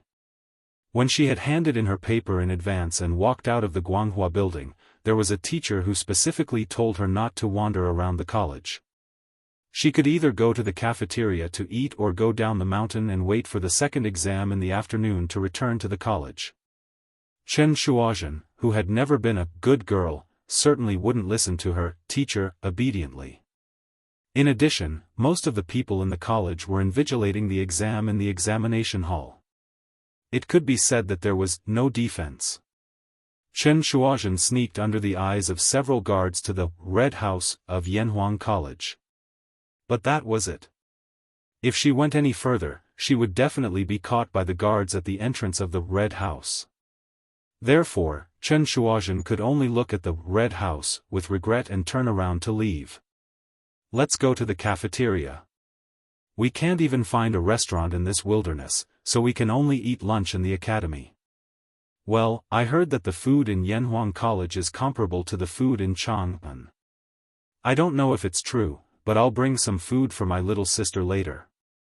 After leaving the Red House, Chen Shuozhen thought for a while and walked directly to the canteen of the academy.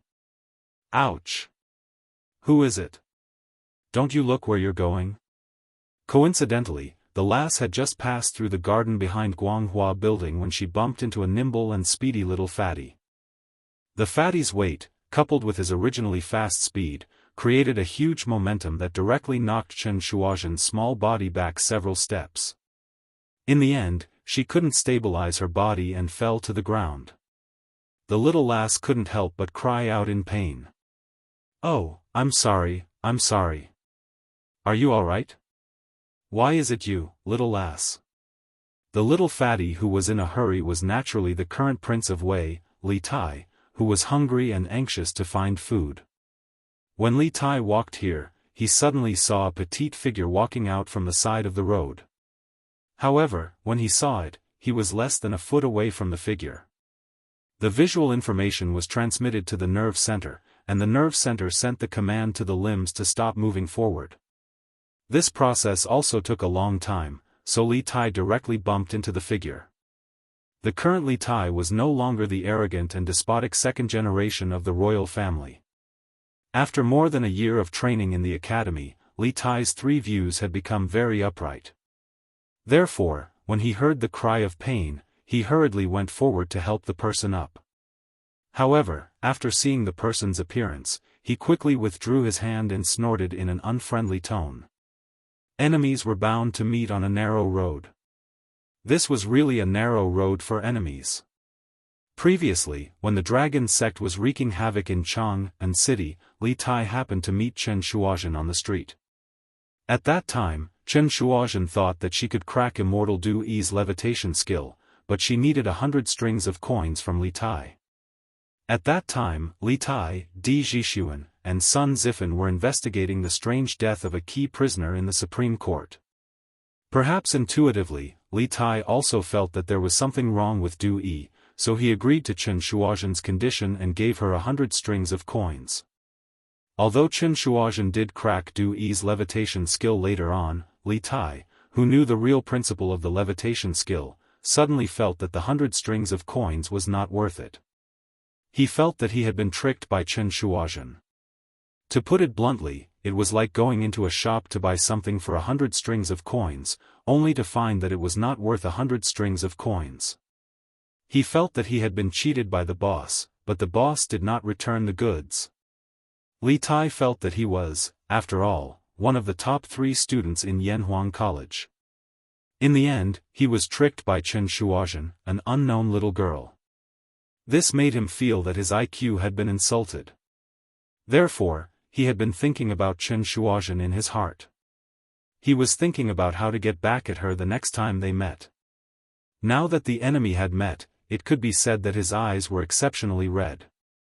At first, Li Tai was prepared to pull up the person who had been knocked down. Now that he saw that it was Chen Shuozhen, he only wanted to say, "Pull my ass, what a good knock." Well, the little fatty was so vengeful. Chapter 1668. He. This Prince of Wei is really a fool with a lot of money. Now my sister and I don't have to worry about food and clothing in Jianghu city anymore. In any case, Chen Shuozhen had practiced martial arts before.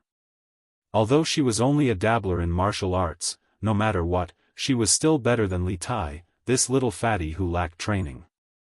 Thus, after a short while, she had completely shaken off Li Tai. Using her hand to touch the brand new 100 Tang Yuan in her purse, Chen Shuozhen was in a great mood and could not help but sigh. Even though she had cheated 100 strings of money from Li Tai last time, she had already spent most of it. Yesterday, she was still worrying about how to earn money. After all, even if she got into Yanhuang College, she wouldn't be able to get a scholarship immediately. The earliest she could get a scholarship would be next spring. During this period, she and Chen Shuoyu needed money to eat. However, she didn't expect someone to give her a pillow when she was about to doze off. Chen Shuozhen's main purpose of coming to Yunshan today was to take the entrance exam.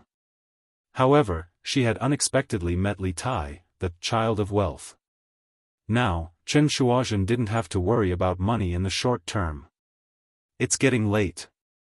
The morning exam will probably end soon. I have to go to the college cafeteria to buy some food and bring it down the mountain to eat with Xiaoyu. After recovering from her initial excitement and joy, Chen Shuozhen's expression returned to normal. She quickly walked to the cafeteria on the east side of the college. She had asked the college guard earlier and knew that the cafeteria was on the east side of the college. Oh! The chicken here is actually as good as the ones in Jianghu city's drunken Immortal restaurant. It's amazing. Wow! Why does this Dompa pork smell even better than the ones in drunken Immortal restaurant? This meat is too tender. This lion's head is not bad either. Wow! Is this a meteoric rise? Smells good. So good. At this time, there was still about half an hour before the end of the morning examination. Logically speaking, there shouldn't be any students in the cafeteria at this time. But just as Chen Shuozhen pushed open the door and entered, before she could even sigh at the spacious and bright cafeteria hall, she saw a young man in embroidered clothes sitting at a seat gorging on food, wolfing it down as if he hadn't eaten food for 8 lifetimes. And in front of him, there were actually 7 or 8 empty plates, and 4 or 5 dishes that he hadn't finished. On one hand, Chen Shuozhen was surprised that this young man would come to the cafeteria to eat at this time. On the other hand, she was also surprised by this young man's appetite. After all, there were 4 or 5 unfinished dishes on the table. Even if the 2 sisters added up, they still wouldn't be able to finish them. However, this young man in front of her was not only eating alone, but also had 7 or 8 empty plates piled up in front of him. From this, one could see how terrifying his appetite was. Slowly approaching the young man, Chen Shuozhen didn't stop to avoid causing trouble. She also didn't specifically greet the young man. She just glanced at the dishes in front of the young man. After all, she had never eaten at Yanhuang College. Taking a look now, she would have a reference when she went to buy food later. As far as her eyes could see, there were either golden yellow chicken drumsticks, marinated meatballs the size of fists, or steamed meat that was steaming and fragrant. Although Chen Shuozhen couldn't name the dishes, they looked delicious, and she couldn't help but secretly swallow her saliva. Passing by the young man, Chen Shuozhen came to the ordering window. When she saw the menu hanging above the window, she couldn't help but be surprised. Gnawed chicken, Dompa pork, lion's head, twice-cooked pork, meteoric rise, and stir-fried bean sprouts? Aren't these the famous dishes of drunken Immortal restaurant? It's one serving for $5. Although Chen Shuozhen had previously cheated 100 strings of money from Li Tai, she had never been to drunken Immortal restaurant. Money had to be used where it was needed. This was the law that Chen Shuozhen had always pursued. She was used to living a hard life. Even if she became rich overnight, she still wouldn't go to a high-end restaurant like drunken Immortal restaurant. Although she had never been to drunken Immortal restaurant and had never seen those dishes before, she had still heard of them. After all, these dishes were too famous, and of course, the price was expensive enough. It was because the price was too expensive that Chen Shuozhen had always wanted to eat them, but couldn't bear to eat them. But now, after seeing the price closely followed by the stone plate at the cafeteria window, Chen Shuozhen couldn't help but be stunned. After being stunned for a moment, she covered her small mouth and said, "Heavens! Why are these dishes sold for $5 a serving at Drunken Immortal restaurant, but here it's only 200 coins a serving?" That's right, the food in Yanhuang College's cafeteria had always been cheaper than outside. At first, it was 300 coins a serving, but now it had dropped to 200 coins. When the waiter in front of Chen Shuozhen heard her exclamation, he couldn't help but laugh. Hee hee. What's so strange about this? Drunken Immortal restaurant is Marquise, and the academy is also Marquise. Yanhuang College's students are one of his own to Marquis, so of course, the price would be cheaper for his own people. Little girl, quickly take a look and see what you want to eat. When Chen Shuozhen heard this, she suddenly understood. She knocked on her small head and muttered, "Hey! I actually forgot about these. Uncle, I want a portion of gnawed chicken, a portion of lion's head, a portion of soaring star, plus a portion of dongpa pork, and 2 portions of rice." When the waiter heard this, he couldn't help but grin and kindly remind her, "Hey! I say, little girl, can you eat so much by yourself? If you waste food, the teachers of the academy won't be happy if they see it." Chen Shuozhen stuck out her tongue and said with a smile, "Thank you uncle for reminding me, but these dishes are not for me alone. I want to bring them down the mountain to eat with my sister." "Oh, right, can the academy's dishes be brought down the mountain?" Chapter 1669. Ahem. Little How. Actually, there's something I should have told you earlier, but you didn't ask, so actually, I'm the current Prince of Wei. In the Yanhuang College cafeteria, Li Tai had no intention of revealing his true identity to Lin Hao, but it was obvious that he couldn't hide it anymore. Moreover, if Lin Hao could get into Yanhuang College, then it would be even harder to hide his identity in the future. This was because almost all the students in the college knew his true identity. Therefore, Li Tai didn't hide it and directly admitted it openly. "WH. What? Qingke, you're the Prince of Wei?" In Lin Hao's heart, Li Tai was the same as him, a rich young master from a well-off family, a happy and interesting fat otaku. Both of them didn't like to socialize with others, but once they met someone they liked, they would quickly become close friends. However, Lin Hao never thought that Li Tai would be a member of the royal family. Moreover, he was one of the most favored princes of the current emperor, the Prince of Wei. Whether it's the Prince of Wei or Qingke, it's all me. We're all friends. Moreover, when you get into the college, there won't be any Prince of Wei anymore, because the college doesn't care about status, only classmates. Seeing that Lin Hao was stunned on the spot, Li Tai couldn't bear to lose this friendship. Therefore, he stepped forward and patted Lin Hao's shoulder, comforting him. "Hee hee. Then I'll call you Qingke from now on, I'm more used to it." "Oh, right, also, I'll definitely get into Yanhuang College this time, and we'll be classmates in the future." The stunned Lin Hao finally regained his senses after hearing Li Tai's words. He scratched his head and laughed. When this guy first met Li Tai, it was mainly because they were like-minded and didn't care about Li Tai's identity at all. Although Li Tai's announcement of his identity surprised him, it was only a surprise. Firstly, he didn't feel inferior, secondly, he didn't feel that he was cheated, and thirdly, he didn't deliberately flatter Li Tai just because he was the current Prince of Wei. He only wanted to be friends with Li Tai like before. Li Tai instantly understood Lin Hao's thoughts. He couldn't help but let out a sigh of relief and laughed heartily, haha. "Xiao Hao, I'm waiting for the day we'll be classmates."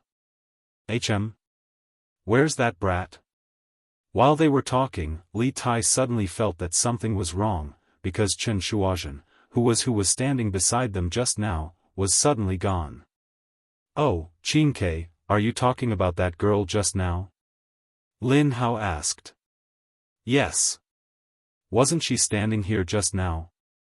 Li Tai's heart was full of doubts. When we were talking just now, she took the food box and left. What's wrong? Qingke, are you looking for her? Lin Hao recalled for a moment and said. This brat is really cunning. Li Tai muttered, then pretended to not care and shook his head. Nothing, it's just that, this brat owes me 100 strings of coins. Xiao Hao, if you see her next time, remember to help me tie her up. Do you understand? Being cheated of 100 strings of coins by a brat, this kind of embarrassing thing, Li Tai would never say it out loud. Lin Hao scratched his head doubtfully and said, tie her up? Just for 100 strings of coins? Qingke, you don't need that 100 strings of coins, why bother with her? Besides, I think she seems to be an examinee from the medical school. Maybe she will be your classmate in the future. Just treat it as giving her the 100 strings of coins. We don't lack money, so just treat it as spending money to buy happiness. How great! Spending money to buy happiness, probably only the foolish son of a landlord like Lin Hao could say such things. Li Tai was speechless for a moment.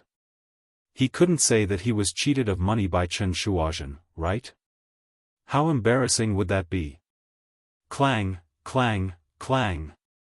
At 4 in the afternoon, a dull sound of bells and drums sounded in Yanhuang College, indicating the official end of the morning's admission examination. All examinees, stop writing immediately, sit in your seats, and wait for the papers to be collected. The invigilators in each examination hall stood up one after another and directed the collection of papers. At this time, Chen Shuozhen had already arrived at the foot of the Cloud Mountain with the cafeteria's food box. Soon, she found Chen Shuoyu at the prearranged location. Xiaoyu. Xiaoyu. Chen Shuozhen walked quickly to her younger sister and said with a face full of smiles, how is it? You must be hungry, right? Look at what delicious food your sister brought for you. Come, let's go to the shade over there. It's cooler. At noon, the sun was shining brightly. Although it was already mid-July, the weather was still relatively hot, especially at noon. Yes, yes. The two sisters came to the forest at the foot of the mountain in the west. As they were both wearing new clothes today, they were afraid of getting dust, so they didn't directly sit on the ground. However, Chen Shuoyu was already prepared. She took out a piece of gray coarse cloth from the bag on her back and spread it directly on the grass. Then she said crisply, Sister. Sit on it, and your clothes won't get dirty. Yes. Chen Shuozhen responded, then put the food box on the gray coarse cloth and sat down. At this time, Chen Shuoyu couldn't wait to ask, Sister, I just heard the bell and drums of the academy's examination end. Why did you bring the food down so quickly? Your sister is smart. I finished the exam in advance. Chen Shuozhen smiled playfully. Then sister, are you sure you can get into Yanhuang College this time? Chen Shuoyu couldn't help but be happy when she heard that. He. More or less. Chen Shuozhen thought for a while and said with a smile. Logically speaking, she was indeed qualified to have this confidence. Wow! Sister, you're so awesome. When Chen Shuoyu heard that, she was so excited that she almost jumped up. She quickly said, Sister, quickly tell me what the dean on the mountain looks like. I heard that it's like an immortal palace. Is it true? The academy? At this time, Chen Shuozhen put down the food box, thought for a while, and said, in the academy, there are tall buildings and magnificent buildings. It can indeed be called a paradise on earth. If there's a chance, I'll take you up there to see it. Now, let's eat first. See what delicious food your sister brought you. After saying that, Chen Shuozhen opened the food box. Suddenly, a strong smell of fried oil and a strong smell of meat spread out. Chen Shuoyu immediately threw the question of what the academy looks like to the back of her mind. At this time, her eyes were only on the delicious food in the food box. Wow! Sister! What dish is this? I want to eat it. It's better than the food that master cooks. Chen Shuoyu's eyes widened as she swallowed her saliva. Chen Shuozhen glared at her younger sister and said with a serious face, Xiaoyu, you're not allowed to talk about master. Master's food will always be the best, understand? Although the food in front of them was delicious, it was only to satisfy their appetite. Although their master's cooking was not that good, it allowed them to survive. Chen Shuozhen naturally knew which was more important, the desire for good food and the debt of saving their lives. Oh. I know, sister. I'm wrong. Chen Shuoyu knew that she had said something wrong. She quickly stuck out her tongue and said weakly with a drooping face. Her sister had always been strict about Tian Xuanzi, and Chen Shuoyu was already used to it. Hurry up and eat. The food won't taste good when it's cold. Seeing Chen Shuoyu's pitiful look, Chen Shuozhen's heart softened. Yes, yes. Chen Shuoyu immediately became excited. She quickly picked up her bowl and chopsticks and went straight for the golden, nibbled chicken. It was crispy and fragrant in her mouth. Chen Shuoyu excitedly shouted as she ate, woo woo woo. Sister, this is a drumstick. It's so delicious. Hurry up and eat. Chen Shuozhen smiled and said, okay. The two sisters quickly began their battle. For plates of delicacies might seem like a lot to the two little girls, but in less than half an hour, the Chen Shuozhen and Chen Shuoyu sisters had wiped them clean. There really wasn't a single scrap left. If it weren't for the fact that the plates were easily stained with oil, they probably wouldn't even need to be washed. It was simply too clean. Burp. Sister, when will you finish your exam in the afternoon? Chen Shuoyu had never eaten so much in her life. She rubbed her belly that was obviously much bigger than before and let out a satisfied burp before asking. In the afternoon? It should be very soon, right? It's just identifying the herbs on the spot. We have been helping Master pick herbs for 2 years. This is not a problem for me. Chen Shuozhen was also very full. She thought for a while and could not help but feel proud. She was not bragging. If you asked her to describe the effects of each herb, it might be difficult for her. However, if you asked her to identify herbs, it was basically not a problem for her. This was because when she was on the mountain, she did not say that she knew all kinds of herbs, but she could still identify dozens of herbs. Therefore, she was basically as steady as a dog in the medical school exam. Hee hee. Then I'll congratulate you in advance for getting into Yanhuang College. If father, mother, and master knew about it, they would definitely be overjoyed. Chen Shuoyu could not help but feel happy when she heard that.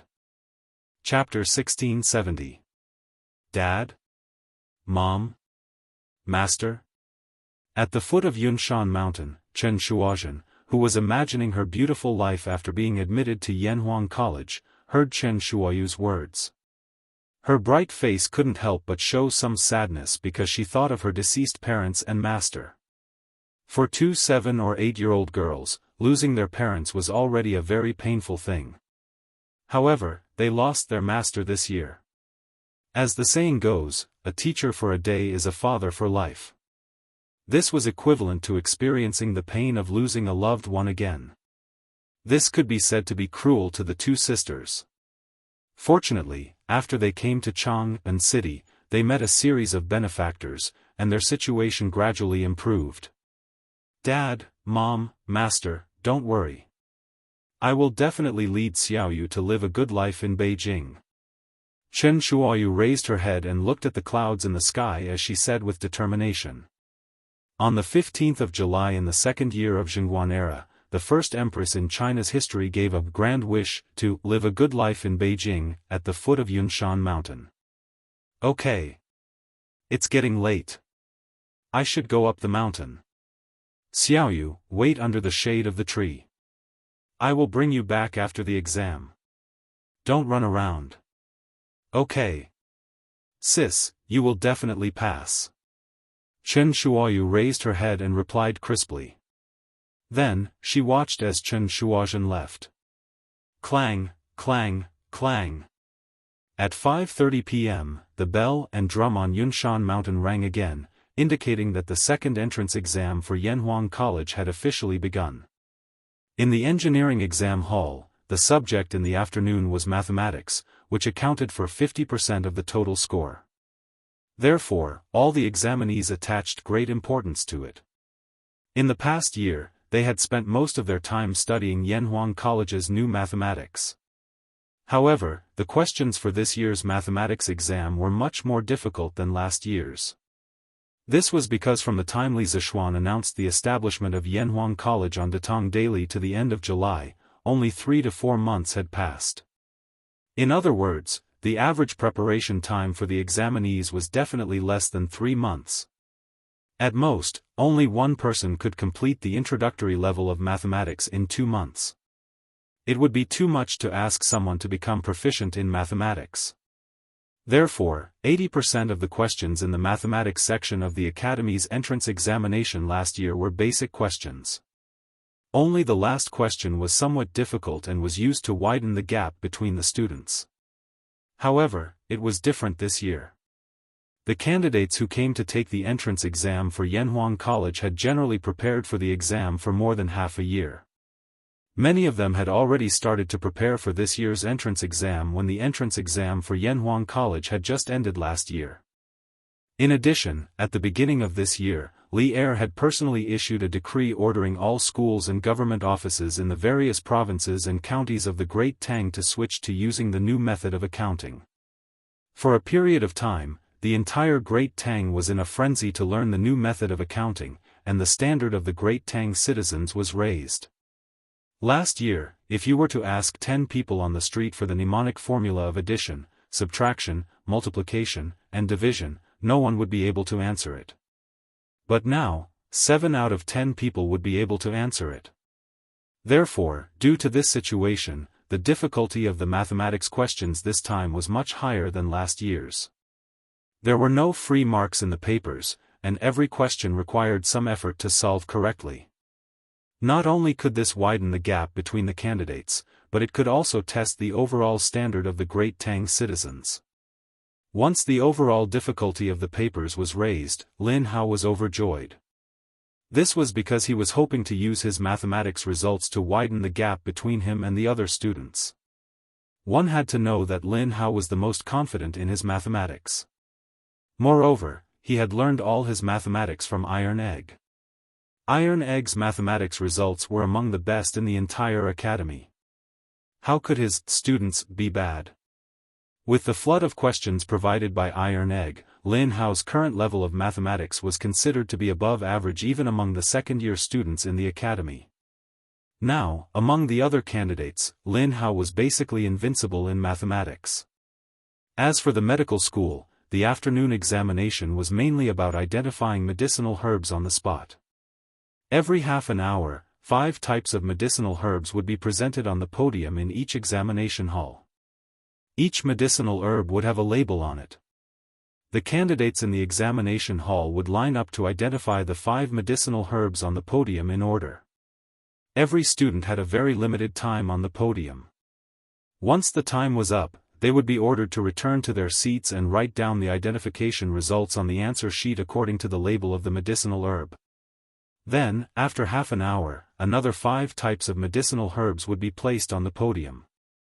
The students would then line up to identify the medicinal herbs on the podium. In this way, there would be a total of 8 groups of medicinal herbs for the students to identify. During the identification and answering process, there would be an invigilator supervising from the side to prevent the candidates from interacting with each other and cheating. This examination method was to test the students' ability to recognize medicinal herbs. On the other hand, it was also to test the students' memory. After all, the students had to look at 5 types of medicinal herbs each time. They had to remember the corresponding label of each medicinal herb. Otherwise, even if they recognized all the medicinal herbs, it would be useless if they wrote down the wrong label in the end. Number 1 is Pinellia tuber. Number 2 is Camellia sinensis. Number 3 is Lobelia. Number 4 is white flower snake tongue grass. Number 5 is red peony. After the first round of identification, Chen Shuozhen returned to her seat.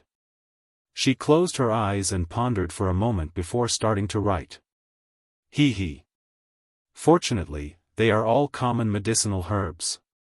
Master has brought us into the mountains to pick them before. As long as there are no rare medicinal herbs that I have never seen before, I will definitely have no problem in this afternoon's examination. After writing down the answer sheet, it was not time for the next round of identification yet.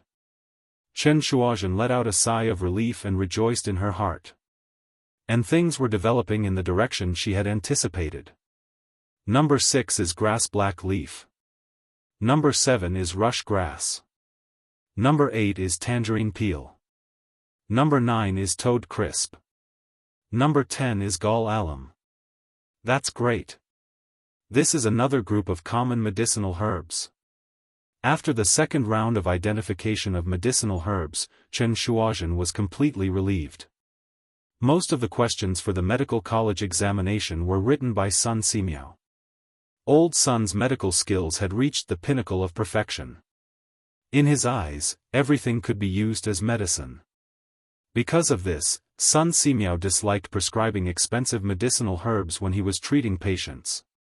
Under the circumstances that it did not affect the efficacy of the prescription, he would always replace the expensive medicinal herbs with common ones. This was because in his opinion, this was the best test of a doctor's ability. Therefore, in the second round of the medical college examination, there were no rare medicinal herbs that were rarely seen by ordinary people. On one hand, it was to test the examinee's foundation. On the other hand, Sun Simiao wanted to convey his medical philosophy to the students. Clang, clang, clang. 4 hours of examination time was neither long nor short. When the sun was setting in the west, a melodious sound of drums and bells could be heard from above the clouds, indicating that the second year of Yanhuang College's entrance examination had officially come to an end. Oh! The examination is over. It's finally over. This year's mathematics questions are too difficult. That's right. It's much harder than last year. Sigh. I didn't even have time to answer the last big question. Brother Chu, you only have one question that you didn't answer? I have 2 questions that I didn't answer. It's over, it's over. I definitely won't be able to pass this time. The examination is over, what's the point of talking about that? Let's go to Baihua Tower for a drink tonight and drink away our worries. How about that? Let's go together. Let's get drunk. At most, we'll take the exam again next year. That's right, that's right. At most, we'll take the exam again next year. Hey, hey, hey. Look over there. Wow. The examinees who had just handed in their papers and walked out of Guanghua Tower could not help but discuss spiritedly. Regardless of whether they did well or not, since the examination was over, everyone wanted to relax. Many of them even said that they wanted to go to the brothel. In this era, going to the brothel was not a shameful thing. It was normal for scholars to be romantic. As long as you did not go overboard, no one would make a fuss about it. In the midst of the hubbub, the crowd suddenly quieted down. Everyone looked towards the west and saw a group of young girls dressed in red and green walking towards the entrance of the college. Hey! Aren't those the female medical examinees? It was unknown who said this, but the crowd became lively again. That's right, that's right. I saw them when I entered the examination hall this morning. Tisk tsk. Yanhuang College is really special. They actually let women into the college. Hee hee. I should say that the Yanhuang College students are in for a treat. Green mountains and clear waters, accompanied by beautiful women, and accompanied by beautiful women. Where else can you find such a good learning environment in the entire Tang dynasty? A fair and graceful woman is a gentleman's dream. As soon as this sentence was said, it immediately caused a commotion. Humph. I've decided. If I can't get into Yanhuang College this time, I'll continue next year.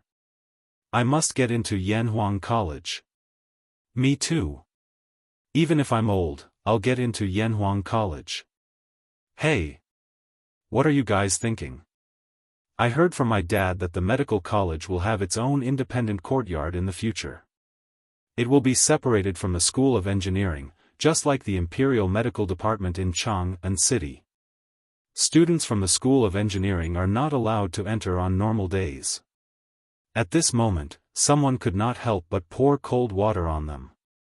It was obvious that this person came from an official's family and knew some insider information. As the reputation of the college had spread over the past year, there were many children of high-ranking officials and nobles among the students who took the entrance examination. It was not surprising that someone knew some insider information. As soon as this was said, it immediately caused a commotion. There's such a thing? Why haven't I heard of it before? Sigh. If I had known, I would have learned medicine from someone earlier. Why? If I knew medicine, I would be able to take the entrance examination and enter the medical college. Amazing. Really amazing. If I don't get in this time, I'll go home and study medicine. Chapter 1671. Sis. You're done. At the foot of Yunshan Mountain, Chen Shuoyu saw Chen Shuozhen walking over from the mountain path.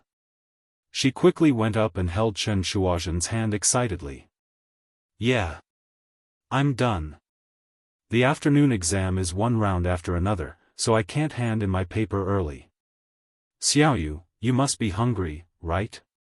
Chen Shuozhen rubbed her little sister's head affectionately and smiled.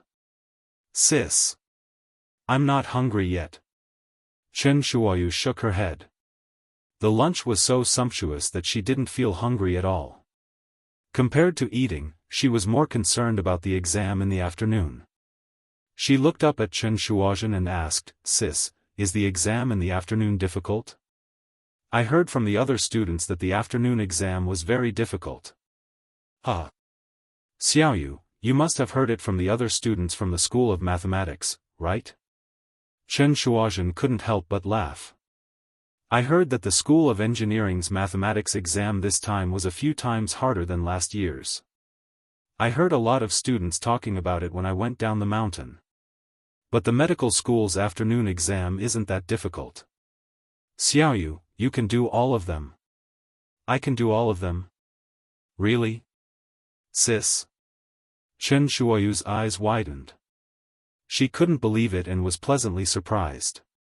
Of course. Why would I lie to you? Chen Shuozhen couldn't help but pinch her little sister's rosy cheeks and said, the afternoon exam is mainly about identifying herbs. Your sister was worried that we might encounter some rare herbs that we had never seen before. Who knew that among the 40 herbs, at least 30 of them were herbs that we had collected in the mountains before. So, Xiaoyu, if you were to take the exam, these questions wouldn't be difficult for you. Speaking up to here, Chen Shuozhen suddenly thought of something and couldn't help sighing with regret. Ayaya. What a loss. If I knew this would happen, I would have let you apply for Yanhuang College. Then, there would be 2 people from the Chen family who would be admitted to Yanhuang College at the same time. Other people would be so jealous if they knew. These were Chen Shuozhen's heartfelt words. If she had known that her trip to Beijing for the exam would be so smooth, she would have brought Chen Shuoyu along when she applied for the exam. Sis. I'll take the exam next year. When the time comes, you can be my teacher.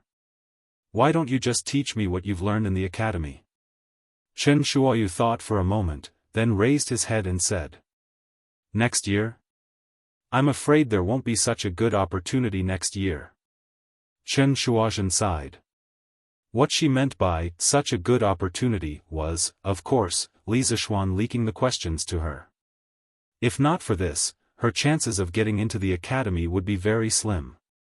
But the problem was, she still did not know why Li Zishuan leaked the questions to her. Let's go. Go back.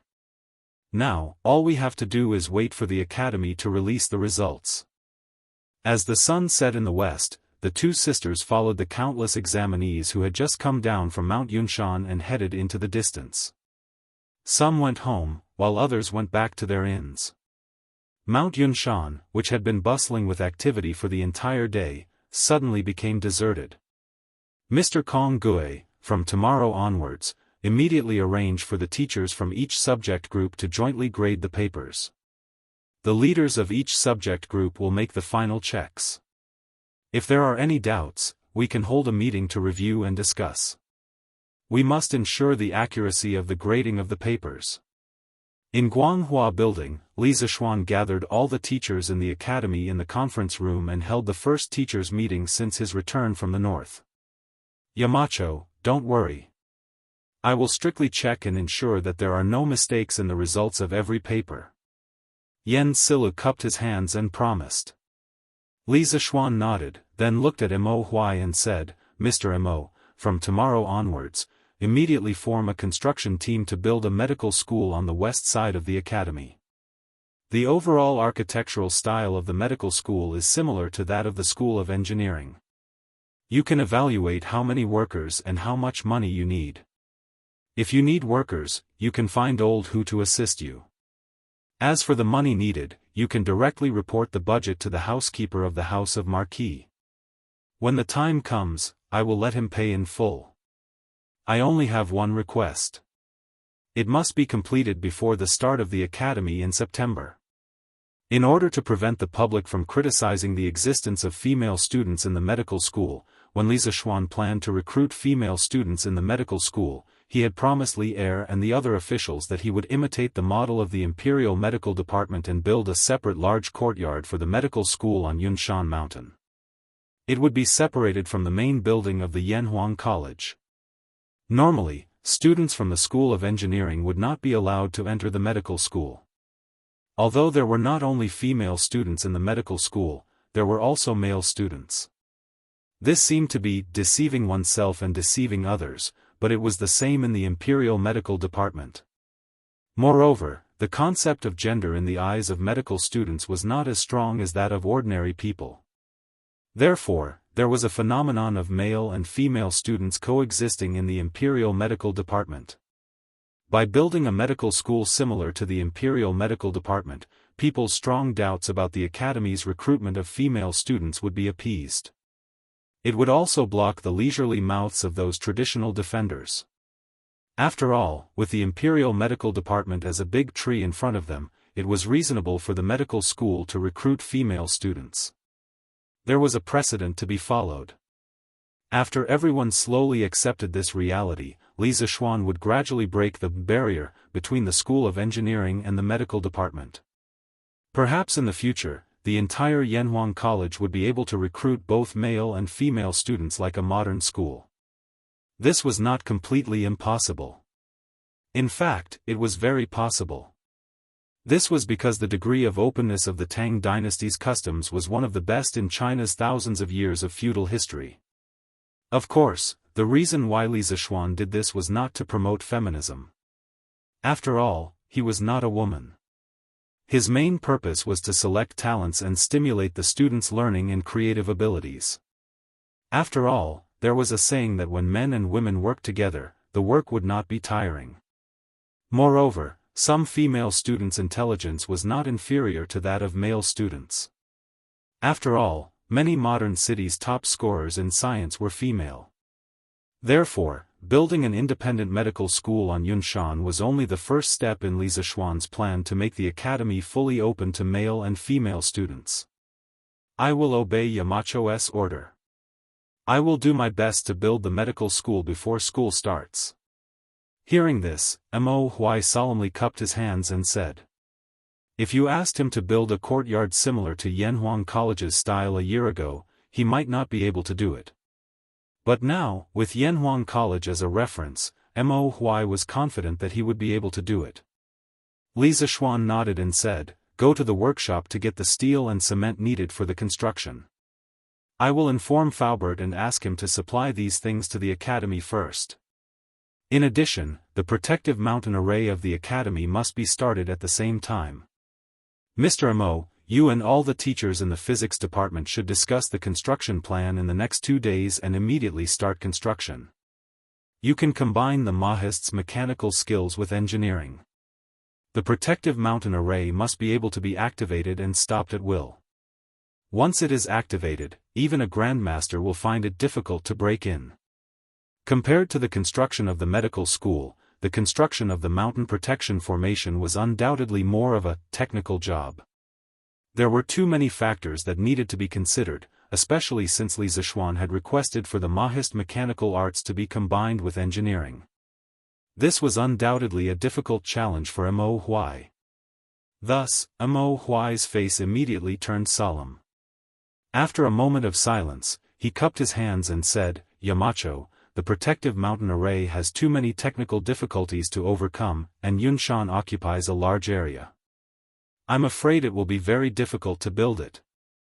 Although the Mahist is proficient in the construction of mechanisms, they know nothing about formations. I can only say that I will do my best."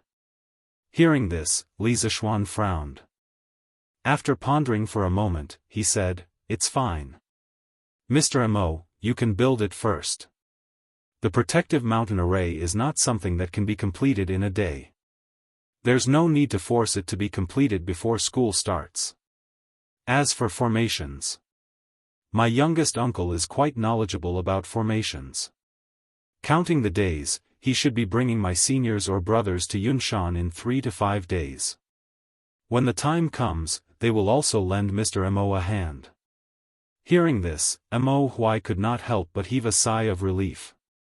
He nodded with a smile and said, "That's great. Then I can rest assured. In addition, I have already arranged for Mo Zhong to expand the scale of the guards for the academy. Mr. Mo, you will have to help check on this matter when the time comes. Although the martial arts of these people are important, it is more important that they remain loyal to the academy." After pondering for a moment, Li Zishuan said again. Mo Huai nodded and replied, "Yes. Yamacho." At this moment, Li Zishuan looked at the other teachers in the conference room. Now that the academy included the School of Engineering and the School of Medical Sciences, the number of teachers had increased once again. This originally spacious conference room actually seemed a little crowded now. After a pause, Li Zishuan said in a low voice, "In a few more days, I will be going to the Black Armored Army's barracks to serve as an adjutant." "What? Yamacho, you are leaving Yunshan again?" As soon as these words were spoken, everyone was shocked.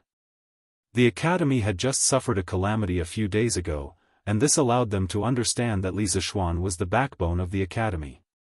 Now that Li Zishuan was actually about to leave, how could the teachers of the academy not be terrified? "Everyone, please calm down." Li Zishuan waved his hand, indicating for everyone to be quiet. Then, he continued. "The Black Armored Army's camp is in Jianghu, not far from the academy. If anything happens to the academy, I will return immediately. There will definitely not be a crisis like the last time. After I leave, all matters of the academy will be handed over to Teacher Wen Ji and Teacher Kong Gui to handle. Although the School of Medical Sciences has just been established, all management systems must follow those of the School of Engineering. If there is a shortage of teachers, Sun Daozhang can go ahead and recruit them. Money is not a problem. Teachers of the School of Engineering, first of all, you must do a good job in marking the entrance examinations. Second, as new students enter the School of Engineering, the School of Engineering will also need to recruit a new batch of teachers. The teachers who were originally in Year 1 will enter Year 2 with the original students after school reopens. Before school reopens, you must fully understand the teaching materials for Year 2. Otherwise, how can you teach the students? The newly recruited teachers must also make good use of the time to learn the teaching materials for Year 1. This will be arranged by Teacher Kong Gui. During the time that I am away, everyone must work together to run the academy well. If there is an emergency, immediately send a message to me through Qin K. I will be bringing a telegraph with me when I join the army this time. Chapter 1672. Yes, Yamacho. Yanhuang College, in the meeting room of Guanghua Building. After listening to Li Zishuan's earnest instructions, the students in the room cupped their hands and said in unison. Even though they were very unwilling to let Li Zishuan leave the academy at this time, they had to listen to Li Zishuan's instructions and arrangements. This was Li Zishuan's supreme prestige in the academy. Yamacho, how many students do the School of Engineering and the medical school need to enroll this time? After a moment of silence in the meeting room, Li Gang asked at this time. Although the old man had just recovered from a serious illness, he was too old after all.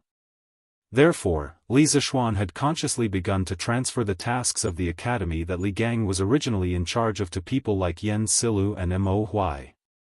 This was not seizing power, but he did not want the old man to be so tired at such an old age. Now, the old man was basically equivalent to a free man in the academy. He was not responsible for any management matters. He only came to the academy when he was bored at home or wanted to see the students in the academy. Although he was a free man, Li Gang's words still carried a lot of weight in the academy. No one dared to disobey him. At this time, when they heard Li Gang's question, all the gentlemen in the meeting room immediately looked over. Obviously, everyone present was very concerned about this issue. In fact, Li Zishuan had thought about the number of students the academy would enroll this year. Hearing this, he pondered for a moment and replied, the medical school will enroll 300 people this year. There are no restrictions on men and women. The top 600 will be based on results. As for the School of Engineering, it will be based on results. The final weighted average score will be above 70 points. There is no limit to the number of people. However, if the weighted average score of the moral character test is below 16 points, no matter how excellent the results of the other two exams are, they will not be admitted. There were 300 students in the medical school. This was already the result of Li Zishuan's restraint. Even so, this number had already caught up with the current number of students in the Imperial Medical Department. This was only the number of students in the first batch of medical school. When the new students enrolled next year, there would be even more students in Yanhuang College's medical school. Li Zishuan had no intention of fighting with the Imperial Physician Bureau for more students. He only wanted to train more doctors with excellent medical skills to promote medical progress in this era. After all, if there were more doctors, there wouldn't be a problem of difficult treatment. As for the Faculty of Technology, Li Zishuan had already seen the questions last night. He also felt that the mathematics questions were a little difficult. As long as the student's overall score was above 70, Li Zishuan felt that such a person was worth nurturing. As for the quota, he did not want to restrict it too much. As long as the student was outstanding enough, he would accept as many as he wanted. It was impossible for him to build the foundation of Tang Dynasty's industry alone.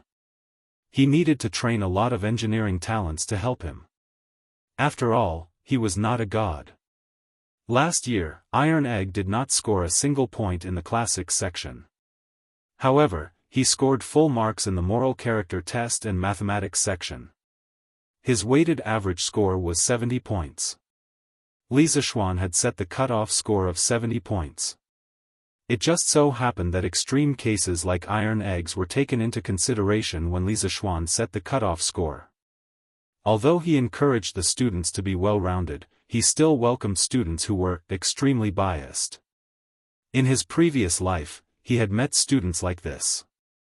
Their language scores were extremely poor, but their mathematics, physics, and chemistry scores were superb.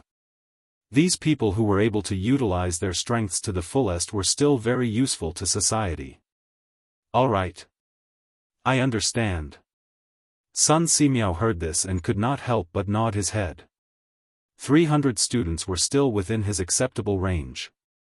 Su Hongji, on the other hand, had his doubts. He frowned and asked, Yamacho, what if there are too few students who score above 70 points in the end? This time, the School of Engineering's mathematics exam questions are too difficult. This might happen. Hearing this, Li Zishuan said in a deep voice, "It's better to have nothing than to have something substandard. 70 points is my bottom line. No matter how many students score above 70 points there are, we will only accept those who score above 70 points. I have seen the exam papers this time. Although the mathematics exam questions are a bit difficult, don't forget that the number of students this time is 3 times more than last year. Furthermore, the time they have to prepare for the exam is also several times more than last year's students. I believe that as long as they prepare for the exam seriously, 70 points will definitely not be a problem." Seeing Li Zishuan's unusually firm attitude, Su Hongji and the other teachers looked at each other and clasped their hands together. "Yes. Yamacho." Li Gang did not say anything from the beginning to the end. This was because he agreed with Li Zishuan's point of view that it was better to have nothing than to have something substandard. Oh, right. Li Zishuan suddenly remembered something. He quickly said to Sun Simiao, "Priest's son, this time, the medical school's enrollment quota will be increased by 1 person. It will be 301 people now." "Why is that so?" After hearing this, not only was Sun Simiao puzzled, but the rest of the people also looked at Li Zishuan suspiciously. They did not know what Li Zishuan was up to. Li Zishuan smiled mysteriously and said, "Hee. This is a heavenly secret. Do not reveal it. Just do as I say." Everyone was speechless, but they could only agree. When Li Zishuan saw that he had said everything that needed to be said, he announced the end of the meeting. After everyone had left, he slowly walked out of Guanghua Building alone and headed towards the field. As for why the medical school's enrollment quota had to be increased by 1, Li Zishuan naturally had his reasons. This was because in this medical school's enrollment exam, there was one person who cheated.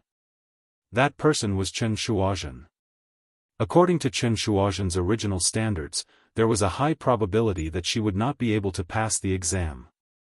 However, because of Li Zishuan's interference, Chen Shuozhen was likely to be one of the top candidates in this medical school's enrollment exam. This was equivalent to pushing out one of the top 300 candidates. For that unlucky person, this was naturally unfair. Although Li Zishuan had helped Chen Shuozhen cheat, it didn't mean that he approved of this method of cheating. On the contrary, in his previous life, he hated people who cheated the most, because this kind of person would cause all the hard work of the students to go down the drain. In the current medical school's enrollment exam, the student who was originally ranked 300 had become the victim of Chen Shuozhen's cheating. Therefore, Li Zishuan added another student to the medical school's enrollment quota. This could be considered to be the greatest degree of fairness for this enrollment exam, right? Li Zishuan strolled to the west field of the academy. Looking at the endless sunset in the sky, his heart suddenly calmed down. At this moment, the trivial matters of the academy, the country, and the world did not matter. In his eyes, there was only the blue sky above his head and the endless sunset. Li Zishuan sat down on the ground. Then, as if he was still not satisfied, he simply lay down on the grass and used his arms as a pillow. Just like that, he quietly looked at the sky. His mind was not thinking of anything. He was content and carefree. In fact, in many cases, it was a kind of happiness to have the opportunity to relax and stare blankly into space. This was especially so for Li Zishuan in this life. Since he stepped into Chang'an City last year, he was like a taut clockwork. If it was not for the honor of his family, it was for the livelihood of the people. He did not stop for a moment. Sometimes, he really wanted to let go of everything, but he was not willing to. It was funny to say that he was not willing to do nothing when he clearly had the ability to make the country he was in stronger. What is Yamacho thinking about? Unknowingly, an old man sat next to Li Zishuan. Hearing the voice, Li Zishuan turned his head and saw Li Gang sitting next to him, looking at him with a smile. Li Zishuan was shocked. With his martial arts realm, it was impossible for someone to walk next to him without him noticing. Moreover, Li Gang was not a martial arts master. He was just an old man in his 80s. It was even more impossible to reason with him without his ears. Maybe it's because my mind was wandering and I was too relaxed just now. After thinking about it, Li Zishuan could only attribute it to this reason. Teacher Wen Ji. After recovering from his thoughts, Li Zishuan sat up and quickly bowed to Li Gang. This old man saw Yamacho lying on the field in a daze, so I came to check on him. I unintentionally disturbed Yamacho's meditation. Please don't blame me. Li Gang said with a benevolent smile. Li Zishuan hurriedly said, "What meditation? Teacher Wen Ji must be joking. This kid was just imagining things." No. Li Gang shook his head seriously and said, "This old man can see that Yamacho is tired and wants to be alone in a quiet place to relax and find a moment of peace. But this old man disturbed his meditation. This is indeed this old man's fault." Li Zishuan's eyes narrowed. He did not expect that the tiredness hidden in the depths of his heart could not be hidden from the wise old man in front of him. Also, Li Gang had experienced ups and downs in his life. What kind of storms and waves had he not seen? It would be difficult to hide this matter from Li Gang's discerning eyes. Teacher Wen Ji must be joking. Li Zishuan forced a smile and bowed to Li Gang. Li Gang's turbid eyes could not help but reveal a touch of affection. He murmured, "Alas. Yamacho not only has the heavy responsibility of revitalizing engineering, but also the livelihood of the thousands of people in his fief. He also has to make the Tang Empire prosper day by day. If this old man was Yamacho's age and shouldered so many responsibilities, this old man would also feel tired." Li Gang's words had imperceptibly closed the distance between the two. Li Zishuan suddenly felt that the old man in front of him was incomparably amiable. He even had the impulse to put down his strong facade and cry out loud. Because the old man's words had simply touched the bottom of his heart. He was really tired, but he had never said it. Chapter 1673. Teacher Wen Ji, on the western field of Yanhuang College, Li Zishuan looked at the white-haired old man beside him. He wanted to say something, but he couldn't find the words. For a moment, he was speechless. At this moment, Li Gang could see far too many emotions in Li Zishuan's eyes. There was fatigue, desire, and a sliver of confusion. After a long silence, Li Gang slowly spoke. "Little Xian, if you're really tired, stay at the academy. If you manage Cloud Mountain well and nurture tens of thousands of engineering talents, our great Tang will still be able to sweep through the universe and dominate the world. Little Xian, although your intentions are good, there are times when you're in too much of a hurry. This is too heavy for you. Slow down a little, child." At this moment, Li Gang was not a teacher of the academy, but Li Zishuan's elder. Whether it was in his expression or in his words, there was no lack of concern for Li Zishuan. Li Zishuan's heart warmed at these words. The old teacher truly understood him, and he also understood the old teacher's meaning, but, no. I can't slow down. The times have changed. I can't stop. Li Zishuan understood Li Gang's good intentions, but he could only accept them. After a few moments of silence, Li Zishuan's eyes gradually became clear. He resolutely shook his head. When you're weak, there are many bad people. When they bully you, they don't even bother to say hello. When you become indestructible, your past sufferings will become dazzling medals, the most painful slap to the evil. If a weakling wants to rise in the darkness, the only way is to shine as brightly as possible. Although the great Tang is not weak, it is far from being strong enough to look down on the heroes of the world. This is especially true in the national war with the Turks in 2 months. The outcome is still unknown. Although I can't overturn the universe and change the situation by myself, I will do my best. All of this started because of me, so I can't slow down. Li Zishuan's words were profound and ethereal. At first glance, it might seem as if he didn't make sense, especially the last sentence, all of this started because of me, so I can't slow down. Although Li Gang didn't fully understand it, the old teacher didn't raise any questions. He seemed to vaguely understand Li Zishuan's current feelings. Teacher Wenji, on the western field of Yanhuang College, Li Zishuan looked at the white-haired old man beside him. He wanted to say something, but he couldn't find the words. For a moment, he was at a loss for words. At this moment, Li Gang could see far too many emotions in Li Zishuan's eyes. There was fatigue, desire, and a sliver of confusion. After a long silence, Li Gang slowly opened his mouth. Little Xian, if you're really tired, stay in the academy.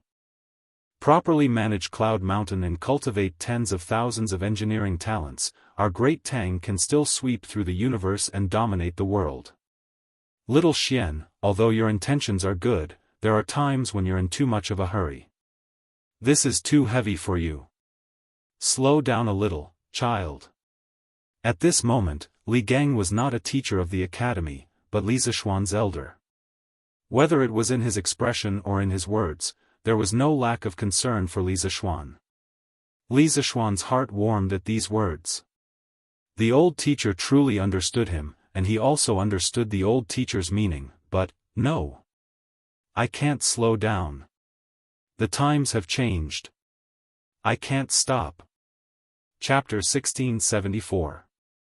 Lin Hao had been in seclusion for a few months to prepare for the academy's entrance exam.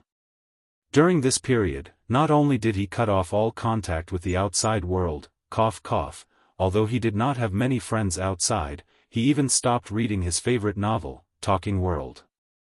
In these few months, he had devoted all his attention to preparing for the exam. Now that the exam was over, how could Lin Hao, who had been holding it in for so long, hold it in?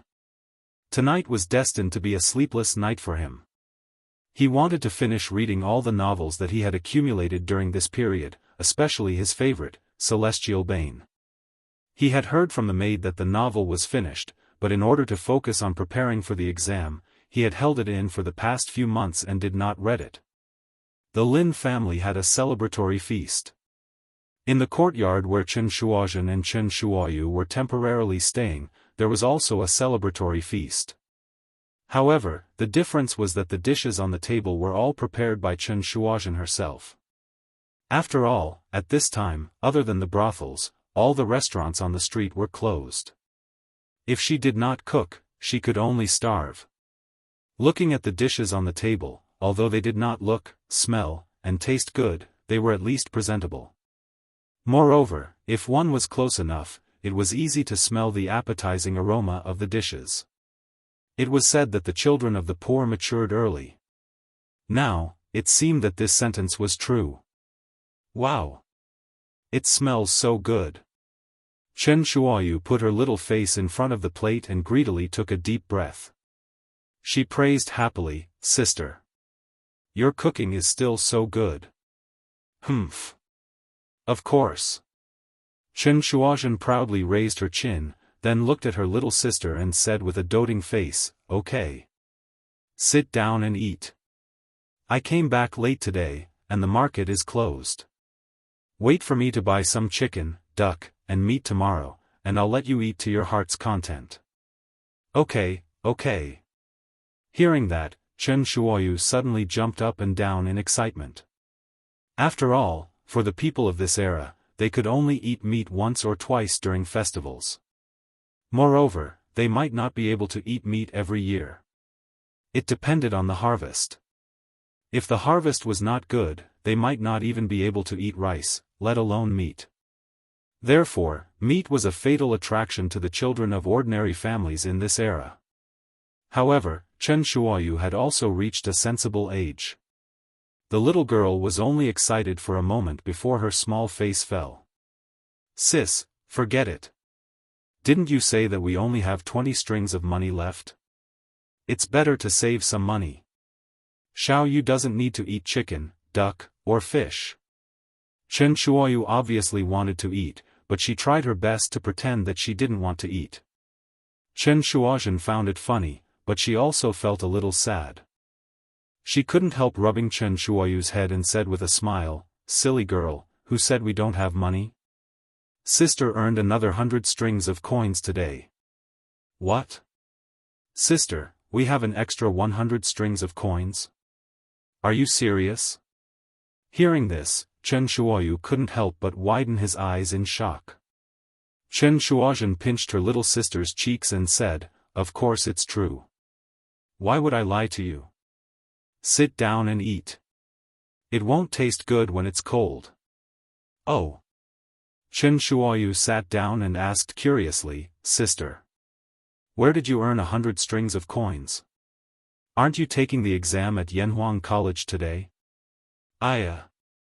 Why do you have so many questions? Eat. Can't such delicious food shut your mouth?" Chen Shuozhen didn't want her sister to come into contact with the complicated people and matters outside. Hearing this, she pretended to be angry and scolded. "Oh. I'll eat. I'll eat. Sister, don't be angry. Marquis, there's a letter from Qingzhou. Lantian County, Marquis Yong An's backyard." Li Zishuan had just returned to his room after dinner when Pang Feiji knocked on the door and whispered. A letter from Qingzhou?" Inside the room, Li Zishuan frowned. He quickly moved to the door and opened it quickly. He saw Pang Feiji outside the door, holding a letter above his head and said, "Yes. Marquis. It's an urgent letter from the former Qingzhou provincial governor's office. It just arrived in the county 15 minutes ago. I was worried that there might be an emergency, so I hurriedly sent it over. Sorry to disturb Marquis' rest, please." I know what you mean. There's no need to say more. You're doing the right thing." Without waiting for Pang Feiji to finish speaking, Li Zishuan patted the latter's shoulder and interrupted him. As he spoke, he had already taken the letter from Pang Feiji's hands. He didn't deliberately avoid it. He directly opened the letter in front of Pang Feiji. Under the light in the room, Li Zishuan read the contents of the letter with unusual seriousness. After a long time, Li Zishuan kept the letter and looked at Pang Feiji expressionlessly. "All right. There's nothing for you to do now. You've been in the north for so long. It's time for you to accompany your family. Go back quickly." Pang Feiji looked touched.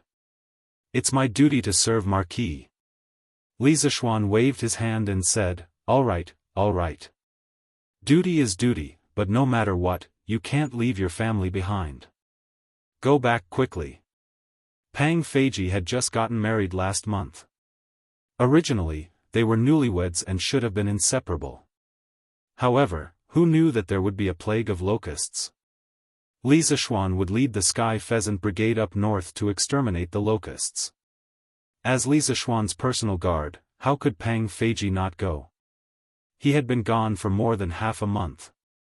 Now that he was finally back, logically speaking, he should go back to accompany his wife and family. Li Zishuan, who still had some modern thinking in his bones, was very humane when it came to the management of his subordinates. Seeing that Li Zishuan's attitude was firm, Pang Feiji finally didn't insist. He clasped his fist and said, "Thank you, Marquis. I'll take my leave." After saying that, Pang Feiji clasped his fist and left. Li Zishuan closed the door and turned to walk into the house. "Husband, did something happen again?" Han Yushi came over and hurriedly asked. Just now, she had heard the conversation between Li Zishuan and Pang Feiji at the door. However, hearing was one thing. She wouldn't interrupt. At this time, there were only the two of them in the room. Only then did she ask. Li Zishuan pretended to be relaxed and laughed, "Haha. Nothing big. Wife, let's rest." Han Yushi looked at Li Zishuan suspiciously. She always felt that things weren't as simple as Li Zishuan said. However, with her understanding of Li Zishuan, if Li Zishuan didn't want to say something, it would be useless even if she asked more. Therefore, she could only suppress the doubts in her heart and nodded, okay. After saying that, she turned to tidy up the bed. At this time, Li Zishuan secretly sighed. Naturally, things weren't as simple as he said. Otherwise, the people in Qingzhou wouldn't have rushed over 800 miles to send a letter. However, what was the use of saying such things? It would only increase the worry of one person. There were changes in Qingzhou. Chapter 1675. The Heavenly Dragon sect's chaos has wreaked havoc in the capital. However, Qingzhou is the birthplace of the Heavenly Dragon sect. Although the head of the Heavenly Dragon sect has been executed, the remnants of the Heavenly Dragon sect in Qingzhou are still rampant. Coincidentally, the original provincial governor Zheng Qingsong has been detained and returned to the capital. Without a leader, the remnants of the Heavenly Dragon sect have become increasingly active, waiting for opportunities to wreak havoc. They have repeatedly attacked traveling merchants, causing the businesses of Qingzhou to wither and the people of Qingzhou to panic. I, Lu Ming, earnestly request that Marquis come to Qingzhou as soon as possible to preside over the overall situation, or allow me to act at my discretion and mobilize the power of the provincial government to maintain the law and order of Qingzhou. Otherwise, in the long run, Qingzhou is bound to erupt in civil unrest. I hope that Marquis will make a decision soon. Respectfully, the original provincial governor of Qingzhou, Lu Ming. Early the next morning, Li Zishuan arrived at the academy. He had someone invite Ma Zhou, who was marking exam papers, into his office and handed the secret letter he had received last night to Ma Zhou. After reading it carefully, Ma Zhou exclaimed in surprise. Yamacho, this is a secret letter from the provincial governor of Qingzhou? It seems that there are undercurrents in Qingzhou now. Humph. It's the original provincial governor of Qingzhou. It's not like that anymore. Li Zishuan snorted with an expressionless face. A few days ago, the Heavenly Dragon sect had rebelled and the Heavenly Dragon army had besieged Jianghu city, causing no small amount of trouble for the imperial court. If not for Li Zishuan single-handedly turning the tide, the Heavenly Dragon sect really could have directly overturned the country. After the incident, not only did Li Er heavily reward Li Zishuan, granting him a piece of land in Green Province, he also dismissed the provincial governor of Green Province, Zheng Qingsong. Because the Heavenly Dragon sect had risen in Green Province, no matter what, Zheng Qingsong, as the provincial governor of Green Province, had an undeniable responsibility. As for the other officials in Qingzhou, Li Er did not directly implicate them on a large scale. Firstly, there was no need. Secondly, this move could easily cause a commotion in Qingzhou's officialdom, especially now that Qingzhou did not have a person with enough authority to hold down the fort. Thirdly, Li Er had actually given this part of the work to Li Zishuan. After Li Zishuan gained control of Qingzhou, he would then settle accounts with some officials. Those who should be dismissed would be dismissed, and those who should be punished would be punished. Therefore, all the officials in Qingzhou, regardless of rank, were temporarily in a state of acting as their position. They had not been dismissed by the imperial edict, but once Li Zishuan had evidence, they could be dismissed or punished at any time. Therefore, it wasn't wrong for Lu Ming to be called the former governor of Qing province. Brother Ma, what do you think of this letter? After a moment of silence, Li Zishuan opened his mouth and asked again. This form of address was also very particular. Li Zishuan called Ma Zhou Brother Ma and not Mr. Ma. This meant that he and Ma Zhou were not discussing official matters of the academy, but personal matters. Speaking of which, when Li Zishuan first interacted with Ma Zhou last year, he also called Ma Zhou Brother Ma. Marquis, in my humble opinion, the content in this letter is 70% true. Ma Zhou pondered for a moment and slowly answered. He was indeed smart and immediately caught the difference in Li Zishuan's form of address.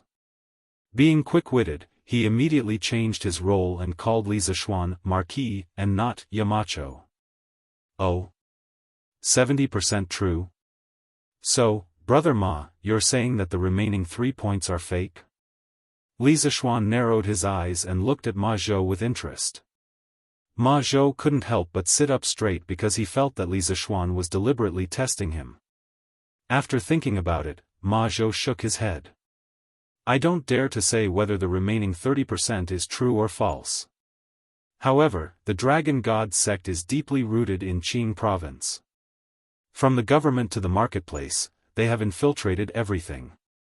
Since the former governor of Qing province, Zheng Qingsong, was in cahoots with the Dragon God sect, I don't believe that Lu Ming, as the governor of Qing province, is innocent. Clap, clap, clap. Not only do you not believe it, I don't believe it either. And I don't believe any of the officials in Qing province. Li Zishuan looked at Ma Zhou with admiration, then clapped his hands and laughed. Ma Zhou was shocked. Marquis, what do you mean by that? Li Zishuan smiled and said coldly, Brother Ma, in your opinion, if Lu Ming is hiding something from me, what is his intention? Ma Zhou frowned when he heard this. He turned his gaze to the letter on the table beside him and carefully read the contents of the letter twice. Suddenly, he seemed to have discovered something. He couldn't help but widen his eyes and say in shock, What's the matter? Military power? Could it be that Lu Ming's goal is to seize military power from you, Marquis? There was a sentence in the letter that said, or allow me to act at my discretion and mobilize the military power of the state government to maintain the law and order of Qing province. That was why Ma Zhou had such an idea. That's right. Li Zishuan's eyes narrowed and said in a deep voice, the Dragon sect has been operating in Qing province for many years, but the local government has turned a blind eye to it. It's hard to guarantee that they haven't received benefits from the Dragon sect. The original provincial governor of Qing province has been removed from his post and sent back to the capital. The Qing province officialdom is indeed without a leader and everyone is in a state of panic. Although His Majesty has ordered me to take over the position of provincial governor of Qing province, the imperial edict clearly states that it is only a remote command and not a post in Qing province. Because compared to Qing province, the war between the Great Tang and the Turks in a few months is undoubtedly more important. There are too many matters in the capital and I can't leave. I don't believe that Lu Ming doesn't know this. But he clearly knows that I can't leave, yet he still sent me such a letter. This means that he does have delusional thoughts about the military power of Qing province. Because at this time, those officials with ulterior motives are worried that I will purge the officialdom after taking over Qing province. Some of them have chosen to resign themselves to fate while others have chosen to take the initiative, such as Lu Ming. As the provincial governor of Qing province, he must have deep connections in Qing province. If he controls the military power, the entire Qing province is likely to be under his control. At that time, even if I personally go to Qing province and have evidence of him colluding with the Dragon sect, I'm afraid that I won't be able to do anything to him. From the moment he received the secret letter last night, Li Zishuan had been calculating the situation in Qing province. As the saying goes, the officialdom is like a battlefield. He couldn't be careless. If he thought that he could look down on the heroes of the world just because he was a transmigrator, then he definitely wouldn't have lived until now. Li Zishuan had never dared to underestimate the wisdom of the ancients. Hearing Li Zishuan's words, Ma Zhou's face gradually became serious. He pondered for a moment and said seriously, Marquis' speculation is reasonable and not impossible. Moreover, according to what the Marquis had said, the matter of the remnants of the Heavenly Dragon sect repeatedly attacking the merchants mentioned in Lu Ming's letter was either false, or he could have arranged it to create chaos in order to steal military power. From this, it seems that Qing province is indeed extremely dangerous. However, His Majesty has entrusted Marquis with an important task. At such a critical time, Marquis simply doesn't have time to go to Qing province. What should we do? At this point, Ma Zhou's expression became awkward. This matter made him feel that it was a thorny problem. Li Zishuan looked at Ma Zhou and asked seriously, Brother Ma, do you still remember your dream? Chapter 1676. Ma Zhou used to be a teaching assistant in Buzhou, but he was reprimanded by the provincial governor of Buzhou because of his drunkenness. The prideful Ma Zhou immediately lost his face and quit in a fit of anger. He simply packed his luggage and embarked on his journey to the capital to find a way to make a living. When Ma Zhou first arrived in Chang'an, it could be said that he was in the dark. Seeing that he was about to run out of money and unable to find a way to make a living, a cultured person like him would have to beg for food. Who knew that coincidentally, Datong Daily's editorial department was recruiting scholars to write news articles? Ma Zhou, a fine steed, met his first talent scout in his life. The articles he wrote in Datong Daily often caused a sensation in the literary circle.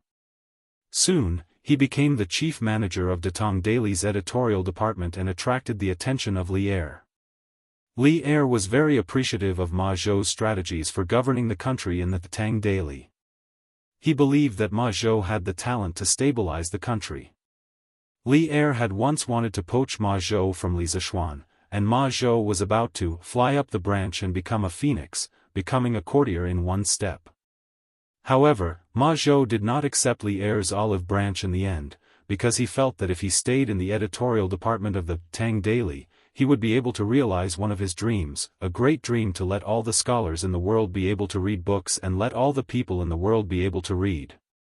Later, with Li Zishuan's improvement of papermaking, the introduction of movable type printing, and the compilation of Datong Dictionary, the price of books that were originally incomparably expensive in Datong's market finally dropped. Those scholars who came from poor families could finally afford to buy books. Moreover, with the Datong Dictionary, even if ordinary people did not have the money to pay for their tuition or find a teacher, they could still rely on the Hanyu Pinyin logo in the Datong Dictionary to recognize most of the words. It could be said that when the Datong Dictionary was published in June or July last year, Ma Zhou's dream was actually almost fulfilled. At that time, he could actually leave Datong Daily's editorial department and pursue the official career that all scholars dreamed of.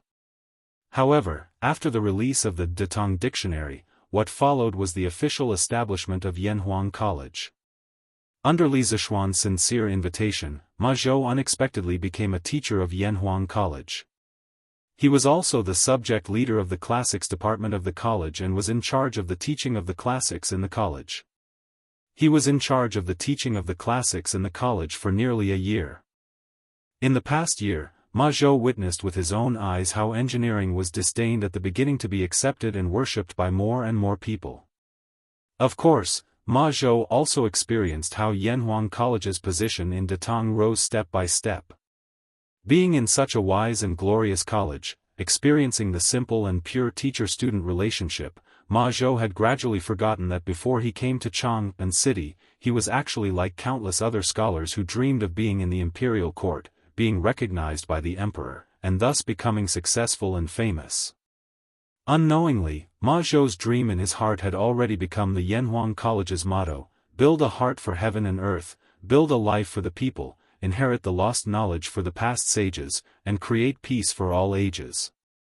It had already become Li Zishuan's earth-shattering cry at the college's opening ceremony last year: as long as Yanhuang does not die, the Han family will not perish, blood inscribed on the golden dagger axe, blood will never stop flowing.